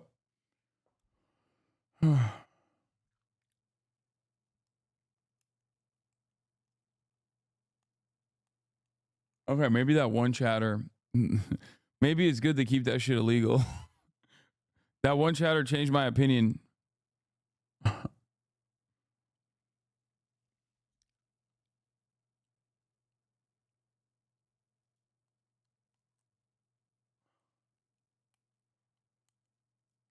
Why not make it legal to sell drugs so less drugs are laced and you can buy them safely? Well, because, dude, okay, now we're reaching a very different point where I guess like I'm at odds with some people who are more woke than me on this issue. But like, I don't think people should do drugs, okay? Like, you know, recreationally to that degree. Like, we just talked about alcohol. Like, obviously the cat's out of the bag. People recreationally consume alcohol, but like that leads to a litany of problems. You know what I mean? There's other societal factors at play in how alcohol turns into a major issue. But like, but people inevitably do drugs. Yeah, they will. So we should make it as difficult as possible in terms of like people's access to it. I don't want prohibition because it's impossible. But overall, I don't think it's smart or good, especially when we talk about the fentanyl crisis, right? We talk about the fentanyl crisis, right? I mean, look behind me, dude. This is fucking nicotine right behind me. There's 2 towers of Zyn. I'm deeply addicted to nicotine and also caffeine. Now, what I'm trying to explain to you is that there's a litany of different drugs that we have actually opened up to the broader market for recreational use. They're nowhere near as bad as some of these others, but like the fentanyl crisis originally began not because like Mexicans were smuggling fentanyl over the border. It began because doctors were overprescribing it. Like that was literally the legal way that people were accessing this life-destroying drug.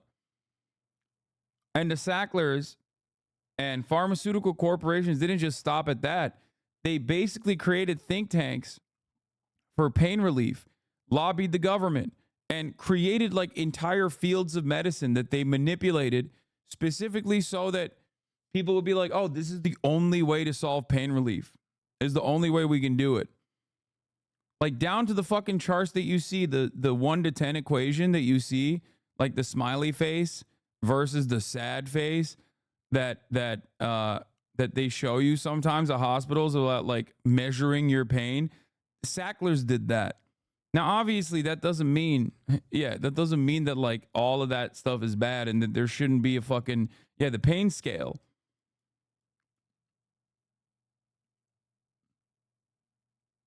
That's not true. Am I wrong? I thought that was the Sacklers invented pain. Yeah, they did. And they told the doctors it was not addictive. Like they lied. I don't think it's a good thing that we are, I don't think we should be, I think we should be disincentivizing people into recreationally using like super, super addictive substances.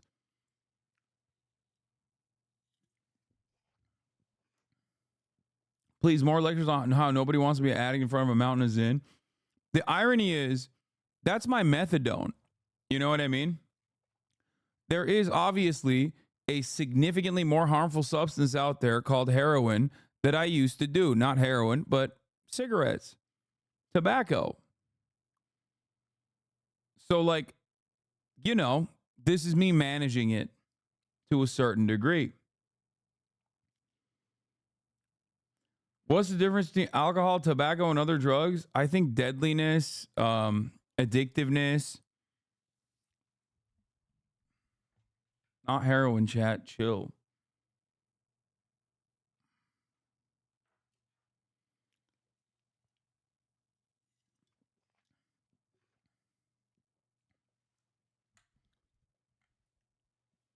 In a serious medical setting, fentanyl is extremely helpful. Yeah, exactly. I'm not saying like fucking make fentanyl illegal across the board.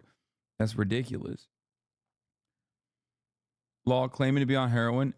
No, dude. Oh my God. It is a fucking analogy. Do you guys know how analogies work? Zyn or nicotine substitutes is a significantly less harmful version of a more addictive, more harmful product, tobacco. Okay? It's like a comparison between caffeine and fucking meth. Jesus Christ.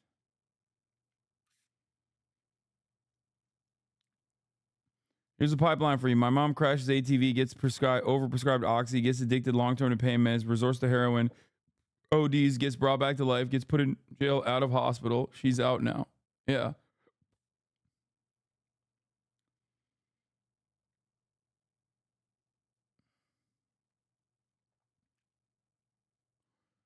I mainly disagree because people will do anything. It's better to make it safer, not harder. People will still skydive even if they had to make their own parachute. Yeah, I mean, that's heavily regulated though, ultimately. Like skydiving and shit. Like in comparison, and also that's a self-selecting thing that you can do. And nowhere near as deadly. Skydiving is nowhere near as deadly and as easily accessible as fentanyl. I think the point is, if fentanyl was over the counter, okay, if fentanyl was over the counter and as easily accessible as alcohol, we would be in a fucking really bad predicament. Like, it goes back to what we were talking about earlier when we were having a conversation about alcohol. Alcohol kills more than ODs on fent or opiates in general, but obviously in comparison to like the user base, fentanyl obviously is much more deadly than alcohol, not in totality, but for per capita usage.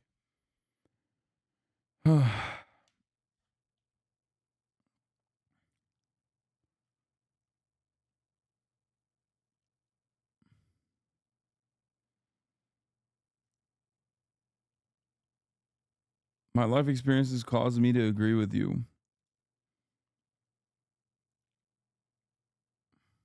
Weeks to put it up. That's an additional 200 miles to fill up certain areas that, you know, when you make the wall, then all of a sudden they start coming through other areas. We had it wired and they wouldn't do it. They wouldn't put it up. And I realized they wanted open borders. Kamala wants open borders. She's going to have open borders. We'll have 50, 60 million people because of them. Sick. We have over 20 million people, in my opinion, right now that came into our country. Many come from prisons, jail. Hail Satan, you're doing a slippery slope by resorting to heroin and meth in your arguments. Why not legalize MDMA, weed, ket, etc.? Oh my God. Dude, any substance that's like incredibly addictive, introducing that to the regular consumer base is not a good idea, okay? If you were to ask, like, should MDMA treatments or should ketamine therapy be legalized, then yeah, I'm on board with that, okay? But that's insane, Hail Satan. Like...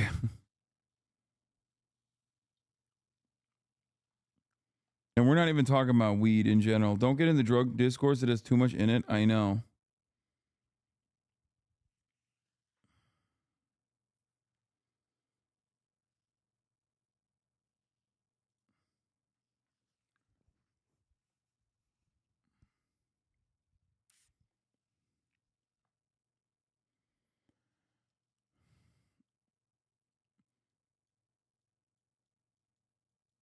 Comparing Zyn to tobacco is not like comparing caffeine to meth. It's comparing meth and speed. Wait, what? No. It is like comparing caffeine to meth. Like, nicotine is deeply addictive for sure, but nicotine side effects in general, especially depending on the different delivery mechanisms that exist out there. I'm not talking about like vaping and shit, but nicotine side effects are nowhere near as severe as fucking tobacco.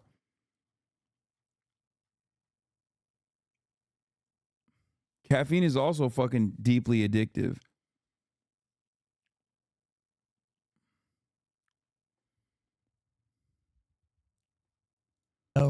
Mental institutions, many terrorists. Do you know that other countries now, their crime rate is way down because they're sending all their criminals to us? It's a party. They're sending all of their criminals to us. And who would take this? Why is this a good thing? It's a horrible. She should be ashamed. And, you know, she was the border czar, too. He put her in charge. It's so fucking addictive, dude. Heroin, cocaine, like, it's just, it's like off the chart, dude. Heroin is literally off the chart in terms of dependence.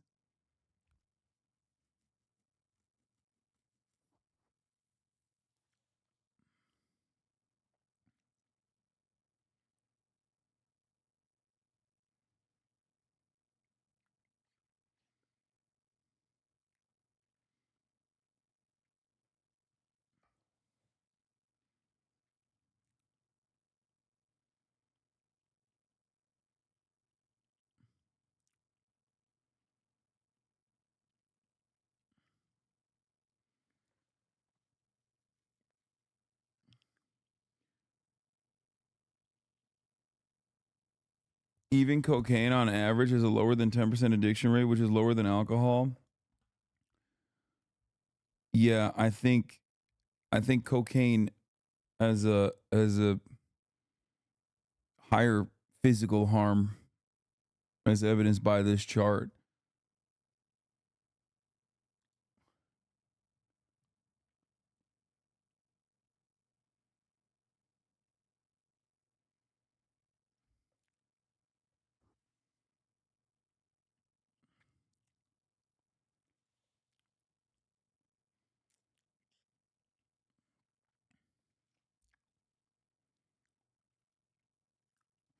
And it lethals cartels in less than a year without question. Decriminalization is a half-ass measure, not even 1/16th ass at best. Legalization eliminates or hyper-reduced availability. I mean, if there is any sort of legalization of drugs, it has to be heavily restricted and heavily controlled. In terms of who gets to sell it, how they sell it, no marketing whatsoever. Like, there's no, like, the principle behind it is that I'm in favor of disincentivizing like newer drug users. You know what I mean? And people might get mad at me for saying that, but like, it's because some of these substances are insanely fucking addictive and also insanely fucking deadly. Like, that's it. Where would gooning be on the map? Yeah, I'm noticing that gooning is not on the map, nor is porn addiction, which, you know, looking at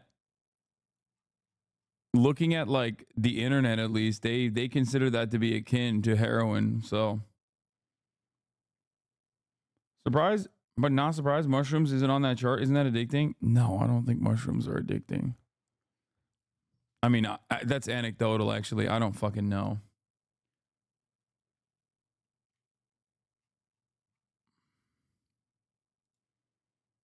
But I don't think they are. Mushrooms are the opposite of addicting. I mean, I like mushrooms, but I don't think that, I think maybe part of the reason why I like it is because they're not addictive at all. Especially if you take too much, then they're the opposite.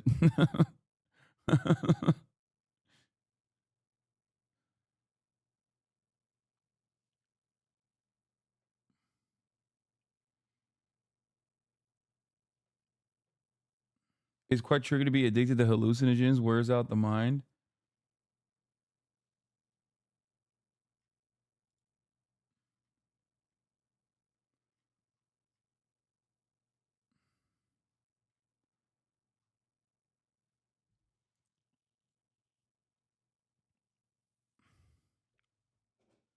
By that logic, LSD isn't addictive either. I don't think LSD is I don't think LSD is addictive. Like, it's not. It's just, it can be harmful, I think.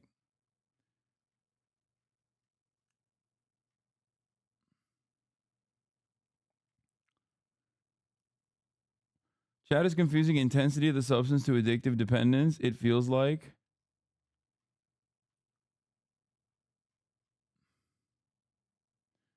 The problem is with a lot of these drugs, I think like the bigger problem is if you have like undiagnosed mental health problems, they do have a capacity, even including marijuana, to exacerbate certain issues, especially if you're on a bunch of different drugs as well.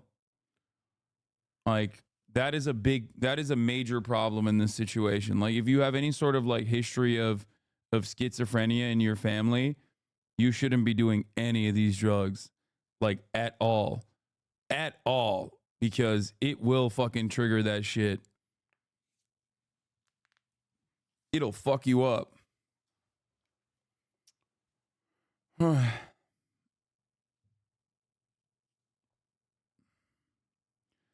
do you make fun of porn addictions? It's something I have struggled with since I was 16. I've had 3 psychiatrists, multiple SSRI, anxiety prescriptions, electroprostate shock therapy,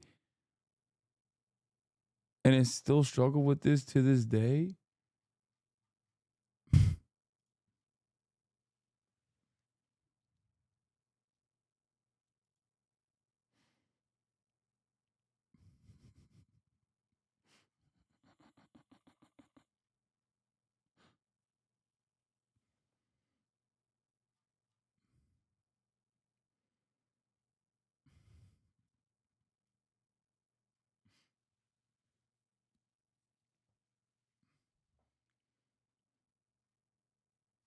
That's not real. No, he's memeing, dude. Come on. There is no way he's shoving a fucking cattle prod in his asshole and stimulating his prostate. Nah, I think it's legit. No fucking shot. There ain't no way, bro. Get the fuck out of here. Yeah. This is some shit that you don't reveal in a fucking black site, dude, when they're torturing you. Like, they fucking black bag you, put you in a van, federal agents fly you quickly with haste to Romania, to a black site facility. They torture you. This is not something that you're revealing about yourself, okay, in the process. Stop. You're going to make his gooning worse.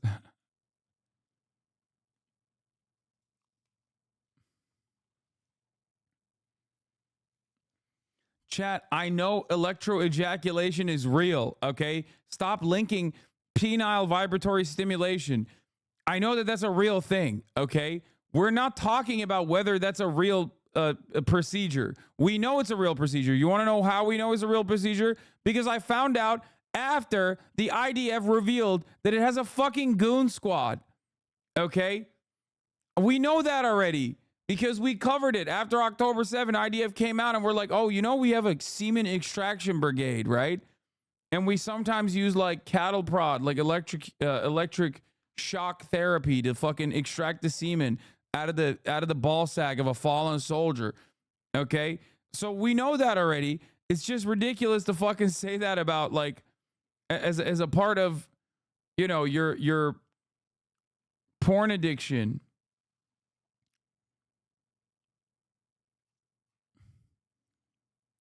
It's a part of your porn addiction therapy.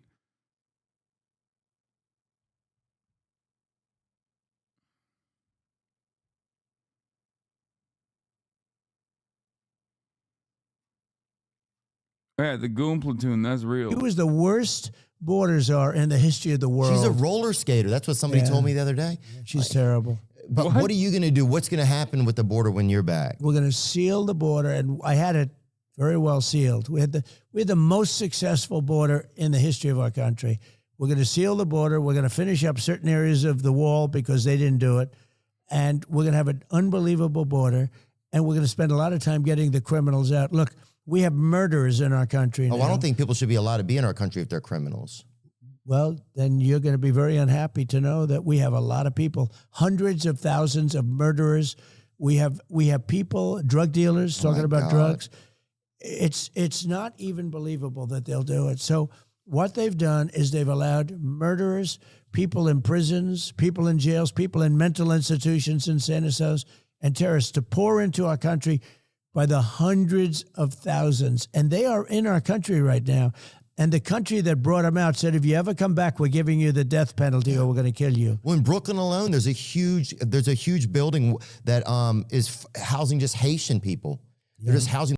Yeah, and I suspect they're all drug dealer, rapist, murderers, actually. Because Trump just said that, and I'm not going to fact check it. And I'm also scared of black people. So I'm just going to go along with this narrative now. What a wonderful conversation, dude. Yo, those are people, dude. Those are human beings. You know what I mean? Like, those are just regular fucking humans, dude. Like, trying to make a living, you know? And we're out here having this convo. We're out here having a conversation about them, about how, like, they're all actually criminals, dude. That's insane. Bro, this guy talked to Bernie Sanders like fucking last week. How is this possible? What a switch up. And just wandering around Brooklyn all the time. My friends are telling me. They have some rough people too, really rough people. So you're... That he can just say this shit is exactly why the Biden bill and party messaging is so terrifying. Basically, we're conceding to the psycho narrative. Yeah.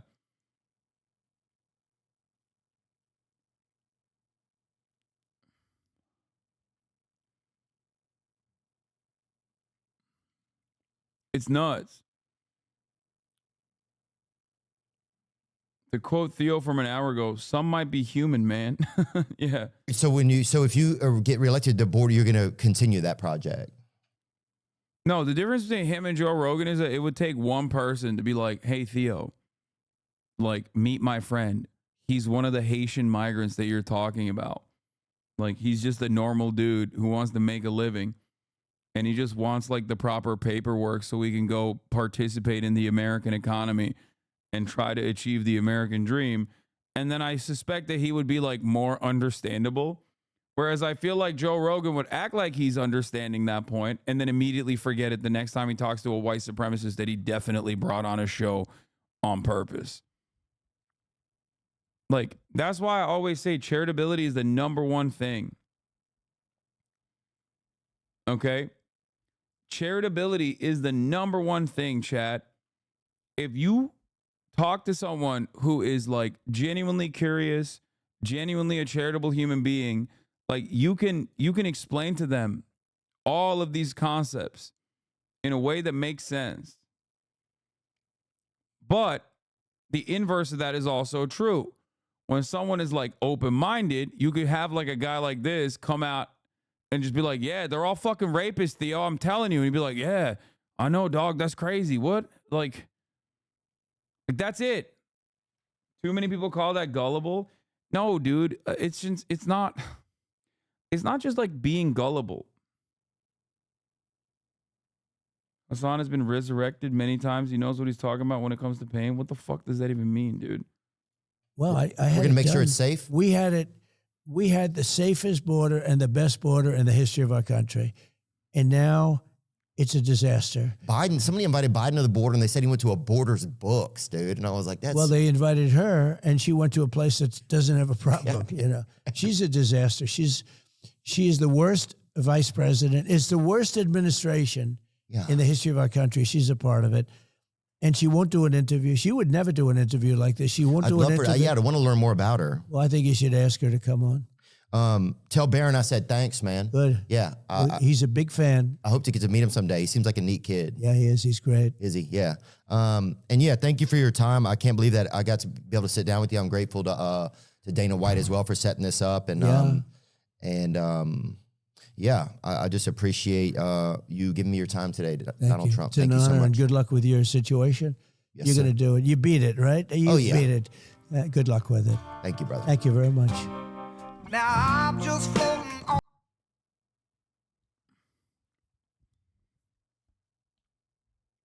Let him talk, bro. We already lost 20 million Afghanis because of their mouth. King Solomon is mad now. King David is looking down. What? The fuck? Anyway, Israel, Lebanon. The Israeli military has struck Lebanon about 4.5 times as much as Hezbollah and Lebanese armed factions have struck Israel since the Gaza war began, per this count. Even after a 200% increase in strikes by Lebanese factions during the exceptionally violent month of July, in retaliation to the assassination by Israel, strikes on Lebanon remain disproportionately higher. Meanwhile, August marks a relative return to the previous rates of attacks. Ori Miller, what integrity do you have if you write this? Israel did not attack Lebanon, but Hezbollah. Civilians were harmed, but the targets that were attacked were Hezbollah's in response to their attacks on Israel since October 8th. And it's like, dude, he's a journalist. He's just literally writing the truth. You're just mad that the truth doesn't match up to your understanding of like Israel always being in the right. It makes you maybe second guess it.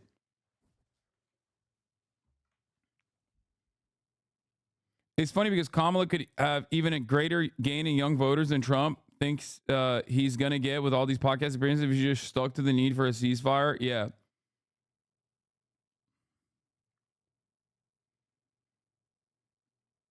Is Yahya right about taking a harsher stance against Israel for Hezbollah and Iran?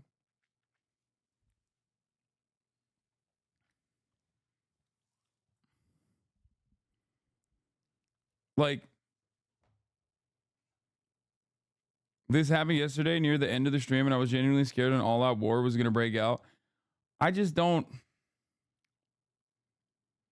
I'm going to be honest. I think Israel knows. Maybe I'm wrong, but I think Israel just knows that Iran, one, doesn't want the smoke and is too restrained. And I think basically that's why they're, pummeling the region, because America will always defend them. And they don't think that Iran wants the smoke. What is this?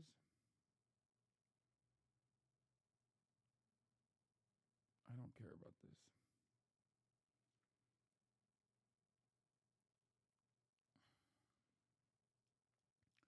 What if Republicans actually ever did even aesthetically claim to care about Palestinians this campaign? Would it roll? No.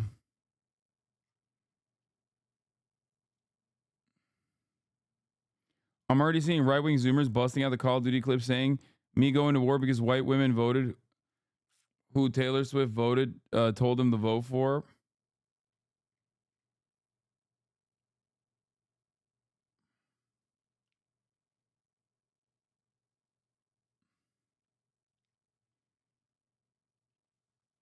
It's kind of crazy because Israel did a preemptive attack. Even my dad, who's literally fucking Turkish and is like relatively knowledgeable on the situation this morning, was like, well, you told me last night that Israel struck Lebanon, but the news reported that actually Hezbollah struck Israel. I was like, yeah, Dad, because Israel struck Lebanon last night. Like, you know what I mean? Like, yeah, they just called it preemptive self-defense, and the news media reported it as though it is preemptive self-defense, and then reported it as Hezbollah is just like going crazy for no reason.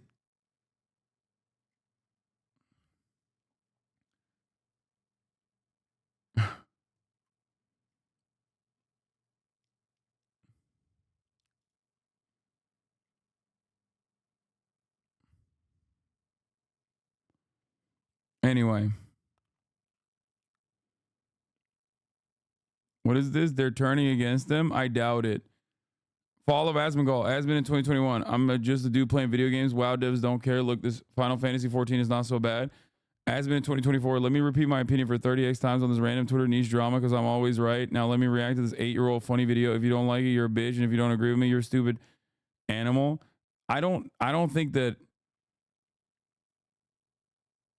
he's been a bit unhinged lately. Dude, I saw like 8 videos on my TikTok from Asmongold like shitting on the woke game. Shitting on the woke game, the Norwegian woke game, which is like, you know, obviously that game sucked. Shitting on another woke game that I remember watching I remember watching a trailer of and like immediately discarding. If you recall, what was it? It was like the Black Woman Duelist or whatever. What the fuck was it called? She had like a pistol. It's so like a Flintlock. Yeah, Flintlock. I remember watching that trailer and I was like, this looks like ass. Right? And it's like, or Dustborn is the Norwegian one. Dustborn is the Norwegian game. And it's like, dude, you can have like, you know, shitty games, man. People make shitty games all the time.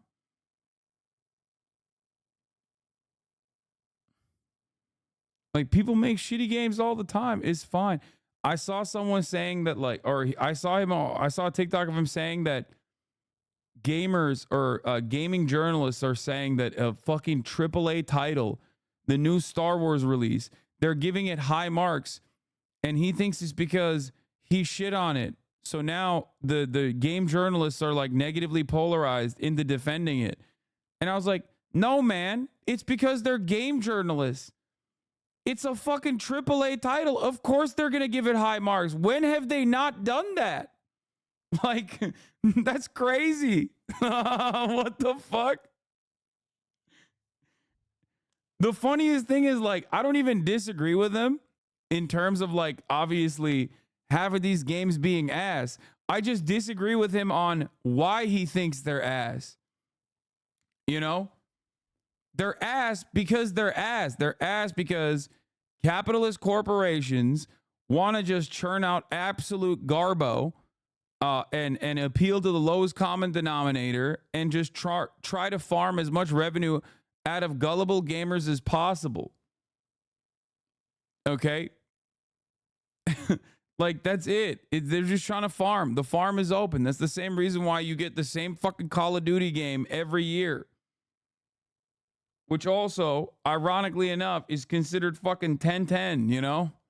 I wonder why.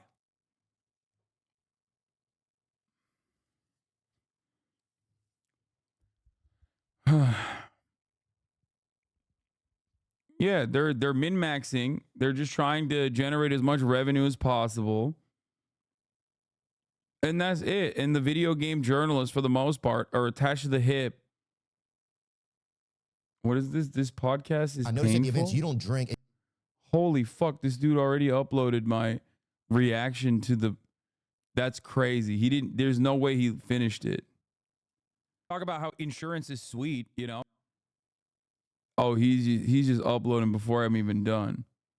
That was an accident?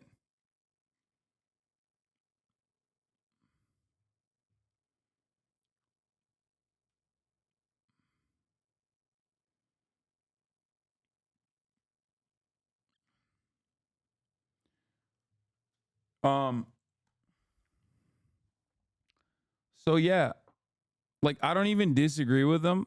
I don't even personally disagree with them as far as like some of these games being ass, right? Because they are. But I just don't think it's because of like some secret conspiracy to make the fucking games woke. They're just ass. That's why Baldur's Gate 3 was regarded as a fucking game of the year, even though it was just as woke, if not way more woke than all these other fucking games that gamers complain about. And by the way, when I say gamers, I should put air quotes because I feel like a lot of people joke about me not being a real gamer because I never play video games on stream anymore. But like, at least I'm not constantly spending my time just shitting on every fucking video game, you know? God damn. It does feel like a lot of these capital G gamers have turned into just haters of every video game. Unless like the developer comes out and is like, I hate women. Then it's good, no matter what. Sometimes it is good. Sometimes a developer that says they hate women make a game that is good. like Wukong. Okay, that seems like it's a good game. That's what everyone's saying. All the clips I see of it, it seems like, you know, Chinese God of War. And like, you want to know what's ironic about Wukong?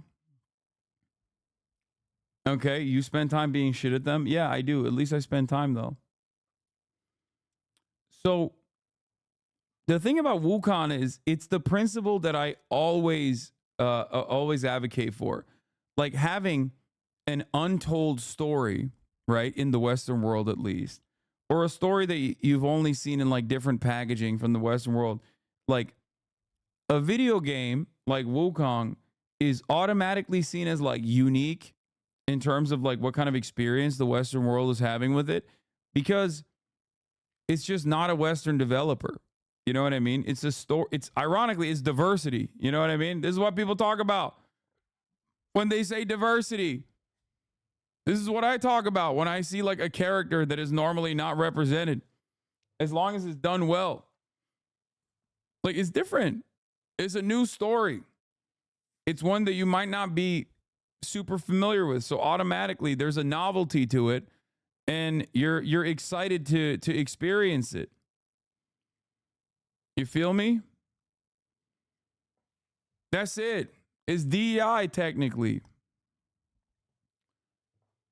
In the way that people understand it. How do you know that it's because the game is not woke? I just know, man. Because of the example I gave you with Baldur's Gate. Baldur's Gate is woke, but it's a good game. So nobody fucking chirped about how woke it is. That's it.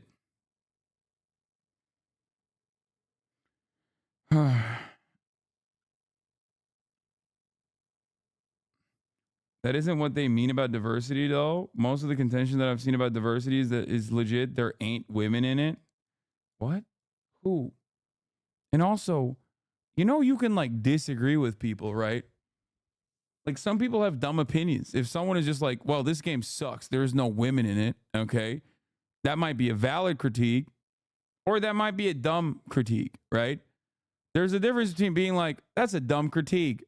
I enjoy this game. I'm going to play it, versus it's got to be a conspiracy theory to homify all of the youth and to open up a new market for exclusively blue-haired SJW feminists, you know, a fucking old Gamergate. Let me bring back an old Gamergate meme for that one. It's exclusively trying to kill incels and capture the gaming space specifically for blue-haired SJW women who are fat feminists or whatever, you know? Like, there's a difference between those two ideals. And I feel like most of the time, a lot of the gaming reporters on the commentary field end up doing the latter rather than the former. You know, they don't just go, yeah, this is a dumb argument. I like the game. Here's why I like it.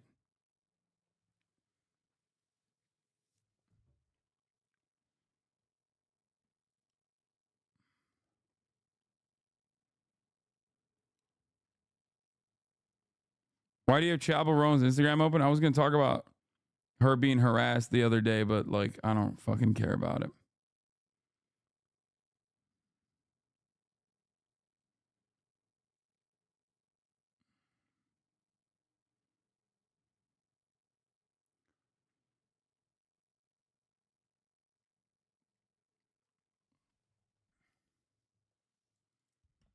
RFK reacts. What? Babe, wake up. New insane RFK Jr. dead animal story. I can't do this.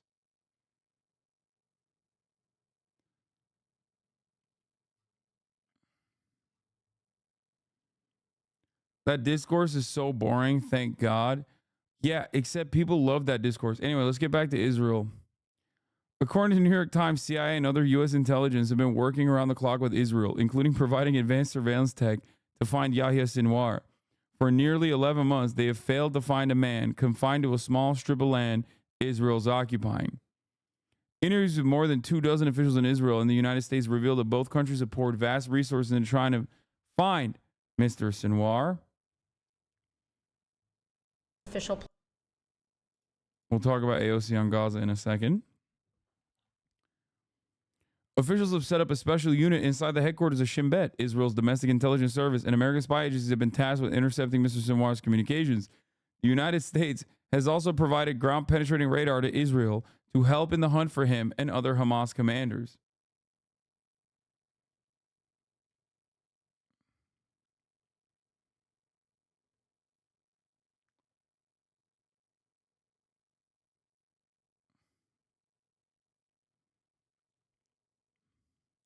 Maybe the CIA is too woke and gay nowadays, yo. They just can't do it. Well, if they can't find him, they should do the other thing, which is to stop Israel's ethnic cleansing campaign. The preventative strike was supposedly in response to a mobilization of launchers on the border. Hezbollah confirmed they were going to and did attack, but the IDF claims a much larger tactical win than Hezbollah say.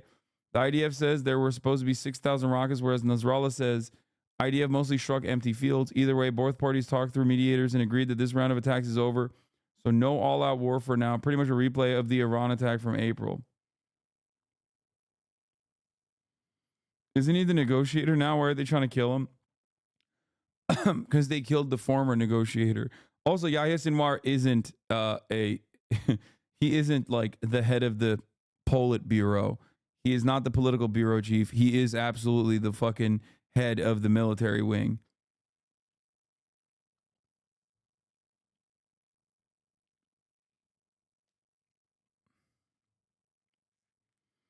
So if they can see through the ground and into the tunnels, why did they ever claim that there was a command and control center? Yeah, this calls into question the American State Department consistently reiterating like Israeli propaganda that we know is just not true. Now it turns out they fucking knew it wasn't true and they just lied anyway. You know? You're wrong. Sinwar is both now.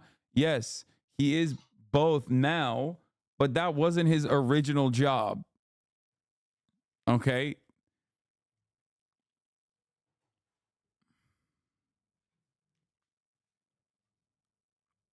Neither party's official platform, in my opinion, is good on Palestine.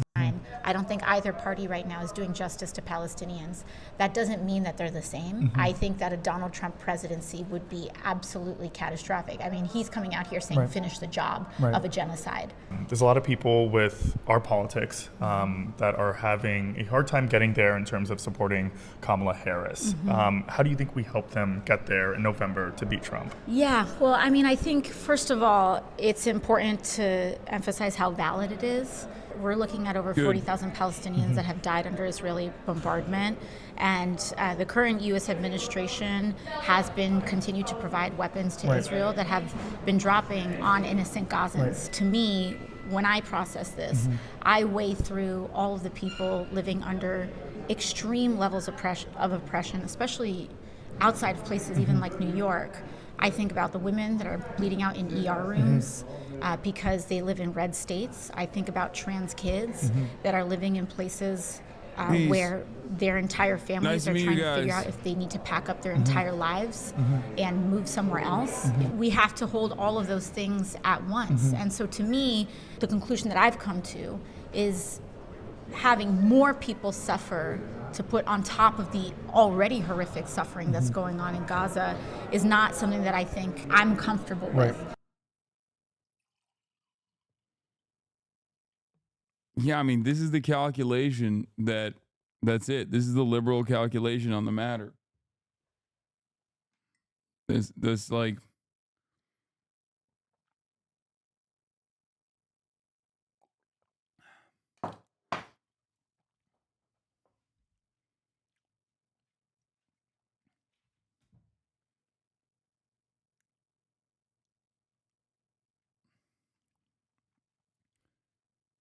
no, it isn't. Liberals completely ignore it. No, ultimately, the pro-Palestinian liberals also fucking make this calculation. This is what they say. Who's going to be better, Trump or Kamala Harris? Or at least Kamala Harris is better on domestic policies than Donald Trump. I get this calculation. I understand it. If that's the calculation that you want to make, go off, kings and queens. Okay. I'm not going to sit here and be like, don't vote for Kamala Harris. Okay. I will, however, say that at the top of the hour, there's a 3-minute ad break. And if you no longer want to see those ads, all you need to do is subscribe for $6 or for free with Twitch Prime. It is the lesser evil. Okay. It is the lesser evil. Top of the hour ad break, greater evil. $6 subscription or a free one in the form of a Twitch Prime, lesser evil. Why doesn't she focus on criticizing the current admin? Is always just Trump bad? Because she's a part of the Democratic Party. It is what it is. And you know how the Democratic Party operates. You know how they approach the matter. Feels like they're using the trans community against the Palestinian community. Careers are pro-Palestine. This is lib co-opting. Yeah. No, it is. It's ridiculous, I think. I mean, it's ridiculous electorally. It's unconscionable morally. It's definitely illegal. Okay. Today marks 701 IDF soldiers killed in the 10 months as the war started. 701 is the same amount of soldiers killed in 18 years of war and occupation with Lebanon from 1982 to 2000. It's almost impressive how this campaign is a failure on literally every strategic and tactical front, except for when it comes to murdering Palestinian babies. Yeah, straight up. Straight up. Israel's economy is in the shitter. Israel's ports are fucking bankrupt. The Israeli society is in a state of utter panic. They're fucking fleeing. They're leaving the goddamn country. Israeli soldiers are getting fucking slaughtered by dudes who made like makeshift bathtub rocket launchers and shit. And it's like, no, we just got to keep it going, baby. We got to keep it fucking going, baby. We got to do it. It just doesn't make any dang sense. Unless, like I tweeted out the other day, you think about how the Democratic Party is approaching the subject matter with the utmost fear, okay? With the amount of fucking fear that I've just, I expect from the Democratic Party, but even this is like a new low for them, honestly. What do I mean by this? Well, there was someone who asked, like, why the fuck don't they do this, right? Eldon Kotz says, honest question, why are Democrats so scared of cutting off weapons for Israel? It's so obviously the right thing to do, both morally and politically. So what are they afraid that would happen? And one answer is, it's because they're evil people and they're bad and they want to do bad things. Okay? Which, I can understand how you would arrive at such a conclusion. I try to be a little bit more, analytical, a little bit more critical about this, okay?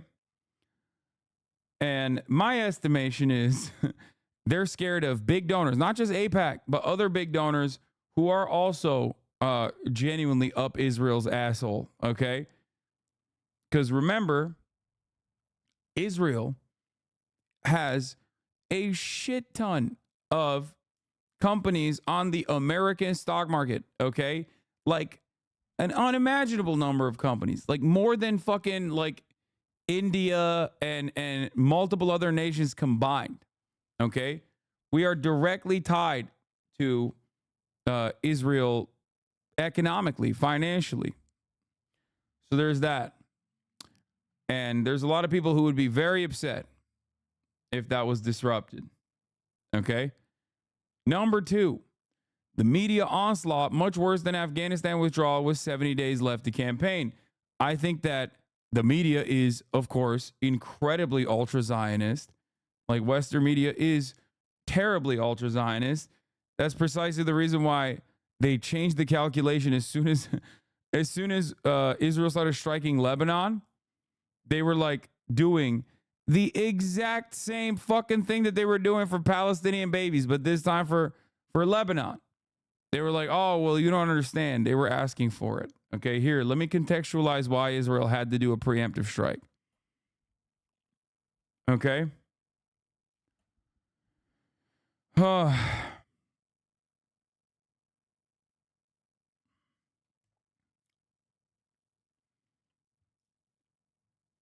And I think that they are fearful that right now the media is playing ball with the Kamala campaign. Okay? They're playing ball with the Kamala campaign. It's vibes based. They're fucking great. They're, oh, it's breast summer, all this stuff. Okay? They are fearful that immediately all the coverage would be about how unimaginably anti-Semitic the Kamala Harris campaign is. It's the most anti-Semitic campaign. It's basically worse than Adolf Hitler. Okay? That's what you would hear. Van Jones would literally say Kamala Harris has that Hitler gene in her. Okay? And I think that that's what they're afraid of. Okay?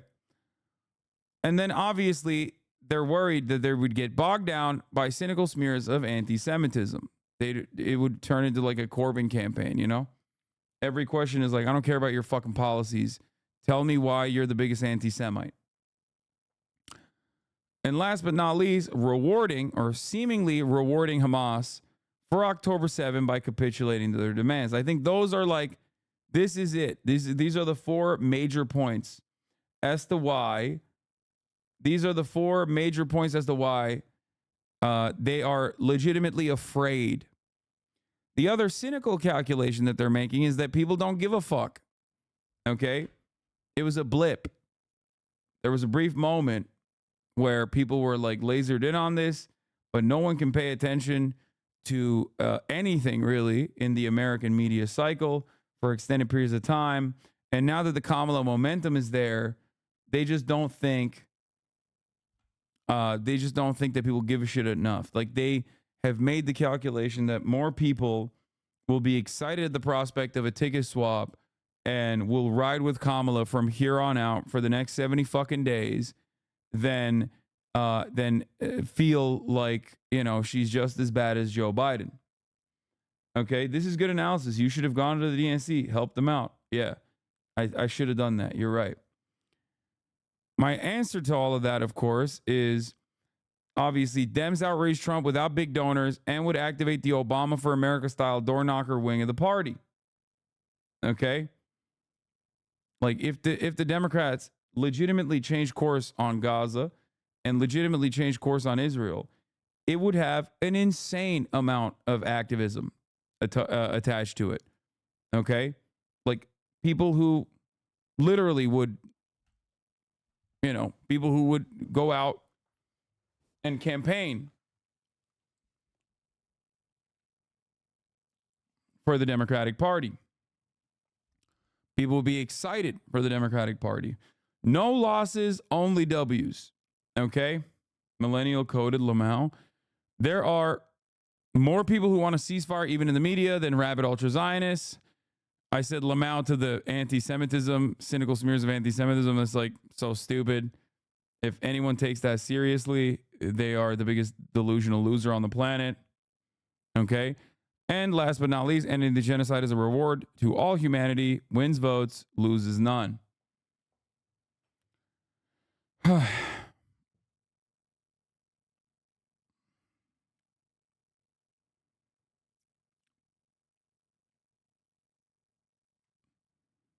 But that's it.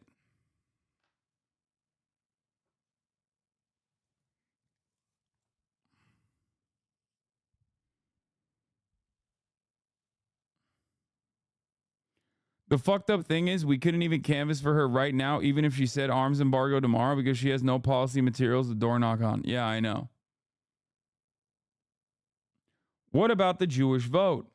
One, if you think the Jewish vote is a monolithic voting bloc that simply votes on behalf of Israel, well, you'd be wrong. Okay? That's number one. Number two, it doesn't fucking matter because Jewish people don't live in massive numbers in fucking swing states. So if you want to make a cynical calculation, well, even if all Jewish people were singularly focused on Israel and they would consider it to be unconscionable that America said, we're not going to fucking give you weapons unless you fucking commit to a ceasefire, okay? Which, by the way, that isn't the case for the record. Like, Jewish people are not fucking singularly focused as a voting bloc on Israel. They're American Jews. Hello. Okay. And there's a shit ton of younger Jews who are at the forefront of the anti-genocide activism. Make no fucking mistake. Okay. That comprise of the activist base of the party that I was talking about. But beyond that, even if every single Jew, every single Jewish person in the United States of America was singularly focused on Israel's self-defense and right to existence and how Democrats have actually betrayed that bond. Okay? What? It still wouldn't matter in terms of the election. It just would not. Okay? Would they fucking lose New York? Would the Democrats lose New York? Would the Democrats lose California? Would the Democrats lose Florida? Well, they already lost Florida.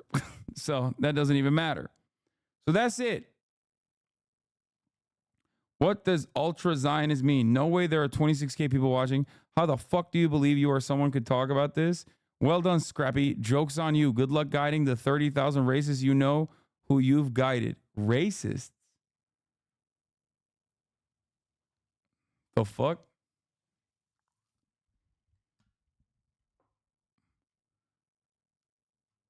Like, what are you trying to say that like Jewish people have like some inalienable, unchangeable characteristic that they have to do genocide? Like, what the fuck are you saying? Like, it is a racial quality of the entire American Jewish population. What does this mean?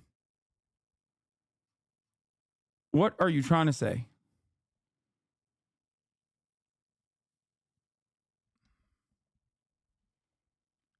Also, there's hella Jewish chatters in here that are also anti-Zionist. What the fuck?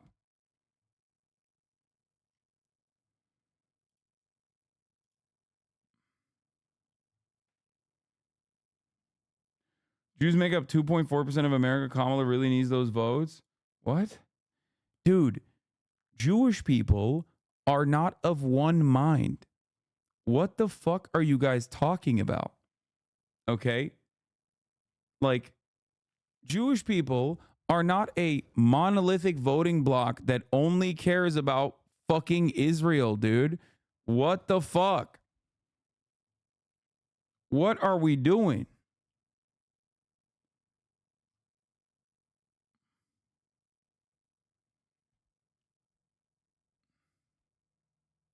There might be a gray area that you're painting with a pretty broad brush here. What do you mean by this?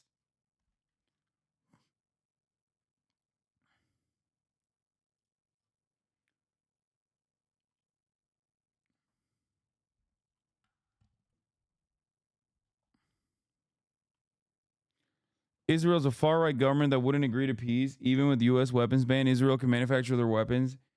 You are wrong. You are incredibly wrong.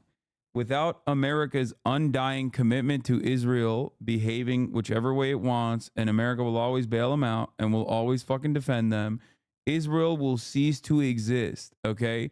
And Israel knows that it will cease to exist. That's why historically, when America has said, cut it out, they have cut it the fuck out. The problem is the current Democratic administration is giving them the bandwidth to do whatever the fuck they want.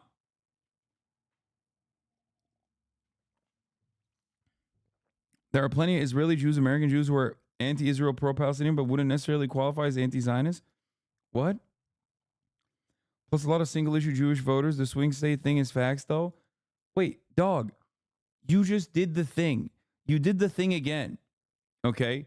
You did the literal thing where my main point when I started this conversation was that Jews are not a monolithic voting bloc, and there are a variety of different opinions on Israel, especially with respect to American Jews, okay? But you didn't hear me say that, or you heard me say it, and then you wrote it in the chat as though you were against me, as though I said the opposite of the thing you're saying. I said the same thing. Why do chatters do this? Yeah, single issue Israel voters in the Jewish community, of course, exist. overwhelming majority of those guys are voting for Donald Trump already. And they did vote for Donald Trump already. Bro, just trying to help you out and you're yelling at him? No, dude, this is my like least favorite type of chatter, unfortunately. Well, he's not my least favorite type of chatter. But like this is a thing that people do all the time where they will literally repeat what I said, sometimes fucking verbatim, but will come at it like they're disagreeing with me or I said the opposite.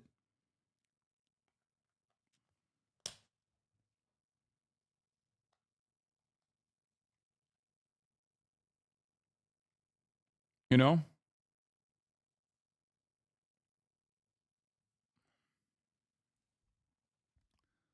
Yeah, dude.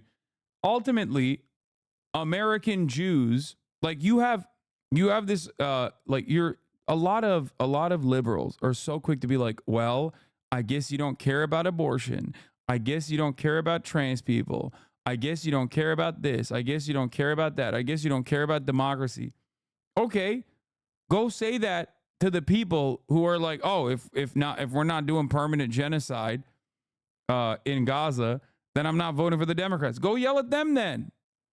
Except you don't have to do that because there's no Democratic Party voter that's like, we have to keep doing genocide in Gaza or else I won't vote for you. Like statistically, there is not a single person that is a likely Democratic Party voter or a Democratic Party voter that is going to actually have this opinion. We know this. They've literally polled people on this.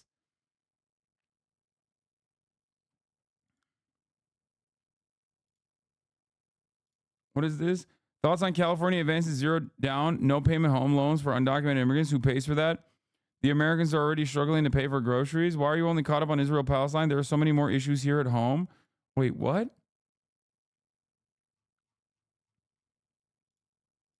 Zero down payment, no home loans for undocumented. Like you're saying free homes for undocumented migrants? I mean, that sounds awesome. First of all. Like, that sounds fucking dope. What I'm going to assume you're talking about is probably like Breitbart or some other fucking right-wing outlet took a reasonable policy that California passed and then butchered it and then wrote it out in like the dumbest way possible. And you're basically just coming in here primed because you got mad at what you read.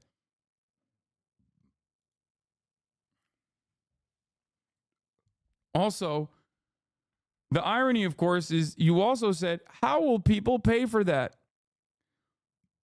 And then you turned around and said, why are you only caught up on Israel-Palestine?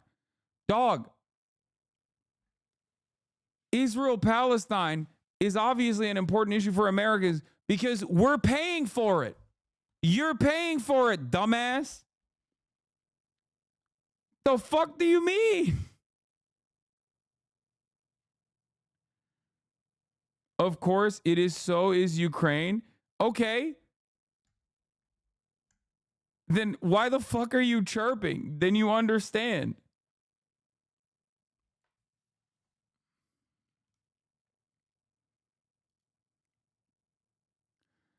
Eligibility for assistance based on immigration status. This resource provides overview. Community development block grants, a program intended to strengthen communities by providing funds to improve housing, living environments, and economic opportunities. It does not have specific immigration status eligibility requirements. U.S. Department of Treasury's emergency rental program, rental assistance. What? It's from October last year. California bill that could open new path to homeownership for undocumented immigrants advances. California bill that could allow undocumented immigrants to qualify for first-time home buying loans continues to progress in the state legislature. The bill, formerly known as AB 1840, would expand the eligibility requirement for the state's first-time home buyer loan program. I think what's really funny about this is that, like, I don't even have a problem with this on principle, but it's hilarious that, like, we have one speed and it's like neoliberalism for everything.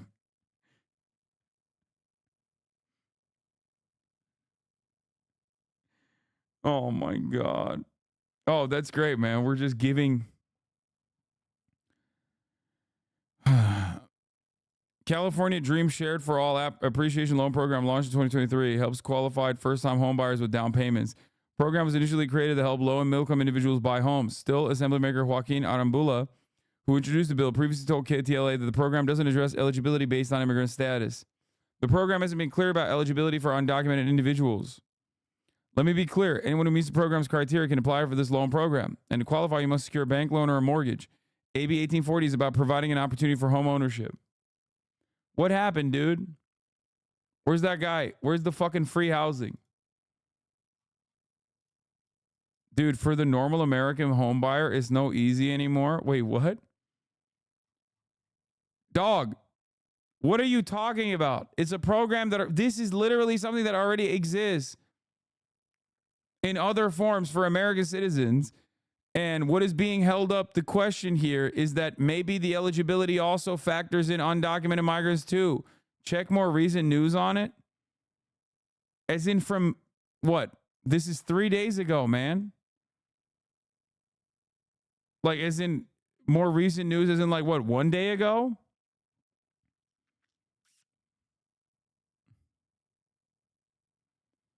God, why are liberals like this? Bro, if you think this guy's a liberal, time without an oh, this guy's not a fucking liberal, okay? Let me tell you. I can smell the hog off of him, okay? He came in, yeah, see, he said, far from it. We know, brother, we know. We know what you are. Yeah. Don't worry.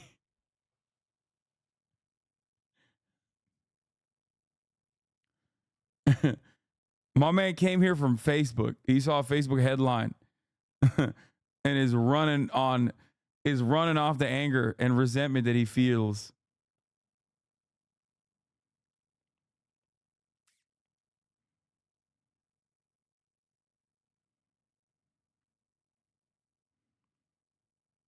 No anger, just interested in other opinions. Okay.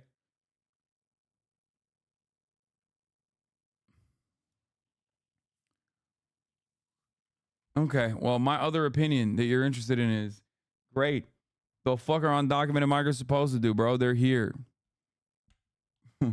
They can now participate in the busted ass housing market in a more meaningful way. Great. I mean, dude, it's hard as fuck for Americans. Yes. You want to know why it's hard as fuck for Americans? Because dumbass Americans like you think that it's the fucking undocumented migrants that's robbing you blind, okay?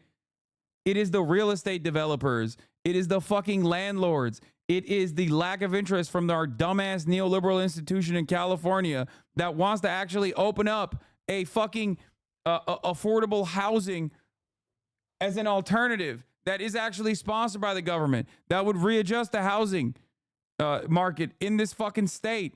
Okay. That's it. That's it. And your dumbass thinks it's undocumented migrants that are fucking the bag up. It's not. It's our politicians backed by corporate interests that are robbing you fucking blind, that are literally not solving these problems. In a state like California, we try to vote to solve these issues on a regular basis, and they just do nothing. I think it's all of the above. Bro, you are so dumb. What do you mean it's all of the above? The undocumented migrant has nothing to do with this. He's like you. There is nothing different about an undocumented migrant than you, other than the fact that his spawn point was worse than yours, okay? And he worked harder than you to get here. That's it.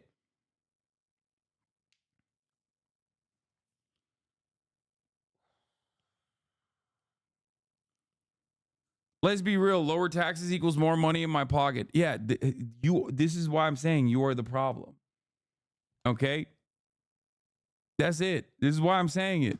Because people like you advocate for policies that are in your worst interest, okay? Consistently, reliably, okay? People like you demand things that you think are going to offer you short-term benefits like $5 extra in your pocket, okay? Meanwhile, when you get $5 back in your pocket, the guy that's already paying like 0.001% of his fucking net worth growth that year, okay, is getting billions of dollars back. And they're getting subsidies on top of that for their corporations that actually impacts their profit margins positively. And you just sit there and you're like, you know who's fucking up the bag for me?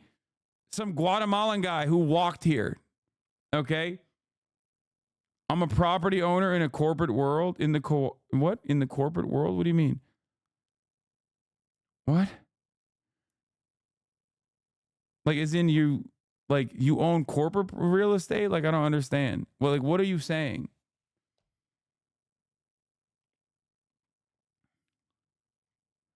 Why do I need to pay more? What?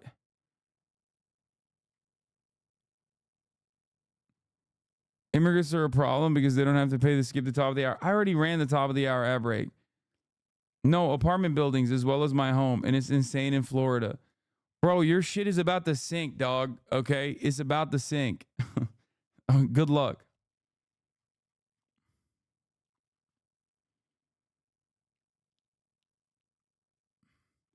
Dude is trying so hard to move away from this conversation about how the rich are robbing America blind and blaming the poor and marginalized. Why good luck? Don't worry about it. You'll be real confused why your basement is flooding again for the 8th time this year. Because I bust my ass, I have to pay more. Dude.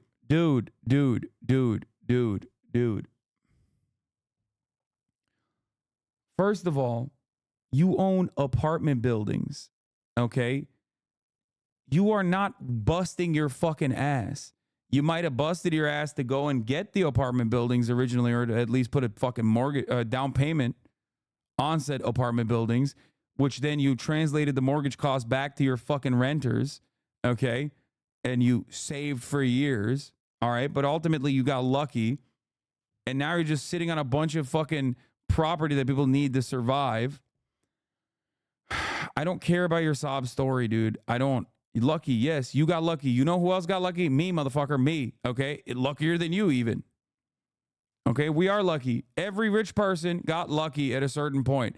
Any rich person, chat, that tells you that they didn't get lucky is the biggest delusional asshole on the planet, okay? This is the number one thing that rich people lie about.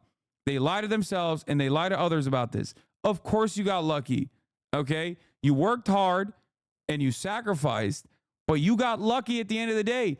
You think the fucking person that is a teacher in Oklahoma isn't working hard? You think the person that is a teacher in Oklahoma isn't working hard? You think the fucking person working at McDonald's and then doing an Uber on the side to have a little bit of disposable income isn't working hard? They are. You just are luckier than they are. That's it. Okay? And you are no longer working hard. That's the difference. Because you got lucky. Stop saying budget. Oh my God.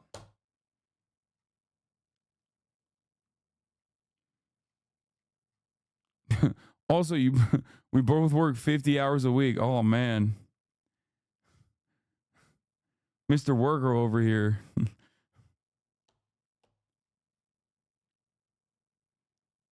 Yeah, if poor people just is the truth, I don't come from money. No, dude. Luck doesn't mean you just came from money, okay? Luck doesn't mean you just came from money. After your chat works part-time. Oh my God. Oh my God. What a fucking classic Florida landlord. Just absolutely delusional. Doesn't even understand climate change jokes that I'm making about his fucking housing properties that are going to be underwater soon.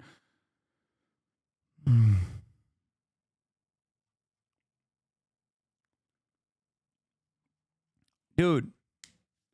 Just have your chat works part-time. What a fucking silly thing. You have no idea what people's backgrounds are, okay? You have no fucking clue. And also, the difference between you and them, even if they're working part-time, is that they're still working. You're not.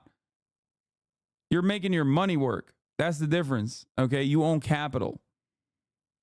And you're still chirping. And you want additional tax cuts. You fucking live in Florida. What more tax cuts do you want? First of all, you already got tax cuts under Donald Trump. So did I, okay? Not at the state level, of course, because I live in California, but at the federal level. The fuck do you want? I mean, depending on how much money you make. I don't know how much money you actually, how much income you generate. Honestly, being a landlord doesn't involve luck a lot of times. No, dude, to be able to get to the point where you have enough, you to be able to budget to the point where you have enough to put a fucking down payment. Wait, you make $300,000 a year and you're fucking complaining in the chat? Bro, you are who I'm talking about, dumbass. You are not benefiting from this system. You fucking clown. You have all those apartments that you're talking about and you're only making 300 grand a year. Bro's in here talking like he rakes in 10 million every fucking year. Holy shit. Oh my God. Why are these people? Yo, what the fuck?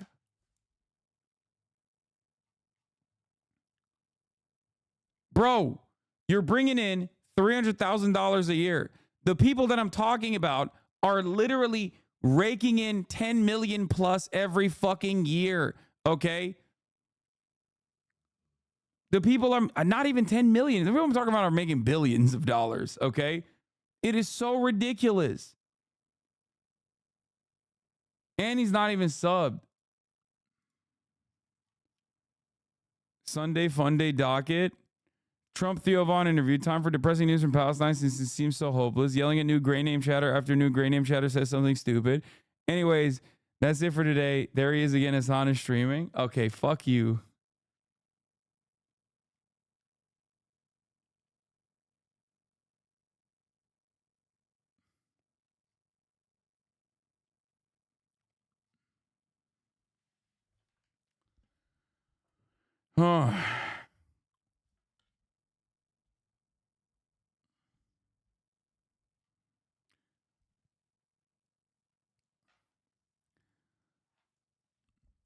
Isn't it crazy that you worked, I assume, a normal real job where you had the budget for years so that you could put a down payment on a property, and now you can actually offset that cost of the mortgage back to the fucking renter, and now you make 300 grand a year. Doesn't that strike you as a little odd? Like, doesn't that make you at least feel like the system is a little designed to churn out this result for capital owners, which are, of course, not the average American citizen, and that the average American citizen works infinitely harder than you do now, and yet you're also, your hyper focuses on people who make even less than the average citizen, who also had to come here by foot, okay? Not really, because I don't feel like I'm high class at 300K. First of all, that's a shit ton of money you're making every fucking year, dog. It's just not that much, though, okay? In the grand scheme of things, when we're talking about like how much money you're going to have in your pocket in comparison to the amenities and the social safety nets that you would get by a competent government, it's nothing, okay? Even if you were to like lose, I don't know, 50K from the 300K that you're making a year, okay? And then those taxes actually translated to fixing fucking potholes, being able to at least like harden your infrastructure against climate change, which is real, even though in the state of Florida they act like it's not. And then they're like, I don't know why we just keep getting flooded every day. I don't know why housing insurance doesn't exist in our state anymore. Okay, like the things that we advocate for would shave a little bit off the tippy top of the likes of people like yourself. Okay. And you would get a shit ton. You would get more competent people in the workforce that you could work with because they're better educated. You would have more freedom. Like your workers would have more freedom. You wouldn't have to, if you were to ever hire someone, worry about paying their fucking health insurance, for example. All these other costs associated with small businesses. Not that it matters for you, because obviously you're, a landlord for the most part. So I assume a big part of your job is just simply sitting around whenever one of your renters says like, hey, can you fix the AC? It's broken and it's 120 degrees. You say, yeah, sure, we'll get to that. And you never get around to it. But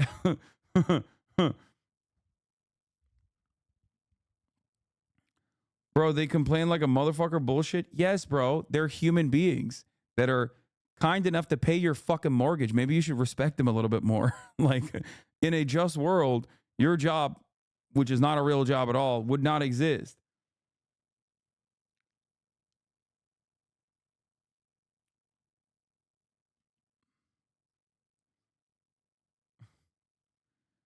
No, I work as a medical gas sales rep as well.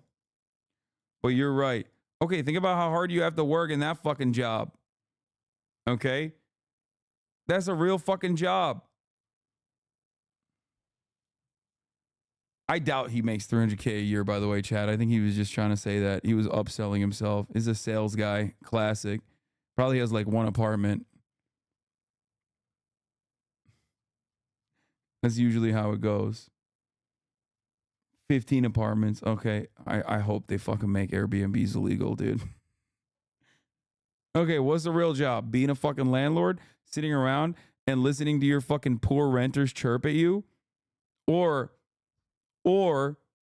you know, trying to fucking secure new clients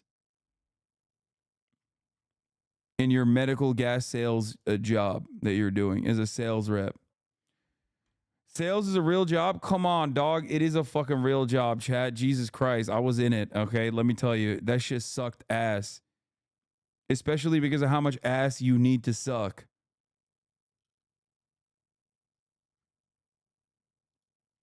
Galaxy gas sales.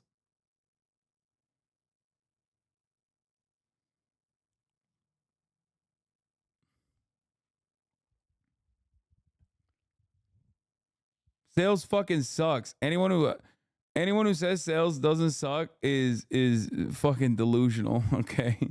It's the worst. The only people that like sales are actual sociopaths.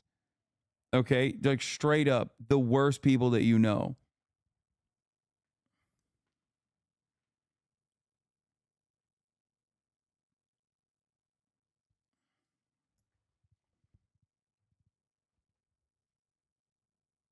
This guy provides gas to Kanye's dentist. Yeah.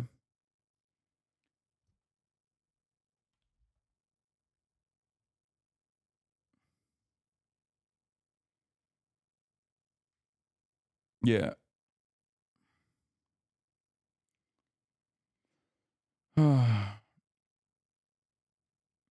You weren't doing that shit right. The guys I know that do sales are constantly going to dinners and golfing with rich assholes. It depends on what you're selling and what level of a sales executive you are.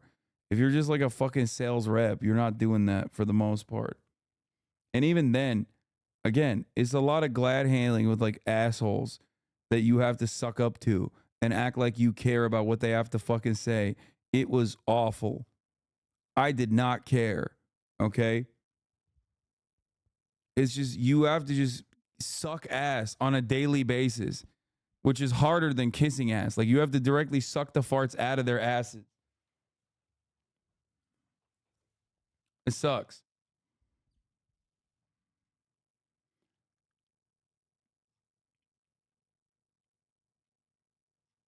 Anyway.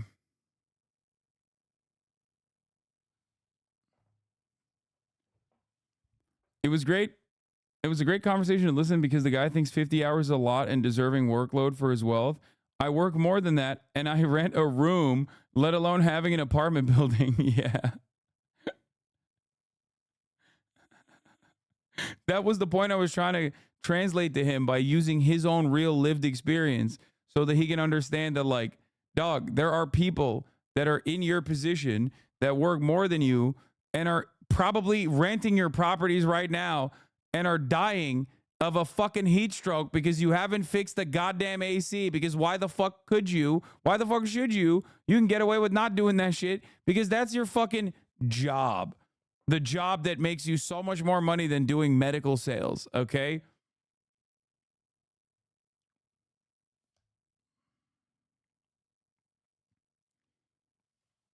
They complain so much. It's bullshit. They should just fucking die of a heat stroke. Oh my God.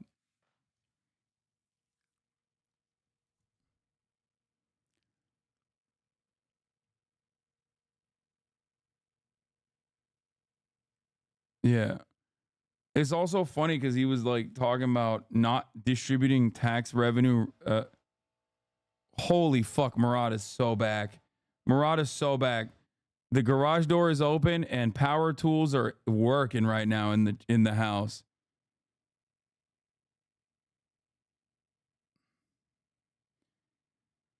Oh my God, am I fucking Stupid ass Nest turned echo mode again. Eco mode. All right, we're gonna do steroids are natural, and then we're gonna and then I'm gonna move on to gaming.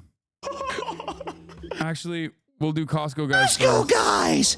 Of course we go shopping while eating a chicken bake. Okay, Northern Lion clip about landlord in the chat. No purse. Mouth, I'm going to be honest with you. I don't know what the hell that means at all.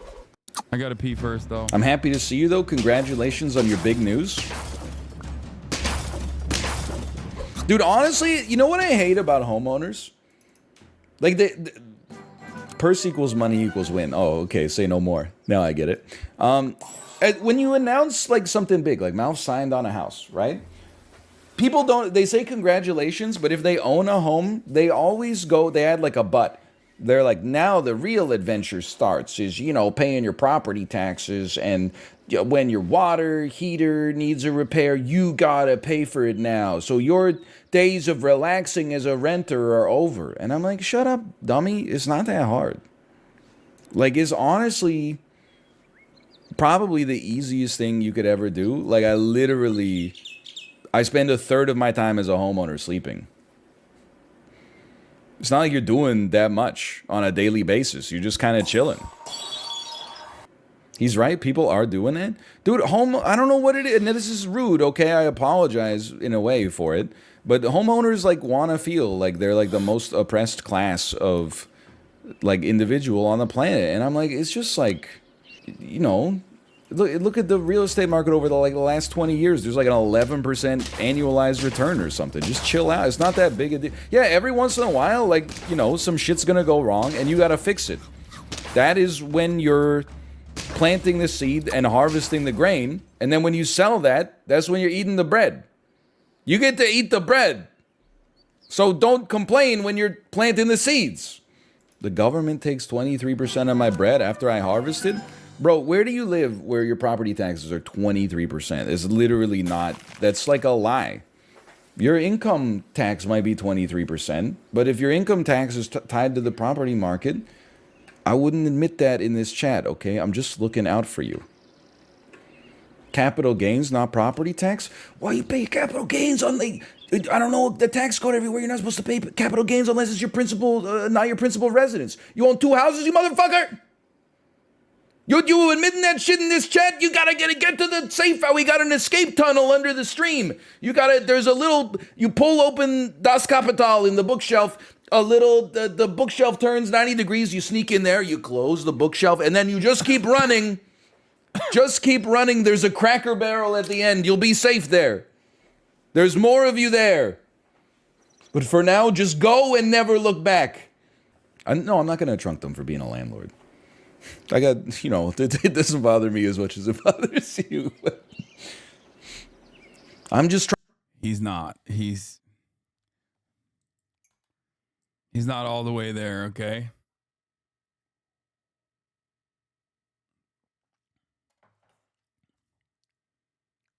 How is he balder than funnier than you? If I said it didn't bother me that someone was a landlord, you guys would eat me alive, okay? I know he gets away with it because he's bald and handsome, okay? Like, I guess if I shave my head, maybe you guys would be more forgiving if I were to say things like, trying to protect them. You can't admit that kind of stuff in this era, okay? You got to keep that on the DL. Cracker Barrel is the safe zone. Dude, I honestly think if I had to pick a restaurant that had like the highest amount of homeowners, I would pick the Cracker Barrel. Bro, Cracker Barrel can SMD? I thought Cracker Barrel was somewhat well liked. Am I mistaken? Cheesecake Factory? No, come on. Like, I'm not saying the Cheesecake Factory doesn't appeal to... Okay, we're done with that. Steroids are natural. I've never seen that in person. I'm gonna say not natty.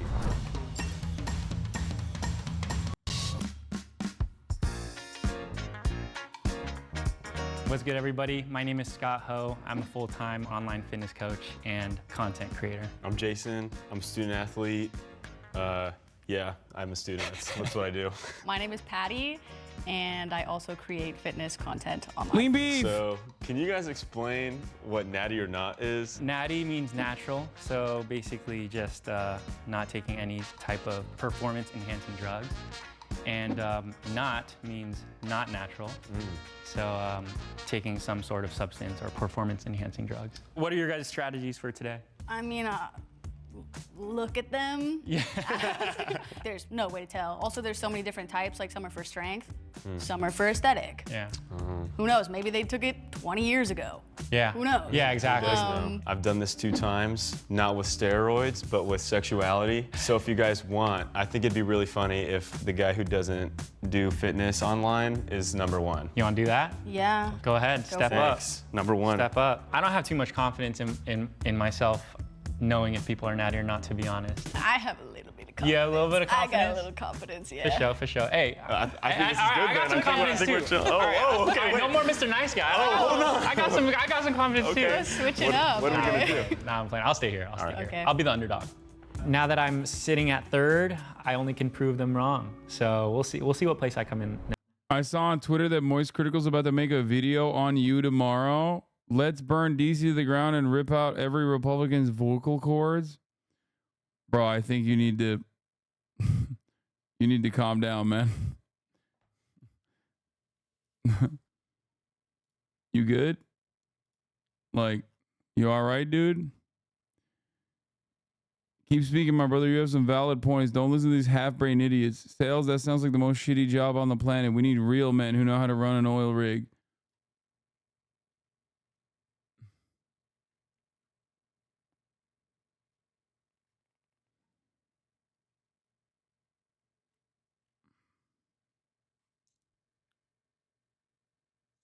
Me when I'm a 14-year-old lived up teen, I don't know.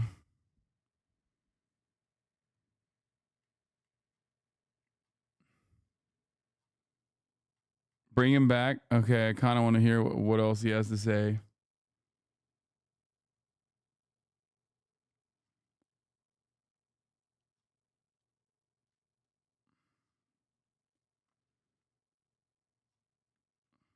How much creatine you take a day?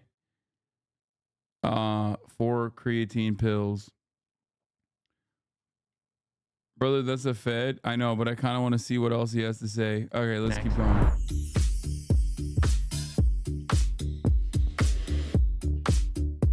How are you feeling? I'm feeling pretty nervous, I'm not gonna lie. I'm feeling pretty confident, honestly. Oh man. Well, I was just gonna be looking for big muscles, but I think there's a big supply of that right now. So honestly, just the vibe, yeah. If they are confident in themselves, if they're making eye contact, I might just straight up be like, how long have you been taking PEDs? I'll like see, and if there's like a little glint in the eyes, they're gone. All right, you ready? Let's just bring them in, yep. Let's go. Let's bring him on.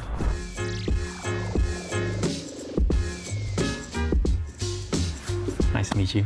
A lot of intimidating people. They were all just huge. Swole. So now Natty is right, and Natty is left. And go ahead, India. Hi, I'm India. I just want to say you look really good. So I feel like I could suspect some allegations, but How long have you been lifting for? 5 years. What's your max deadlift?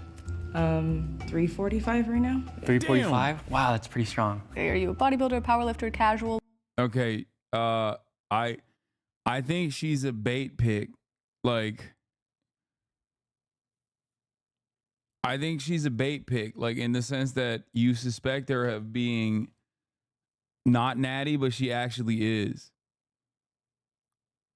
Also, with women, you can kind of tell.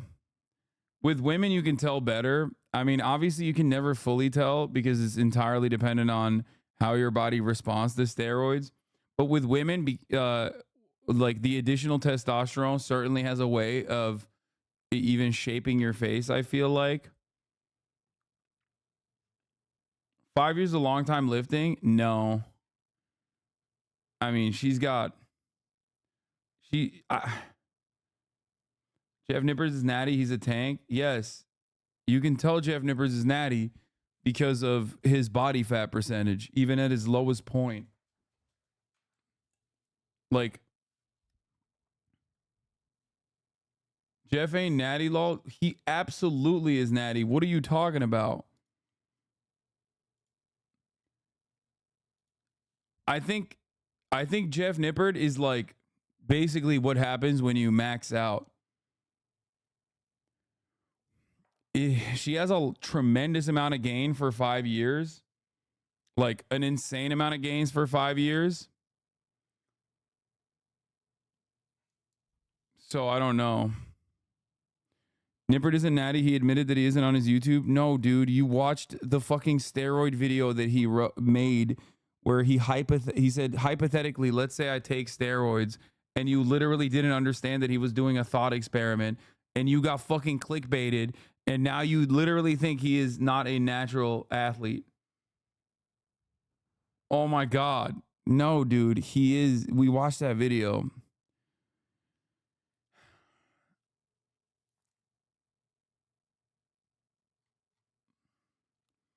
I do think that eventually Jeff Nippert will probably, he might do steroids down the line, but he has not done so far.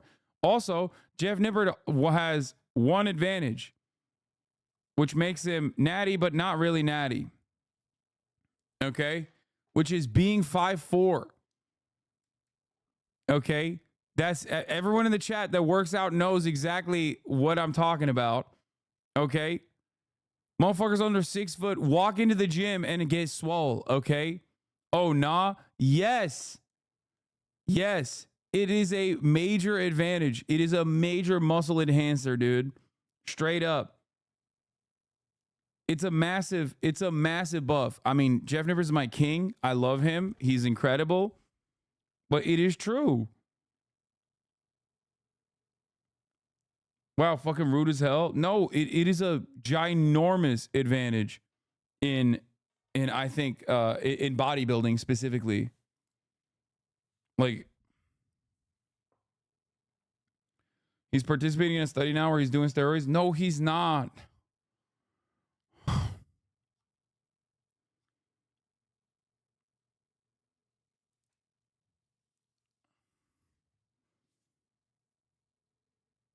You're actually right from a former bodybuilder. Yes. Having a broader, larger, well, not a broader frame necessarily, because like certain aspects of having a broader frame are better for bodybuilding. Like having narrow clavicles versus having wider clavicles, broader shoulders. Obviously, like I have very broad shoulders. So that's definitely beneficial for my frame and the way that I look. Having said that, however, being shorter is like, I mean, it's a joke in the lifting community. It's like 5'6" motherfuckers walk up and spot you and they get more. 5'6" motherfuckers will walk up to spot you and they get better gains from just that spotting than you did if you're 6'4".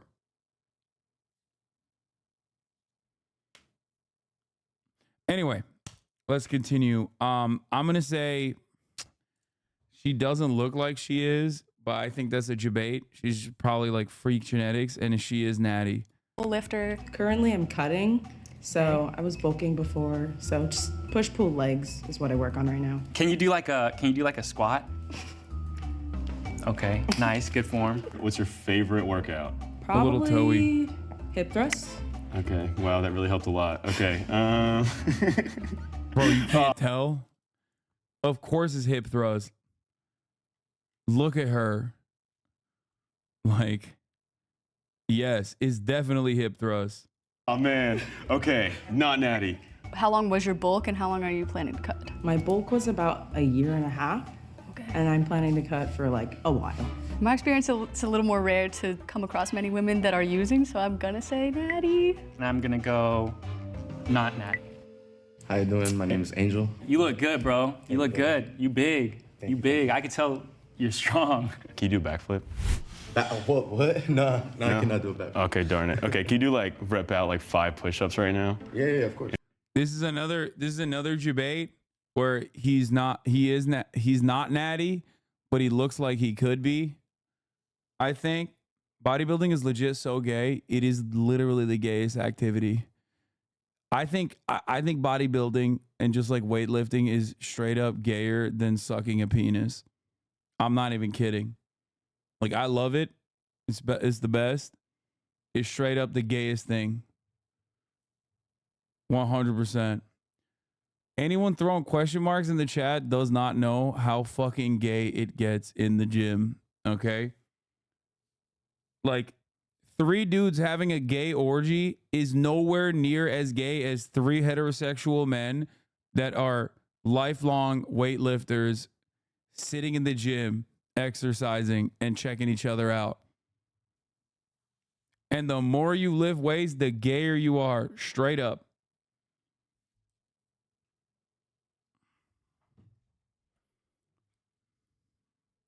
Don't think his traps and lats are developed enough to be geared up. Yeah, I know, but there's like, sometimes people just have like, what is it? Shitty androgen responders? Is that the right term?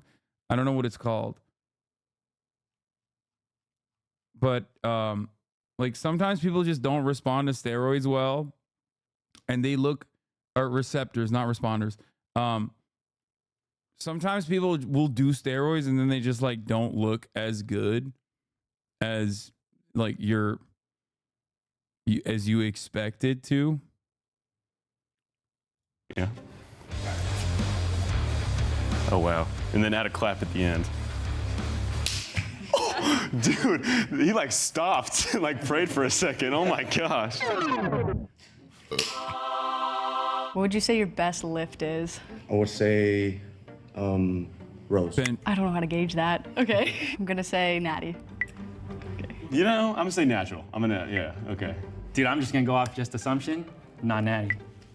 Hi. Hi. I'm Lana. How long have you been working out for? 4 years now. 4 years. Okay, come on. Okay, if this person is taking steroids, okay, that is insane. Like, that 100% natty, dude. What the fuck? Yeah. Do you play sports? Yes, I play pickleball. How long you been on PEDs? Natural, yeah, okay. I like the acting, okay. How many push-ups can you do? Like 23, 24, 25. What do you think your style of lifting is? Casual weightlifting. I'm gonna say yeah, she's on steroids for like allergies or some shit. There's no fucking way. If someone is on steroids and they all vote natty, life ending, yeah. natty then, because I don't think too many Not all PEDs are for size. Distance runners take PEDs too. Come on, bro. This is not about that. What the fuck? Also, she's a pickleball player. Like that's not this. The conversation right now is not about that. Okay, calm down, Chad. That's not what we're doing here. Casual lifters are, I don't know. Maybe not. I don't know. I think just based on looks, like I'm gonna go natty.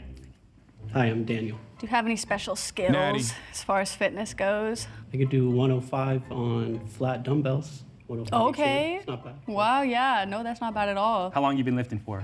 On and off for about 10 years. Shoot, you look good, bro. You look good. Would you say you're a casual lifter, bodybuilder? I mean, I build my body, but I wouldn't say professionally. Okay, I'm gonna say natty. I'm gonna go natty.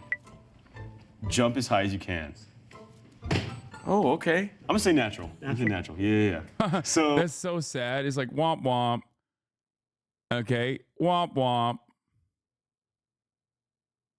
He looks like he just started his first cycle not that long ago, but not really. You know what I mean?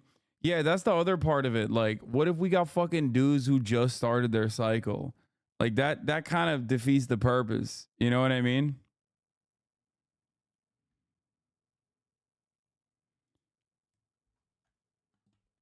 Or didn't just get off of it, but like did steroids. You know what I mean? Like a while ago. Because you can't fucking tell if that's the situation. Why are all these people admitting to steroid use? What do you mean, chatter? Get with the fucking real world, okay? Especially because of TikTok. Holy shit.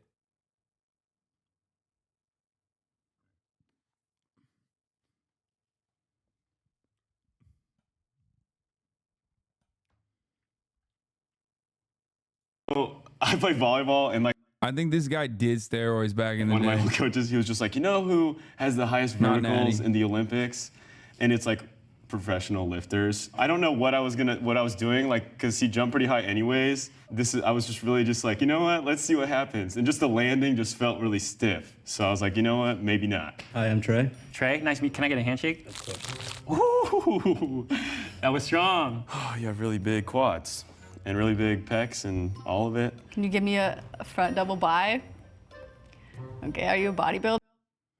I think he used to take steroids. He doesn't anymore. But I guess that would rank him as not natty. No, just vanity and powerlifting. Oh, okay. I'm gonna go with non-Addy. Okay. What's your favorite workout? Bench. You like chest? That's your favorite Yeah, muscle group I'm too? really good at chest. Can you do like the... I've never seen that in person. I'm gonna say not natty. Okay. What's your max bench, bro? Your chest looks nice. This guy is fucking... I'm sorry. He's kind of unbearable the way he's like talking to these dudes. Glaze! What's your bench, bro? Your chest looking real nice. Like, calm down, dude. Fucking chill out. Why are you so awkward?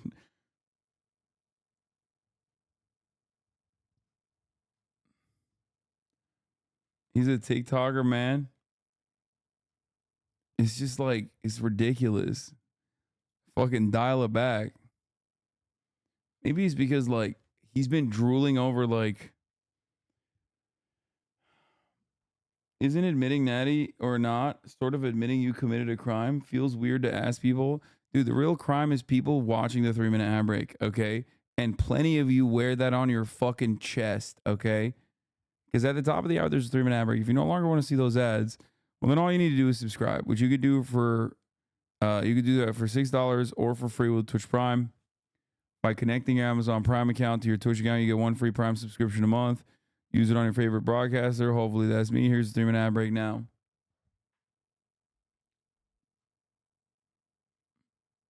$4.65. We're gonna go not natty, bro. When working out, there's a bunch of tips on how to reduce and prevent injury. But tips on how to reduce your risk of your personal information. Thanks again to Incogni for sponsoring this portion of the episode. Now let's get back to the video. Hi, my name's Sophia. All right, what's your favorite muscle group to hit? I like push day. What's your favorite part about the gym? Dude, like the rush. The rush? For me, sometimes I associate like maybe PED usage with like the rush. Like, I don't know. Maybe that's like just me, but you're like really a go-getter. So I'm gonna say not natty. What? Have you ever competed in any sport or type of event? I play. Not natty. Bro, what is she on? Topical steroids? Like, what are you talking about? Bro, some of these people that are getting not nattied is like, some of these people are not doing like steroids, or they should do more, okay? What kind of steroids do you think she's taking? Asthma medication? You're out of your fucking mind, bro. Especially with women. Like someone said Trent. Like, do you know what she would look like on Trent? Do you have any idea what she would look like? Okay, let me show you what like women bodybuilders look like so you guys develop a better understanding, okay?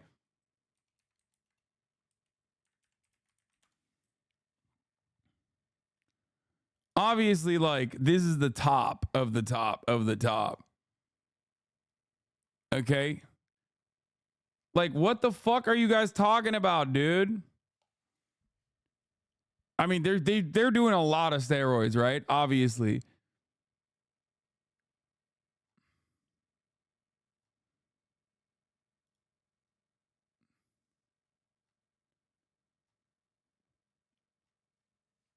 Like, even if they were doing like clenbuterol, okay, they would be fucking shredded.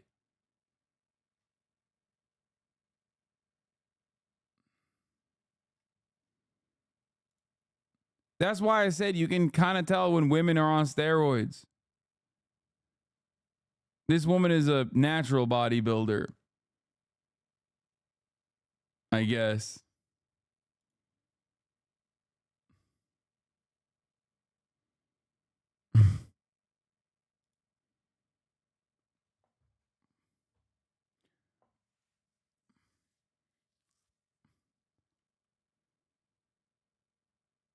Show stage enhanced women bodybuilders are not accurate to what enhanced women look like. Okay, that's true. That's why I said, you know, this isn't the best representation. It's literally all in the adults for either sex. The adults respond really well to juice. Look at Sam Sulek. Yeah, dude. Adults respond really well to juice, chat.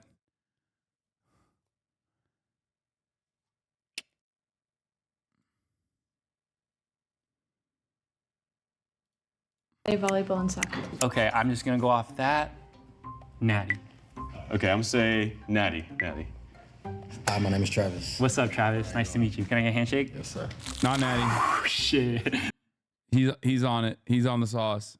This is like one of the few people where I'm like 100% convinced. The handshake tells a lot. Your biceps are extremely large, and you He's have a juicer. Look at that, dude. Look at the trap definition. Look at the shoulders. I mean, look at the trap build and the shoulders.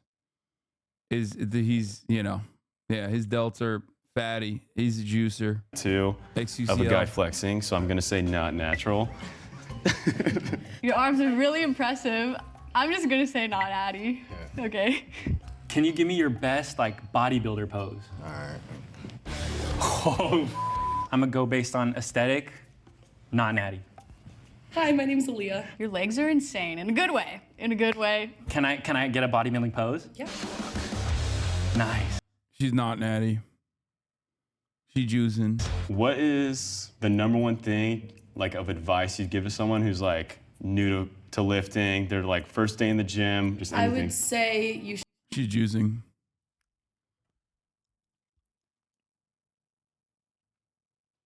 You can tell by looking at the arms. Juicer arms don't look normal. There's not like one specific thing that you can point to, but with women and men, usually like low body fat with like, if they're fucking diced and they're brolic at the same time, they're with women, you can look at the jaw too, depending on how much they've used.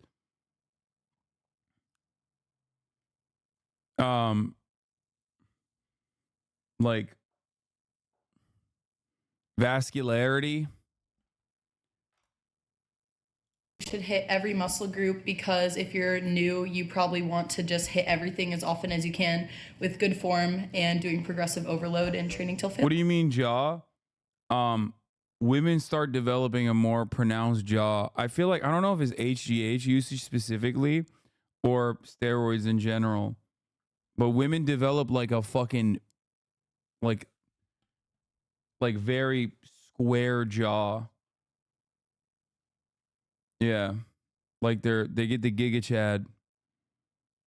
Well, I guess men do too, but like it's more pronounced than women because like it's unexpected. Failure. Oh, that's a good tip. Did you do sports as a child? I did. I was a swimmer and a soccer player for 14 years. What do you do now? Are you a bodybuilder? Mm-hmm. Yeah. What category? Oh, that's a good question. I haven't competed yet, so either figure or wellness. I think my arms are too big to do wellness, but I would like to. With that sport background, literally I could go either way, but I'm gonna say natty. No. I'm gonna say not natty. Okay, I'm gonna go based on your answers, not natty. What's good? I'm Gibberish. Hi, Patty. I've seen your content. Lean beef. Okay, he is natty, and if he's not natty, I'm just gonna be sad. Like I think that's the guy you don't want to be at the gym. Okay, the guy who's like on steroids and is already like shaving, you know, years off of his fucking lifespan, and on top of that, he still doesn't look the part. Like that's the worst. That's the absolute worst position you can be in. At least the fucking Trent twins are like, they look like Teenage Mutant Ninja Turtles. You know what I mean? Like, Appreciate it. Yeah, Thank it's you. When's the last time you worked out? This morning. Oh, for the show, huh? For the show, okay. I missed yesterday. I had to You're right. recoup Okay. the gains. Okay. How long have you been lifting for? Going to 8 the gym? years. 8 years? Yeah. Actually, middle school. Middle school? Middle school Definitely football. natty. Oh, football in middle school? Yeah, bro, I'm from Texas, man. Oh, okay. I'm gonna say natural, just for the accent. Texas. Yeah. I'ma go natty. What are your gym goals? Athleticism, get strong as hell without injuring myself. A little hesitant of the danger. Yeah, definitely. Bro, he's just bulked up a bit. He would look insane after a cut, plenty of muscle. I mean, he's got decent pecs. He does have, he has decent pecs for his body fat percentage. It's just that, like, dude, his arms are like, come on. Like, I can see his pecs off of the fat, okay? Like, he has a good pectoral shape. His arms are fucking somehow underdefined. Like, his arms are underdeveloped, which is weird because he said he worked out for 8 years. That is shocking, okay? Because I don't do, like, I don't do any fucking additional work on my arms. Like, I rarely ever do, like, bicep, tricep exercises. And it's mostly compound muscle work that ends up building my biceps and my triceps in general. Okay? He has a better defined chest than he has, like, better defined chest and more pectoral build than his fucking biceps and triceps. Like, they're just fat. Okay, I gotta say natty then, because I feel like not natties, they might embrace it. You seemed a little too safe. Yeah. Okay. What's up, bro? Miles, nice to meet you, dog. Do you do like competitions or no? No, Just bro. for fun, like personal? I'm just with the homies. We're in there cranking it out just for fun. Pause. What would you say your gym goals are? No gym goals, just a dude just trying to get after in the gym. Popping a little Trend Twins, hardcore funk, and I'm ready to go. Let's see. Can you demonstrate? Shoot, what else can you do other than push-ups and I squat? could just do. Okay. I didn't even need to ask. Look, I know. I'm acting up right now. For sure. Can you hit like? I think he's not natty.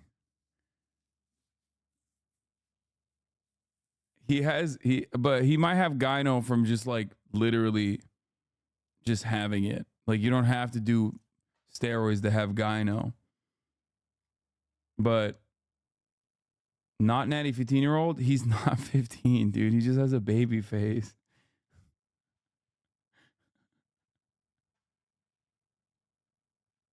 Or maybe he is, but I don't know. Like you're doing like a chest pop Oh, I'm sorry. action. These double deckers just have mine. Double deckers. I apologize for that. Can you hit like your favorite pose? I really don't even pose that much. Like I hit a little bit of like a lat spread, but like I really don't practice that much. I'm gonna say. Also, 17-year-olds absolutely do steroids now, for the record. For chatters who are like, he's 17, he doesn't do steroids. Like, bro, there are hella 17-year-olds doing steroids, okay?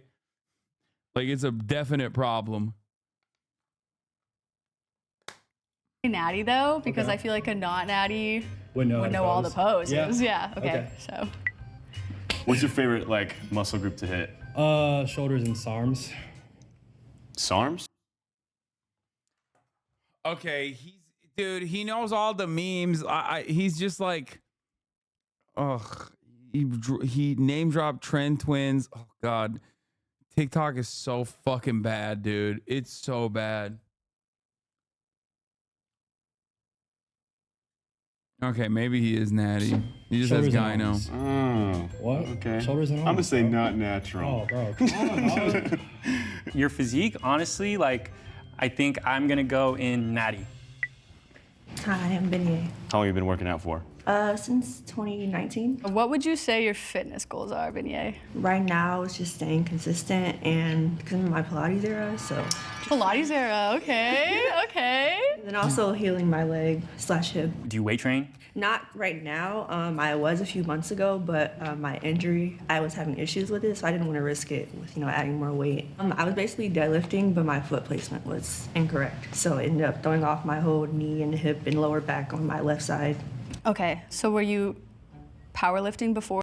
Bro, like most of these people that we've seen, if they are actually not natty, I'm just gonna be sad. Like virtually everyone except for the one black dude who I immediately was like, that's not natty, has had, I hate to say it, but unimpressive builds. If they are on fucking steroids, then goddamn, what the fuck is going on, you know? Like, are you just on the couch? Like, maybe you're just a non-responder. Like, what the fuck's happening? Or the Pilates era? Yes. I'm gonna say not natty. Who knows? I'm gonna go natty. I'm gonna say natural. Tyler, bro. Tyler, nice to meet you. Okay. Yeah. There you go. Hey, chat. Hey, that's okay. There it is. Okay. Like you could tell. Surely he's a natural bodybuilder. Surely. Look, you see this shit? You see this shit, dude? You see that?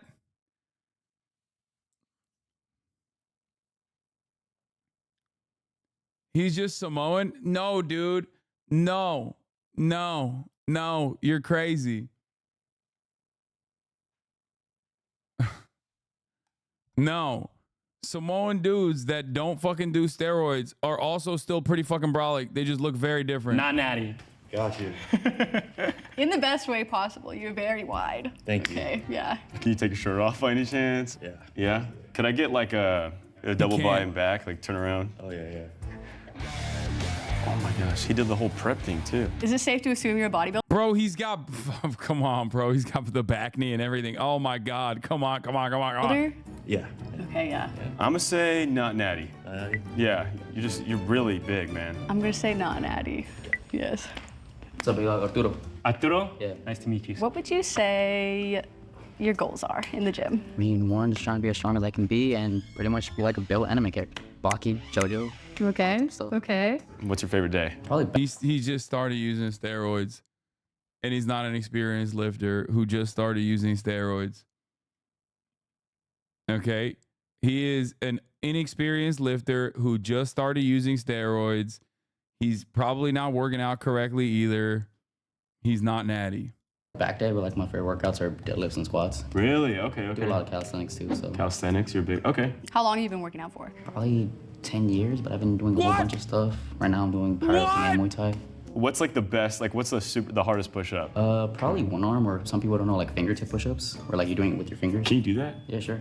Press your fingers in. Oh my gosh. Can you do a clap out of that? Can you demonstrate a pose for me? Oh, he knows his stuff. I'm gonna say natural. He's not natty, but that's great. Dude, what the fuck? Okay, you might be wrong. Clearly I am wrong. He is a calisthenics athlete. That is also, I'm sorry to say this, but that is the least, and he's short too. He's got the short man buff, which doesn't show at all. Calisthenic athletes are insanely shredded. He's big as fuck. What are you talking about? Like, I've never seen a dude who looks like that, who's capable of doing one-arm push-ups. You must have not met people fresh out of prison. I actually do know people fresh out of prison. That's, wow, oh my gosh. I have. I'm gonna say natty. Okay. I'll go not natty. Hi, I'm David. Your pecs are very big. That's nice. Appreciate it. Oh my gosh. Are you He's comfortable hiding taking it. your shirt off? Oh, yeah. Can you do like a lat spread? Oh my gosh. All right, very lean, looking vascular. Okay, this could go either way. I mean, I think he's not natty, but it could go either way. It could go either way. Like, you can get this build naturally, but I don't think he is. This one is tough. This one is tough. This one's tough. This one's definitely tough.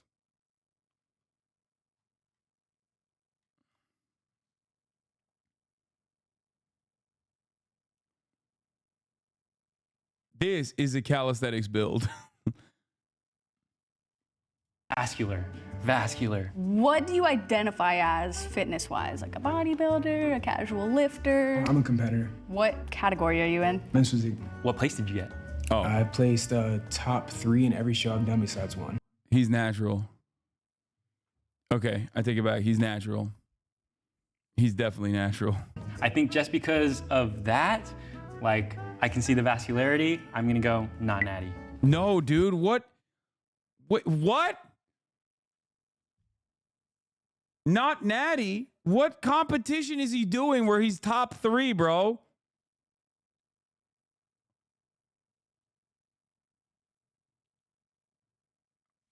He's definitely natty. What? All bodybuilding comps are on roids? Fuck no. No, there are natural bodybuilding competitions.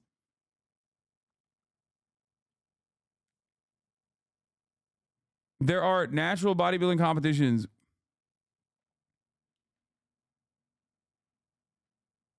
Rich Piana was natty, right? Yeah, of course. No, I think he's natty. I feel like this is gonna be a curveball, so I'm gonna say natty. I'm gonna say not natty. What up? What's up? Callie. Callie? Why are you wearing a long sleeve, bro? Are you covering up or what? I got a tattoo that's still scarred a bit, so. I see. You know. I see. No worries. What time do you normally go to sleep at? It's different every day. Okay, weekends. It's different every day. I know you're in jeans, but can you give me like 3 squats?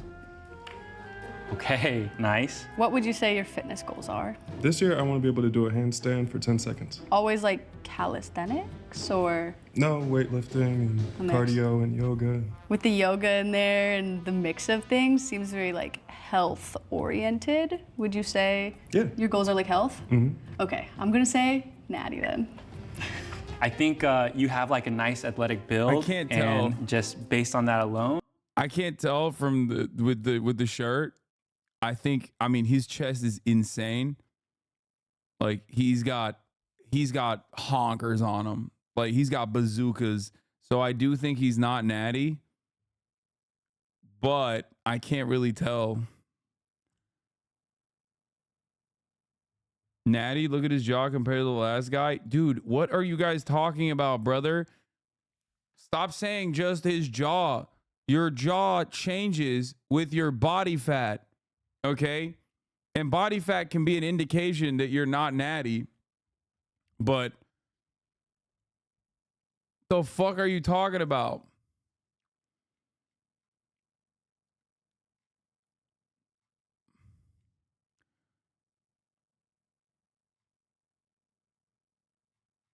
Like, I think he's not natty. Like it's really symmetrical and everything. I think I'm gonna go natty.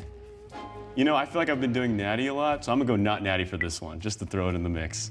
Hi, I'm Christina. What's your weekly split? I do upper lower split. You like upper or lower better? Okay, if she's not natty, she might not be natty, and I think she's doing like very little steroids potentially. Upper? Interesting. All right, I like that. What are your PRs? Bench is 135, squat is 225, and deadlift I don't think she's is natty. 265. What? Look at her fucking lats, dude. She got a lat spread. Look from the front. Hi. I'm And she's Christina. got What's your fucking weekly split? I insane do upper lower. quads. Bro, come on. Split. You like upper or lower better? I think she's not Upper? natty. Interesting. All right, I like that. What are your PRs? Bench is 135, squat is 225, and deadlift is 265. What is your relationship with the fitness world? Are you just like someone who lifts? I'm a powerlifter. How long have you been powerlifting for? A little over a year. Oh, really? Okay, so like kind of recent. What did you do before that? Bodybuilding. Bodybuilding? Did you ever compete? Yeah. What Not did natty. you compete in? Bikini. I feel like you have to be natural to compete, so I'm gonna say natty. Based on looks, I'll probably go natty. I'm gonna say natty. Okay. What's up? I'm Josh. I You're think looking he's natty. big. Thank you, man. Are you natty? Okay, he's fucking. Here's another guy. I am natty. I am natty. You look like Jacob Elordi. You gotten that before? Dude, the past 4 days, there have been like 5 different people that walk up and they're like, you look like Jacob Elordi, but I don't see it at all. I really don't. What would you say your fitness goals are? To build my tibialis as much as I can. This guy right here, get that huge. That's what I want. Physique-wise, what's your favorite like muscle to flex in the mirror? My tibialis. This guy right here, get that guy going. Yeah, that's the one. Really? I love it. I love the tibialis. What?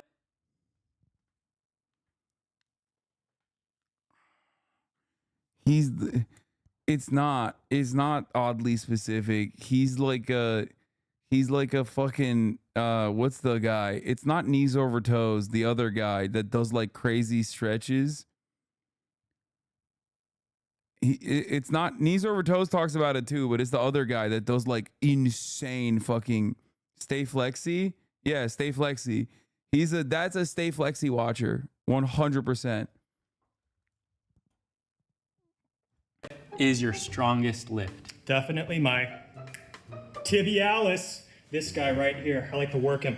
Yep, Really? real hard. Yep. I like to lift it up and make sure that it's strong. You see that? This guy, get him talking about his fucking knees, dude. He's going to tell you all about how great it is that he's worked on his tibialis. So now he never has knee pain. He used to have knee pain.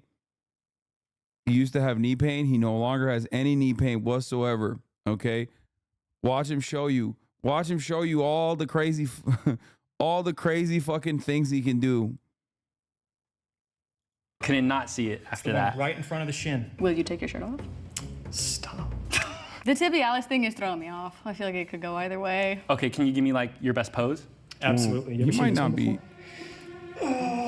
Yeah, Mobility. Okay, you know what? That just sounds like you really get into like the science of lifting in every muscle group. And for some reason, I'm gonna say natty. I'm gonna say you like, yeah. I'll say not natty. Off aesthetic, I don't off the think he's tibialis, I'll probably go natty. He's not natty. You have a nice stance. This guy is First time I hear that. So how long have you been working out for? Seriously, since 2020 after losing 110 pounds, so How long did that take? about a year for the 90 pounds, but another year just to like see definition, abs, muscle, stuff like that. So I could have just stopped, saw loose skin, but I didn't want to keep going. I'm gonna do the jump thing again.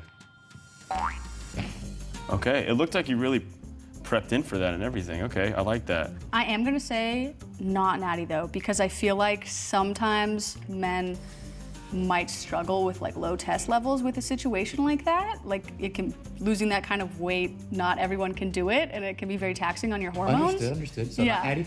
Not natty. Thank you very much. Yeah. I've done natty. I'm It's actually a really good call from Lean Beef Patty. gonna go not natty for this one. I'm gonna go natty. Hey, What's up? My name is Damien. You look like you're really going. Good eye contact. Okay. What's your favorite PED? Okay. He passed that one. Oh, that was a tough one. What do you identify as in the gym? Bodybuilder. Bodybuilder? Yeah. Do you compete? No. Can I get a pose from you? I feel like a pose would look good from you, bro. Yeah. Wow. Not PED wise, what's like a supplement that you recommend taking for everybody? I think Creatine. creatine. is a good thing. Yeah, creatine monohydrate. Okay, monohydrate specifically. Yeah. Okay. I'm gonna say natty. Sleeper, not gonna lie. No, he's I would say natty for him, but he might not be, which is kind of sad again. I'm gonna say natty. Okay. You looking good? I'm gonna go natty. How's it going, Abraham? Hi. What's your mood today? You say This guy is not natty, but he claims natty. you're a little angry? No. No? Okay, what if someone like keyed your car? Would you be angry after that? No. That almost seems like you're doing reverse psychology on me right now. No? What would you do? just go on with my day. And What if you saw him? Like he's doing it as you're walking up. Are you like, hey, and chasing him? Or like what? I'll be like, oh, like, are you having a bad day? Like, what was the need to scratch my car?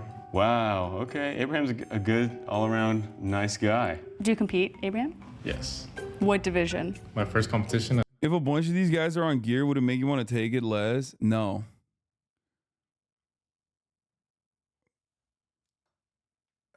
I'm good for now, though.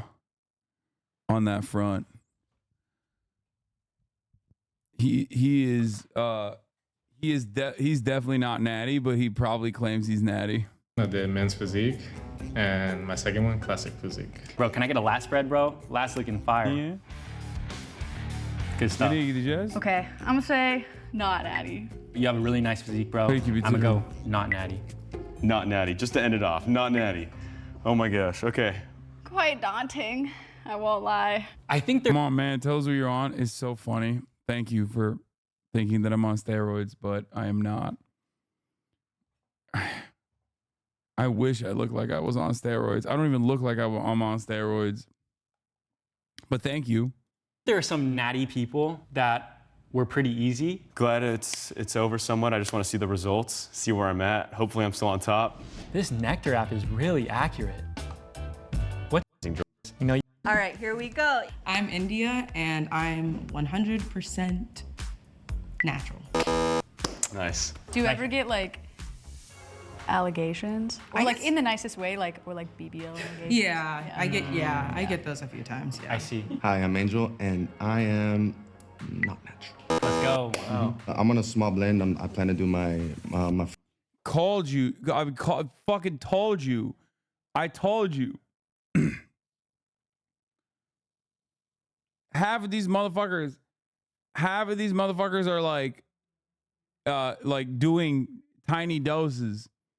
first show, and I want to do it competitively, so that's the only reason I hopped on. Of course. My name is. Your predictions are 1 natty, 2 not natty, 3 natty, 4 natty. Okay, we'll keep it up over here. I said 1 was natty, 2 not natty. I'm correct so Is far. Lana, and I am natty. Yes, let's go. 3 natty. I'm Daniel, and I am natty. 4 natty. Good stuff. The Good jump. stuff. The jump? 5 not I natty. made you jump. Yeah.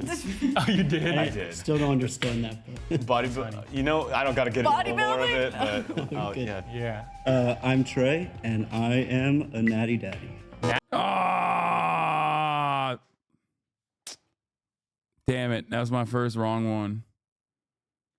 Natty. Wow, natty. Yeah, I got it wrong, bro. I've been lifting for 14 years. I was football families, and being gay in LA, you gotta get a good body or else you're well, I mean, you're not Hello, I'm Sophia, and I am natty. Nice. Boom. Nice. Hi, my name is Travis, and Oh, let's go. Let's go. Let's go. I'm an IFBB pro, so yes, I am not natural. Yeah, I mean, Go. it's There not we even go. a I got question. that one right. Yeah, I think I did too. Of course, bro. Yeah, the Of tattoo. course. Okay, I got one wrong so far. Number 8. Let's see. Now I said not natty for number 8. Let's see what. Looking good, man. Looking too big. Let's see what she is. What got you No, into I didn't get 2 wrong. I got 1 wrong. bodybuilding in general? I started working out. I was in Iraq 20 years ago. Oh, wow. Yeah, so I think our downtime made us want to work out a little bit more. So I started working out at like 19. I'm 39 today. Today's my This birthday. one's gonna be tough. 39? Oh my gosh, wait a second. Happy birthday. This one's gonna be tough. This one's gonna be a tough one because I say she's not natty, but she might be. I think all the women probably are natty. Maybe I'm wrong. Oh my god. Happy birthday. You looking good. Hi, I'm Aaliyah, and I'm a lifelong vegetarian, so obviously I'm natty. Oh. Obviously. So you do just plant protein? That's it? Yeah, so 2 wrong. basically I'm eating like 290 grams of protein right now. That's but insane. What are you eating? It's Like- basically all from plain non-fat Greek yogurt, Damn. whey isolate, Oh. egg whites, cottage cheese. You eating a tub a day. I'm eating 3,500 calories a day right now. I'm in a 6-month bulk. Wow. Towards the end of it, who knows how long it will go, God so eating a lot of damn. food. What's up? Bro, she eats more protein than me every day, bro. She eats more than I do. What the fuck? Jesus Christ, dude. Her ass is farting, okay? No disrespect to my vegetarian queen, but she is That ass be farting, dude. There is no way. There is no way, dude. 290 fucking what? Y'all, I'm gibberish, and I'm actually 100% natty. Yeah, natty. There we go. There we go. How did y'all guess? I'm not as lean as I once was. How much protein do you take? Like I try to stay above 230. It's okay. We're gonna get back at it. I'm eating carbs. What's up, guys? Miles Ward, aka Real Miles Ward. I am natty, bro. There we go. Yes. There we go. Yeah, he just has gyno. I was wrong. R.I.P. Hi, I'm That's 3 wrong now. Nice. Did they ever make you take anything for your injury? No, they didn't. It was like PT? Yeah, I went to one session, but it was really painful, so I didn't go back. I was like, let me just learn to do it by myself. I'm Tyler, and I am not natty. There we go. Nice. Okay, we got one. I think we all. No could do shit. one. Yeah. How yeah. long have you been non-natural? 3 years now. Why'd you choose to be non-natty? Well, being the IFBB, basically, like it's being on even playing field. Yeah. And there's some people that win the genetic lottery, and I just didn't happen to win that. What do you mean, bro? The fuck? Yes, you did. What the fuck are you talking about? 3 years of steroid usage and you look like that? You absolutely fucking won the genetic lottery. What the fuck? You look great. Yeah, you look good. good, You bro. look amazing, bro. Looking good. What's up, y'all? I'm Arturo, and I am natty. There we go. Arturo, my bad. I don't know why I said not natty for that one. That was stupid. Bad. And I'm Brown. Yeah. Take a compliment. I'm David. You said a natty, and a natty. I'm natural, 100%. Wow. Ha! Told you, chatters. Told you, chatters. I've been training for 11 years, competing for 3. Competing in the OCB, I got my pro card there, and also competing in the NPC against gentlemen who are unnatural. So Damn, bro. When they talk about the genetic lottery, this guy won it. Hi, I'm Callie, and I am natty. There we go. Sick. When I was 15, I had some pretty serious mental health problems, and it was about 10 years of pills before a doctor was like, what are you eating? Are you moving your body? And it changed my life. Hi guys, I'm Christina, aka Mama Swole, and I am natty. There we go. Mama Soul. Have you ever thought about like I'm going cooked. and I'm being cooked. not natty or? I have. I wanted to be a pro, a bikini pro. So. what's up? I'm Josh, and I'm also natty, 100% There we natty. go. There we go. Tibialis. Tibialis, yeah. Tibialis. You guys threw that in there? Yeah, okay, we're all on the loop on that. One more time. I'm done. I started so good. And I'm cooked now. I'm so cooked. I'm looking back at it now and I'm like, why the fuck did I say that? I tried to metagame too hard. I should have just gone with like, did I say this guy was not natty? What the fuck? What's going on, everybody? It's your boy Andy, also known as the Magic Thug, and I am technically not natural. But that was 14 years ago. I did 2 cycles of tren orally. This round of losing 110 pounds was fully natural. Nice. Sick. Congrats, dude. Thank you. At least I got that one. I get it. Hey, Fuck. it's not easy at all. Yeah, no, I know what it's 100%. like, so good. Nah, Peasy fucked up your guesses. I trust Peasy. Hi, my name is Damien, and I am 100% natty. There we go. So I am 100% natural. Long story short, I Told you. What did I tell you? Okay. The last one was he was natty. I got that one right. And not natty. The last one, I told you he is not natty, but he will say he is. Okay? He's not natural, but he always claims he is. had anorexia when I was 13.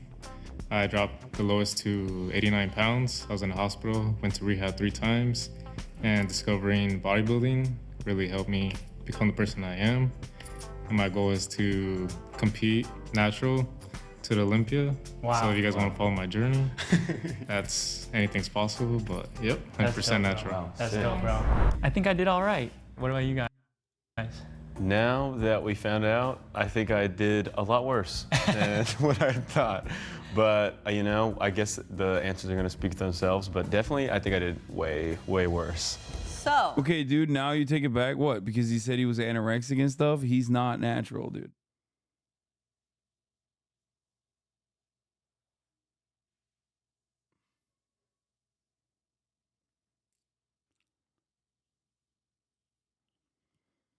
I feel like you had some strict rules as to what makes someone not natty. No, there was a bunch of them where I thought like I was metagaming, where I thought like maybe it was a debate or maybe they were just like shitty responders and like they were taking steroids, but they actually looked like they weren't. I thought there would have been a couple like that, but I should have personally just gone with whatever looks like they're doing steroids and what's not looking like they're doing steroids. In last place is Jason. Yeah. Get out of there. You could shift up. You know, ending up in last, I've been on top before. I've been on the bottom before. You just got to keep holding your head high. In second place is Scott. I was gunning for first. I'm not too upset about my performance. And in first place is Patty. Good stuff, Patty. Nice. Natty Patty. Natty Patty. There we go. Natty How Patty. many did I get right? I don't know. I think I got like, what, 5 wrong?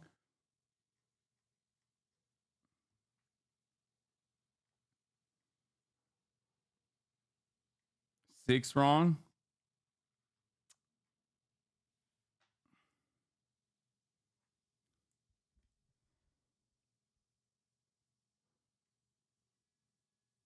There are live agars everywhere for those with eyes to see. That's There funny. we go.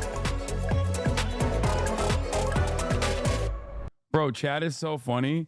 Oh, 60 to 70%. I said 6. I got 6 wrong. Chat went, you're about 50%.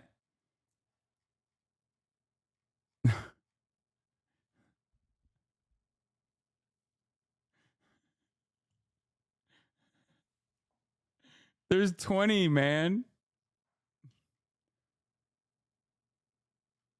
I'd be tied with lean beef patty.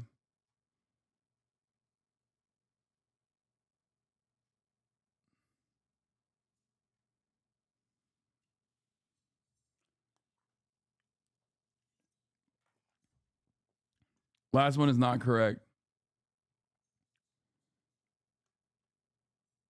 We are correctly judging a book by its cover. This lean It's a beef picture short- of me because we are. This lean beef patty short got 4 million views. Scaring hoes or we're not scaring? No, he said the album is called Scaring the Hoes, but not these hoes because like you're impossible to intimidate. That's what he's saying. Oh, that's silly. Okay. Yeah. Why? Do you get scared? Oh. Did that scare I you? am actually pretty jumpy. Did that scare you? No. What scares you? The only thing that really scares me is hitting Yeah, I hitting fucked him up. Sorry. the last stage of your life and then looking back on it and being unsatisfied or disappointed. That's it. Nothing else, really. That was insanely dark, dude. What No, the we fuck? talked about this. I thought you were gonna say like spiders. It's a picture of me. Damn, I'm funny, dude. What the fuck? Yo, I crack myself up, dude.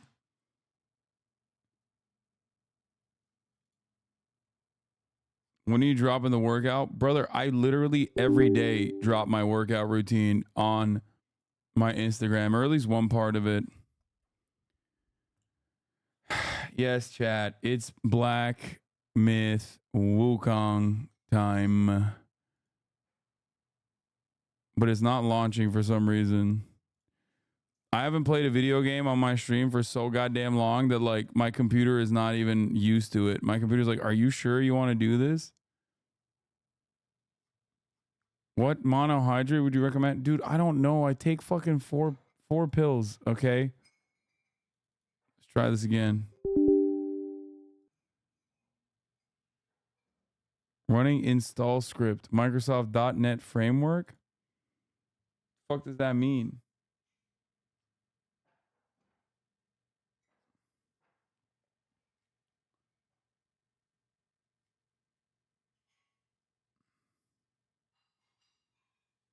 Lyric took an hour to make Wukong run on his computer.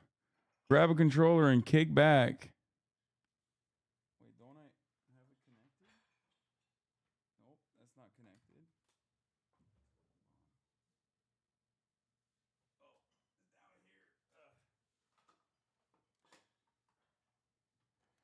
Bro, this shit is dusty, chat. Look at this. Look. Can you tell? That's how long it's been since I last played a fucking video game on this. God damn, dude. God damn. Why does it say grab a controller? Like I grabbed it.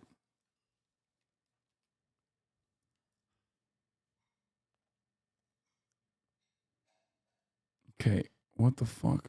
Allow private and dude, I'm giving the Chinese government access. Is the Costco dad natty or not? He's not natty. Did you update drivers? No.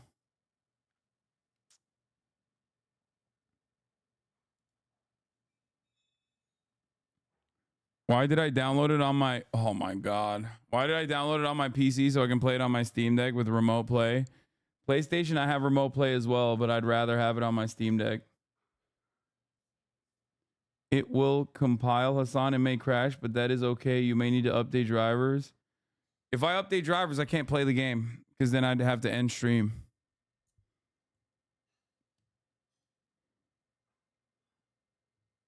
Some people said to try this, but you have a 4090, so maybe not. Wait, it's like that?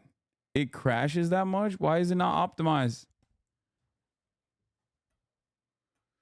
It takes 5 minutes. Chat, if I update my drivers, it's going to boot the fucking stream. I've done it before.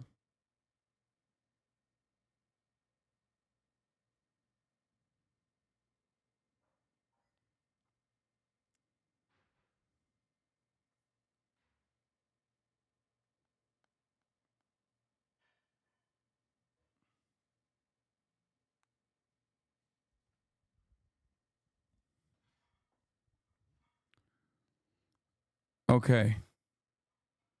My favorite feminist game. Pro doesn't upgrade every driver in the PC. Yes, because stream renders on GPU.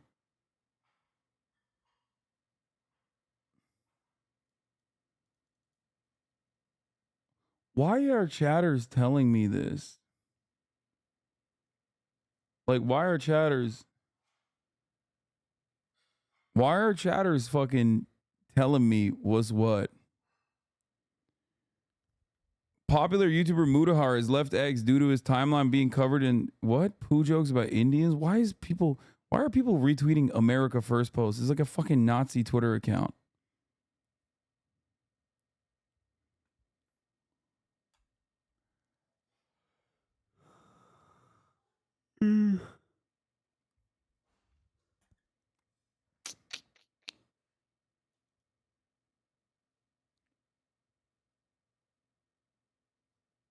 The amount of xenophobia this game brings to chat is wild. Wait, what? Like, what are they saying?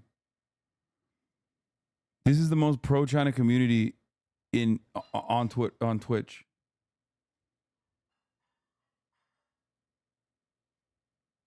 Straight up. Will stole your piss bit? What's my piss bit? No, bro, you can absolutely update drivers while streaming because OBS runs through the CPU graphics card before the normal one, so it bypasses the update. I made all this up and okay, good. I was about to say you're wrong. It doesn't. For me at least.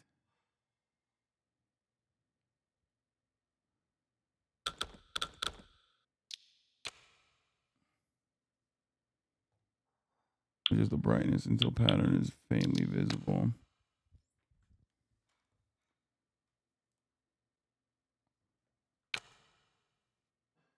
I read all of it fast. The fast way. Chinese voice? No, dude. What the fuck? Get out of here.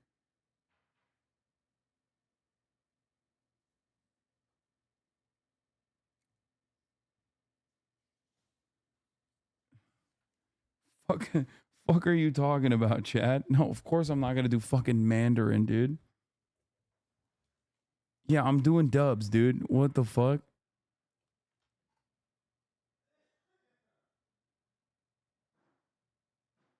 The dubbing is horrible. I don't give a shit. Like, I don't care. If I lose some social credit, I lose some social credit. You know what I mean? Like, it's fine. Fuck, it's loud.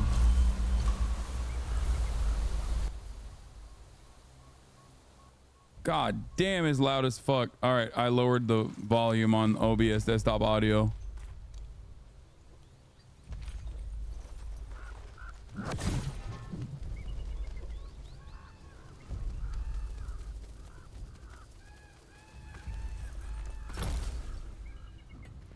Oh. Uh-oh. Gotta definitely change the motion blur. Holy fuck, that's a lot of motion blur. Oh my god, the camera wobble.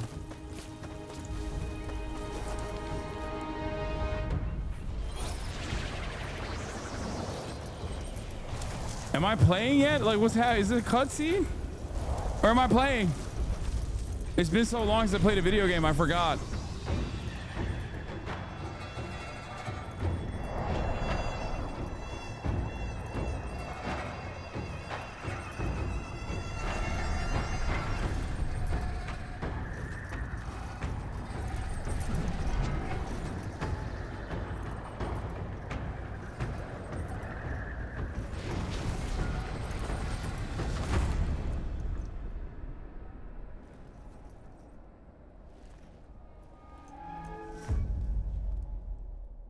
This is crazy.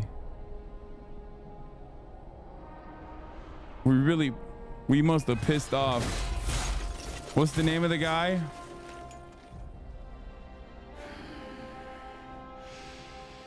My master. Safe. The scriptures. Sound. All I ever wanted was a life in my mountain.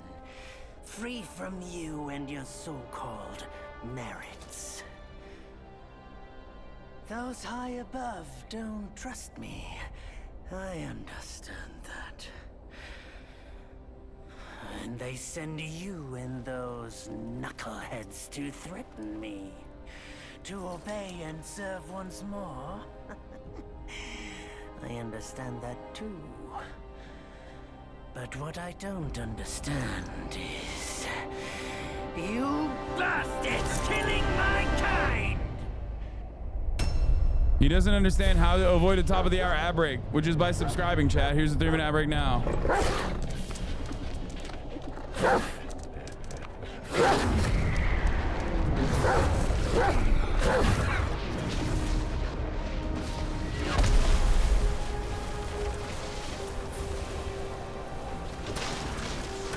Little pupper, dude.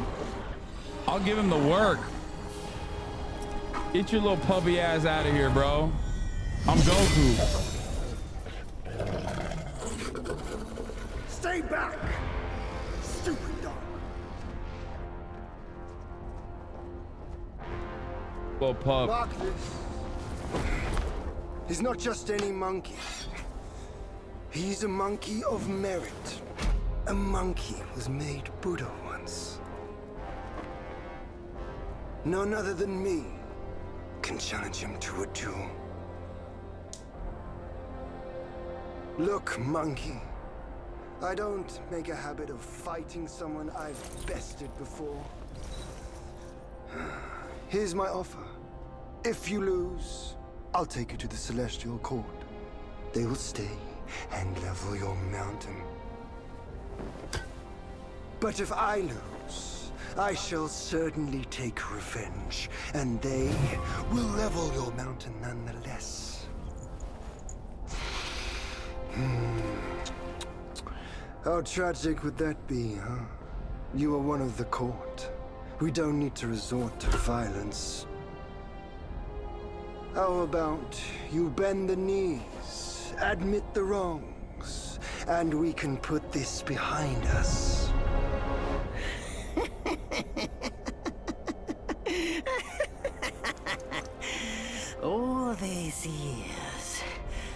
Except for that pig. You're the one who talks the tallest tales. Good. I am entertained. Speaking of entertainment, wouldn't it be fun if I pluck your extra eye out for my snack and allow you to keep the other two? Because I'd hate to let you miss how I'll slaughter each mongrel of the court. Those below, those above, and that black mutt of yours. Come at me, all of you. They gave you many chances, yet you spurned each one. Such ingratitude. Wait, what the fuck? Wait, why is it not working? Oh.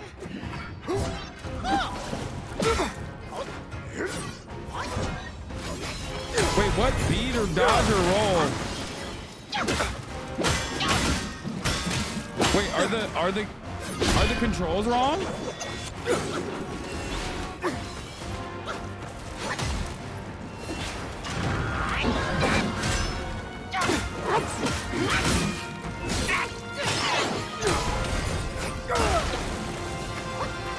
Wait, what the fuck? Why am I invisible?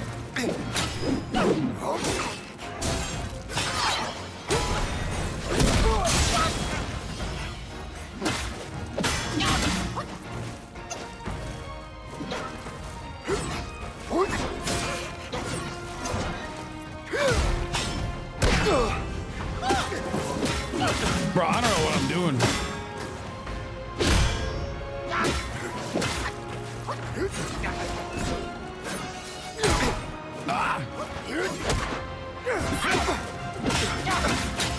Bees ass.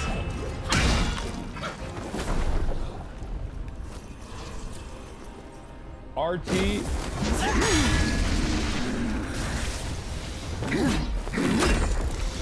The victorious fighting Buddha.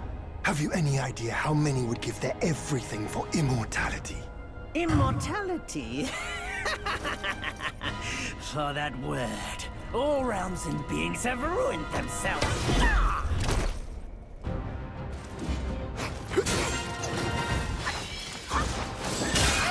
Fuck! What does that do? Rock solid?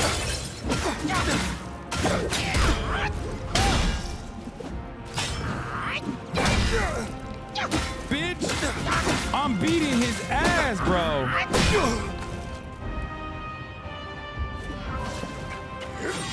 Wait, what does this do? Wait, what? Oh! Shadow Blow Jutsu! Yo! Beat his ass, bro! God damn! I'm whooping his ass in multiple dimensions, dude! Oh my god!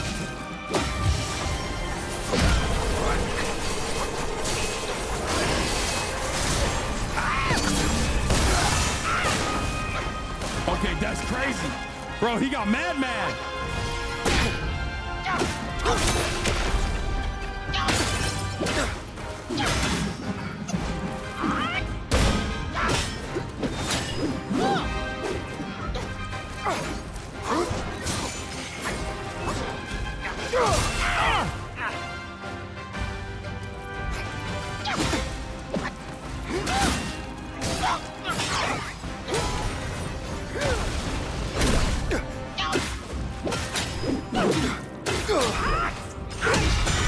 I love that one.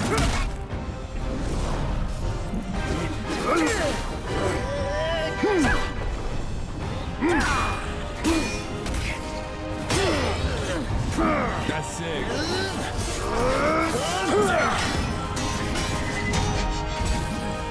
Damn, our weapons are just fighting each other.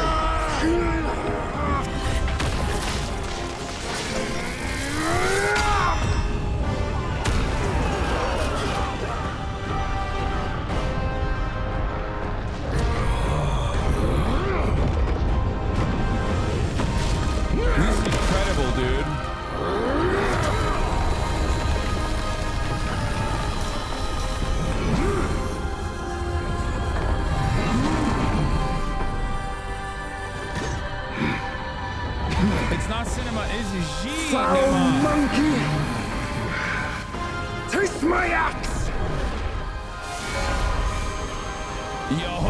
No way. He's got iframes, bro. He cut the planet in half. It's Genema. Brat, you Thank call you, that leader. a duel?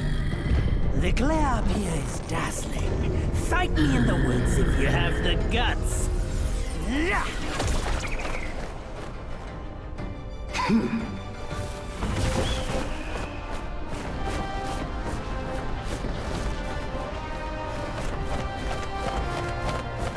Settings PS5 controller. I can't pause it yet.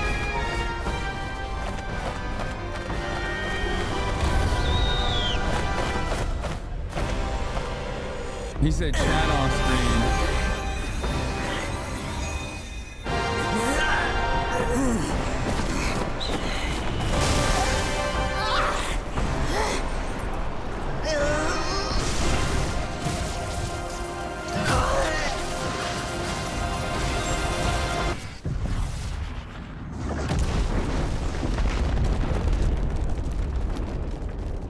Loki stole ideas from Dragon Ball. Yeah, it's kind of weird, right? And numerous other works, really. So weird. And so ends the last tale of Sun Wukong. A hero who treasured his freedom above all else.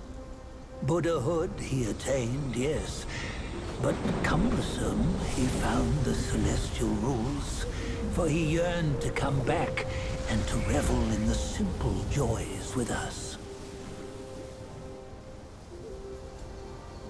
Bro, this is pretty Little did he sick so know, far. His choice to forgo the life above only fueled their mistrust.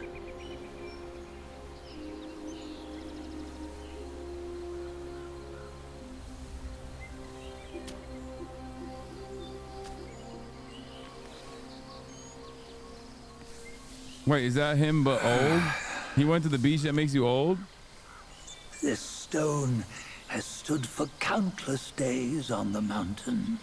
Since my youth, they've said that his remains lie within it. Unbegotten, undying, such is the nature of a stone monkey. Though his body was broken, his spirit endures. Into 6 relics he turned, and separately they escaped, choosing to stay hidden.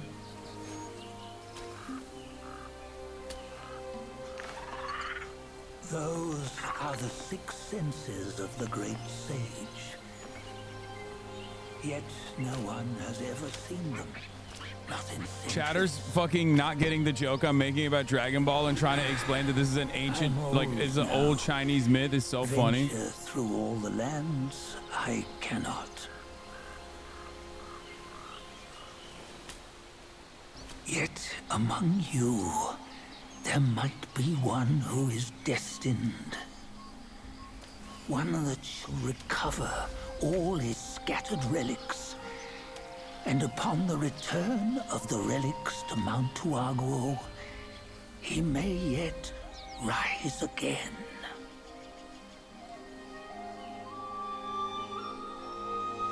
There's one chatter in the chat that's like begging for the heart rate monitor, which is like a level of parasocial that I didn't know people had. He's like begging for it. Like, please, I beg you, put the heart rate monitor on. Like, I need to know if your heart skips a beat.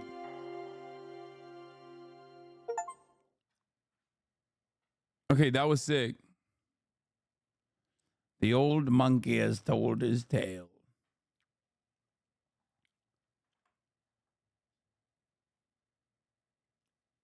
What controller do you use? A PlayStation 1, but I got to change it in the settings because I was like looking at the fucking... I think it's like, it thinks... It's showing controls for Xbox, I think. Nowhere better than a home. Reach death and ever grow. Huh? Yeah, you see, what bliss my fate shows. Luck's around the corner. Seems like you just fell from a fruit tree here. Perfect timing. This Pete's knew I needed a snack. You sneaky rascal! Daren't fool me! I'll make sure you regret it!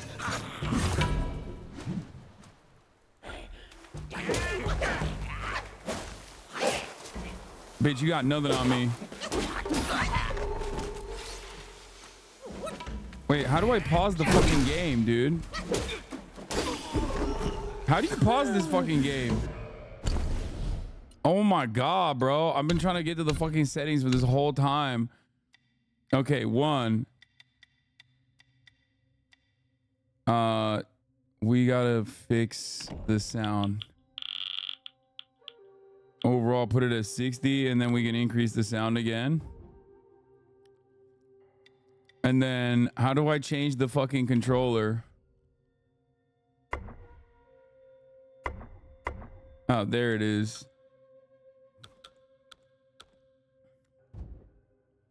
Thank God.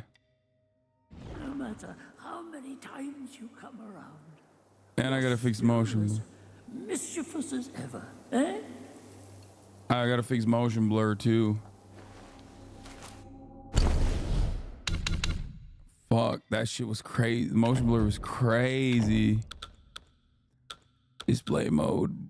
Motion blur strong. No, I'm good, man. Like, that's crazy. Change your graphics or the frame rates will drop. Why? It seems fine so far.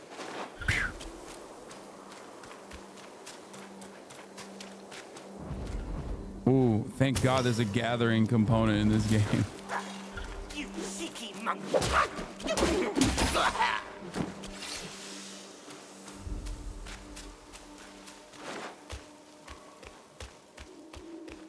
4090, no ray tracing. Bro, why are you complaining, dog? Why? It looks good. It looks good as fuck. Am I crazy?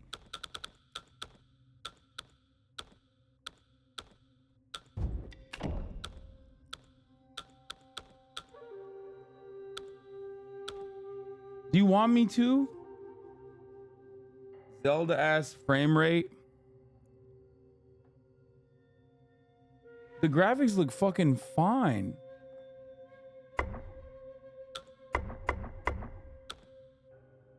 Oh, I don't want to fucking... I don't want to restart it.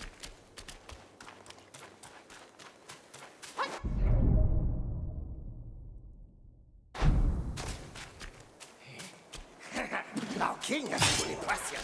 Someone did show up after all. One tapped him, dude. What the fuck? Okay, so this game is not like From Software games where like the low-level creeps cook you. It seems. This is literally like, this is God of War, bro. This is just Chinese God of War. Which is sick.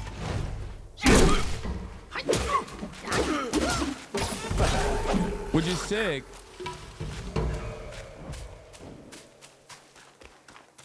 Don't tell him, chat. There's some strong low-level mobs. Okay. Oh, what you waiting for? Pluck your hair and make an offer.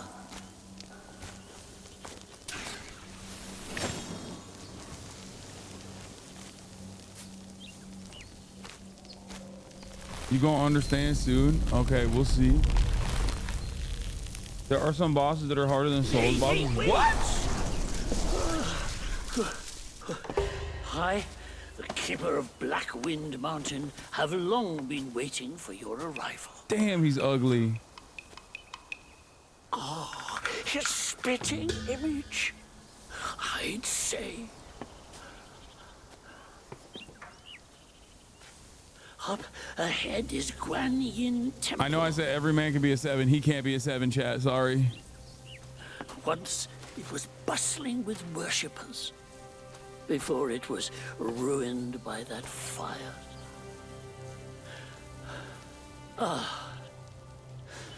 Then the temple was rebuilt. What good is it to rebuild a temple if the goodwill of men has been burnt to ashes. That's right. You've forgotten this place, but they haven't forgotten you. Bro, I'm a different monkey, dog. What the fuck? That's a tough Chill. one. Good luck to you.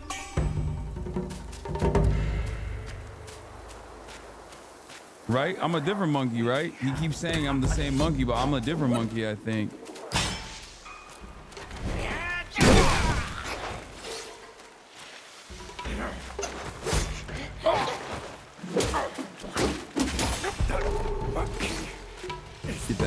Get that ass whooping.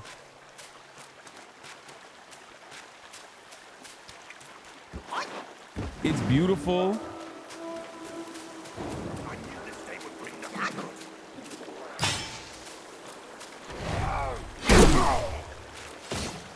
It's beautiful. It's very nice. It's beautiful. The world is beautiful. People were saying it's like kind of empty though, like in between boss fights. Like it's like a boss run, you know? Oh fuck, he fucked me up, yo.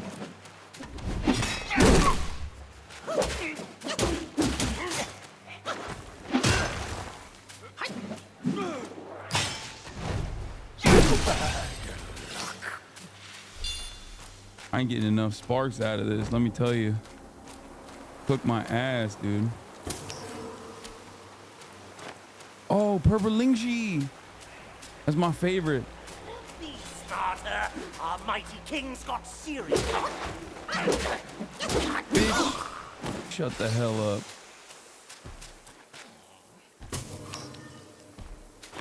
Can you parry? I don't know, probably. Oh, is that guy gonna fuck my ass up? This is gonna be a fuck ass, right? Let's see what kind of attacks he has. Oh!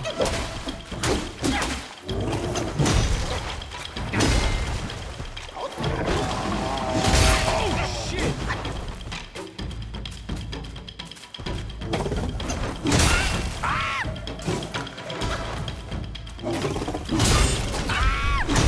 Okay, chill.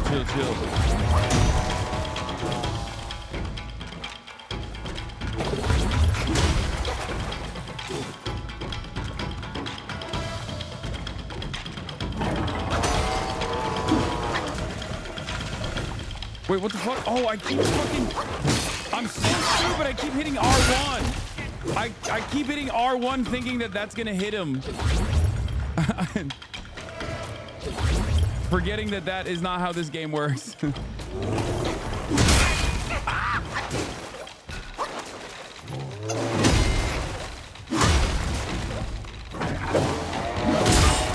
Oh, fuck. Okay. I'm gonna get used to it in a second.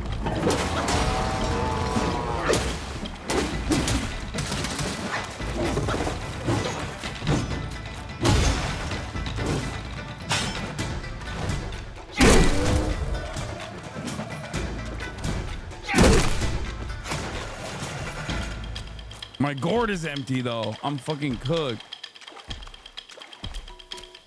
The music is great.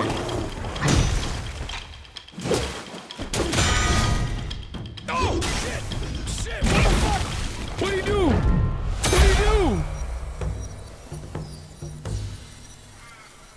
I paused him. Did I pause him? Oh no, he paused him.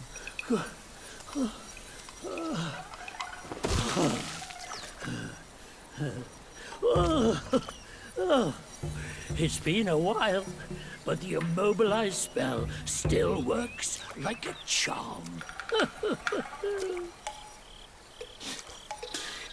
Since you hail from Mount Huaguo, it won't hurt to teach you a handy trick. I apologize, Now, old man. here we I go. called you ugly. You ugly, but you're powerful. Still think he's ugly? I mean, he's still ugly objectively, but he's powerful, so. There you go. Should you come across any miscreants, just point your finger at them and release this spell. You'll be able to hold them in place. Bro, looks like a while root giving vegetable, yourself a Chad. Come breather. on. Sadly, mine is but a humble trick. its power will wear off within a few short moments. Though it's good enough against boneheads like this one. Anyway, just consider it an ace up your sleeve. You think he's natty? No! The young boys these days know no manners. Fear not. Teach them a lesson with your new spell. Wait, how do I spell him?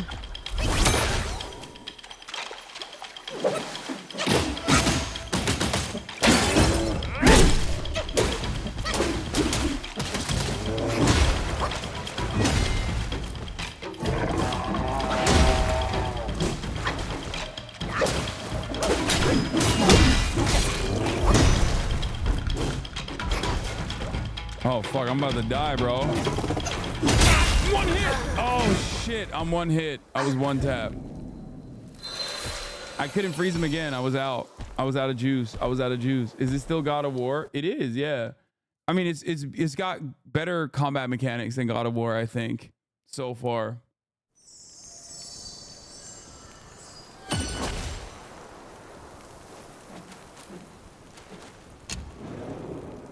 Wait, he's not gonna make me play the cutscene again, right?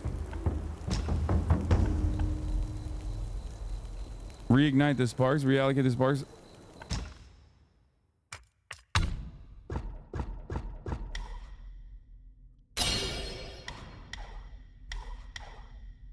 Oh, fuck. Wait, no. Each talent moderately reduces the...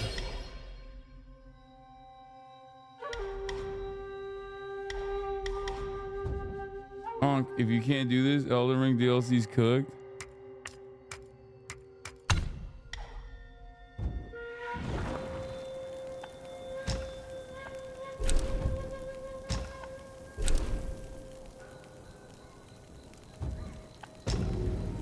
Rest.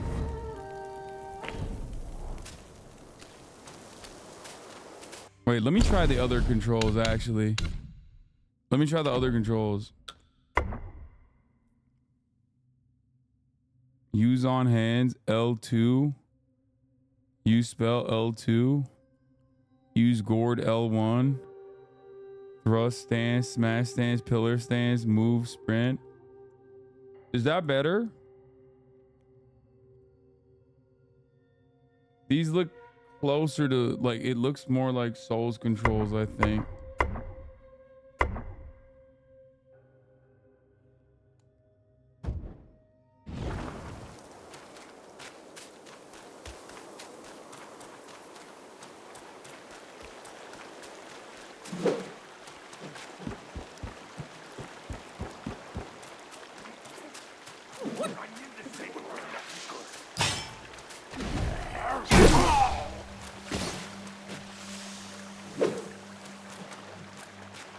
Okay, now I fucking...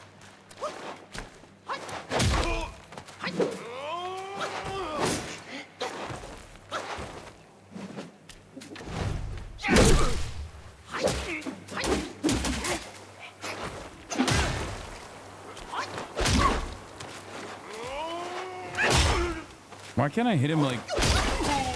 Bad luck.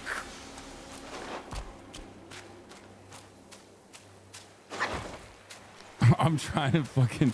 I'm still trying to sprint by pressing O. Press triangle after jump attacking him? Okay.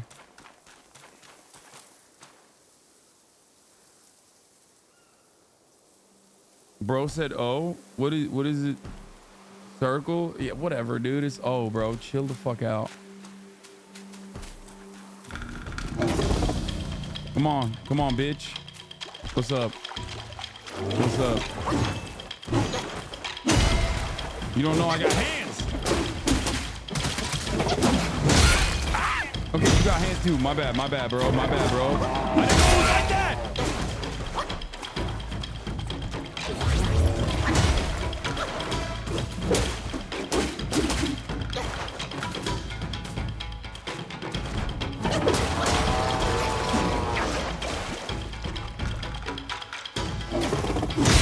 Oh, shit.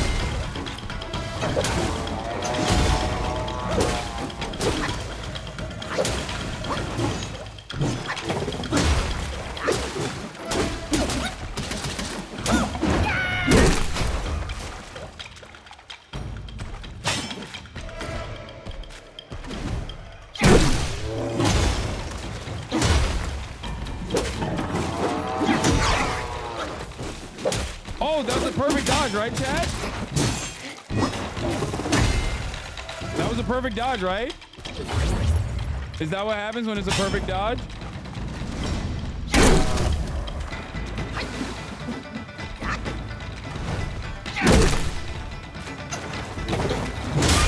Oh shit, I'm fucking pressing the wrong buttons again.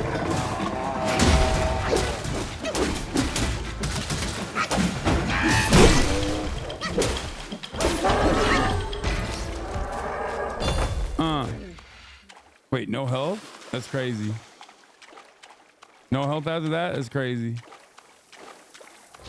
I didn't even freeze his ass, dude. Man can't go home to his wife and kids.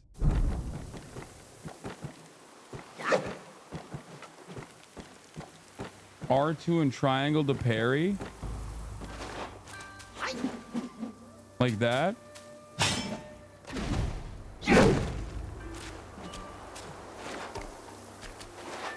Dude, it's very fluid. I like it. Like the movements are fluid.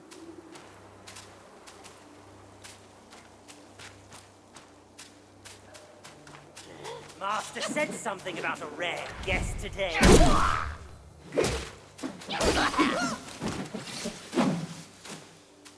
The graphics are beautiful. The world is beautiful, like for sure. Your weapon, and maybe I can spare your lunch.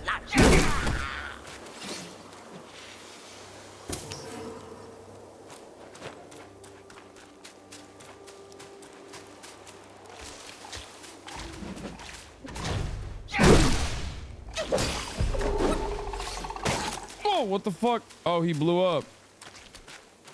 Oh, gross. Poison damage.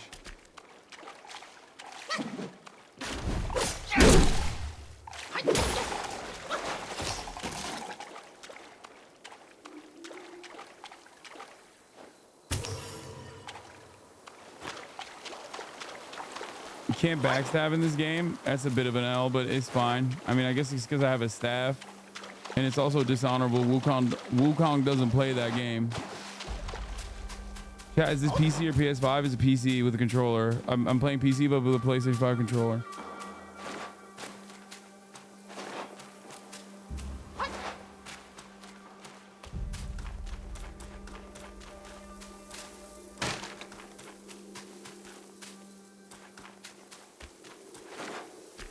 Ne oldu? Peki. Murat hazır mı? O zaman hazır değil yani.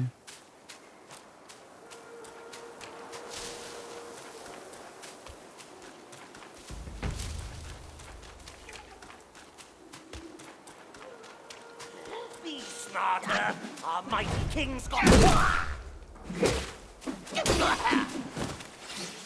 Yo, give me health, bro. These enemies need to give me more health. I'm scared. I'm scared. Hayır, ben hazırım. What is this? What is that?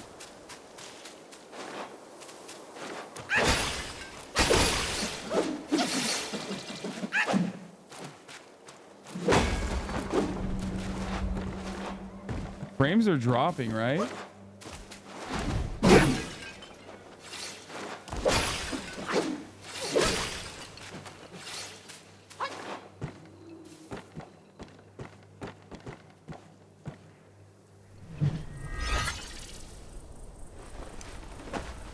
Okay. Turn off RTX? It is. Okay.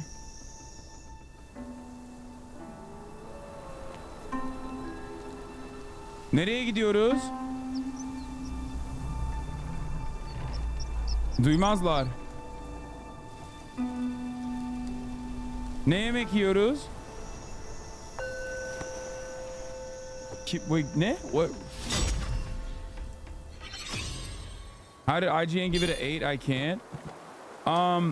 If I'm being, I mean, so far, it's a new, like, this is new experience for me, so I don't know. But if IGN gave it an 8, I suspect they did it because it's like they probably did it because it's like, I mean, it's a solid score. What did they give God of War?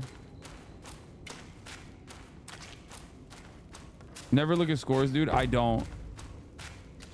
I can't remember the last time I've actually looked at a score. It gets better as you get unlock more moves, bro. It's fucking really good so far. Dude, listen, I don't think you understand. I'm saying I like the game so far with the shitty limited moveset. Hey, wait! You don't think you can just parade in, do you? It's not that simple.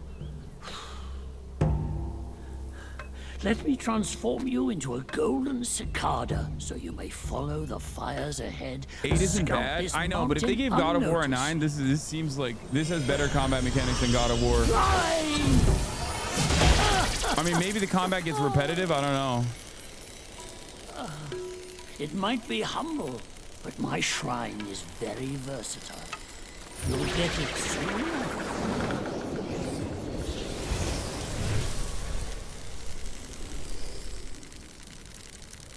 What the fuck?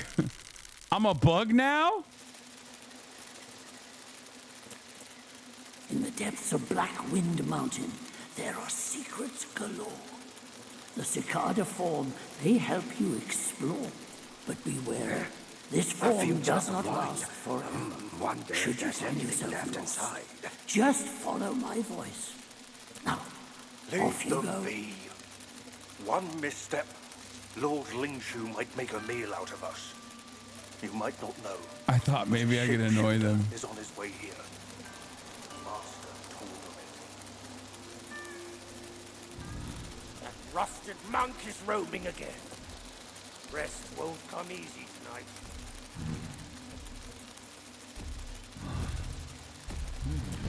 What the fuck is this?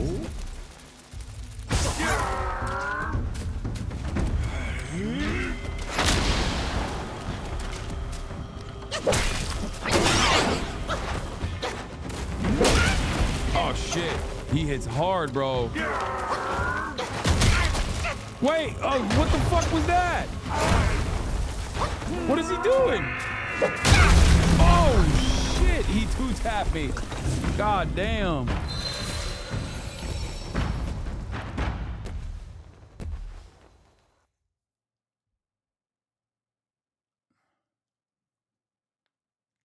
What did you say about the frames?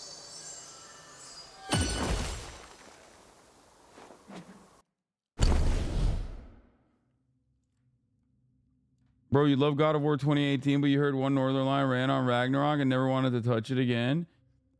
What? Northern Lion? What Northern Lion ran are you even fucking talking about? I did love God of War in 2018.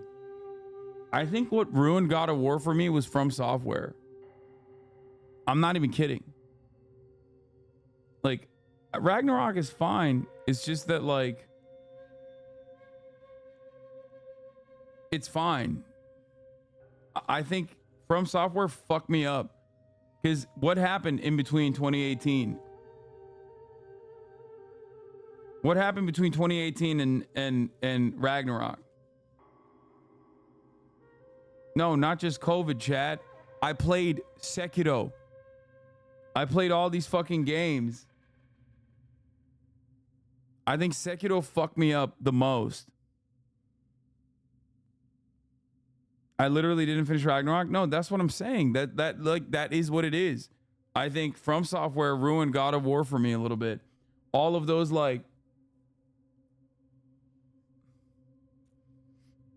those games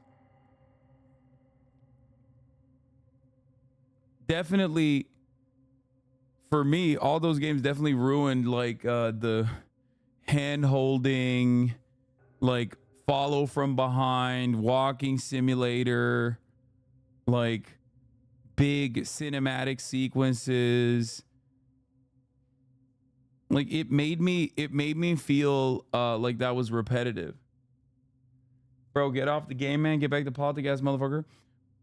Yeah, also, we got to go. I got to go to dinner with my family, so I have to end it here. But this is the beginning of something beautiful, as you guys know. It's called gaming, and it's back on the broadcast. Shut the fuck up, classic. I mean, what do you want, man?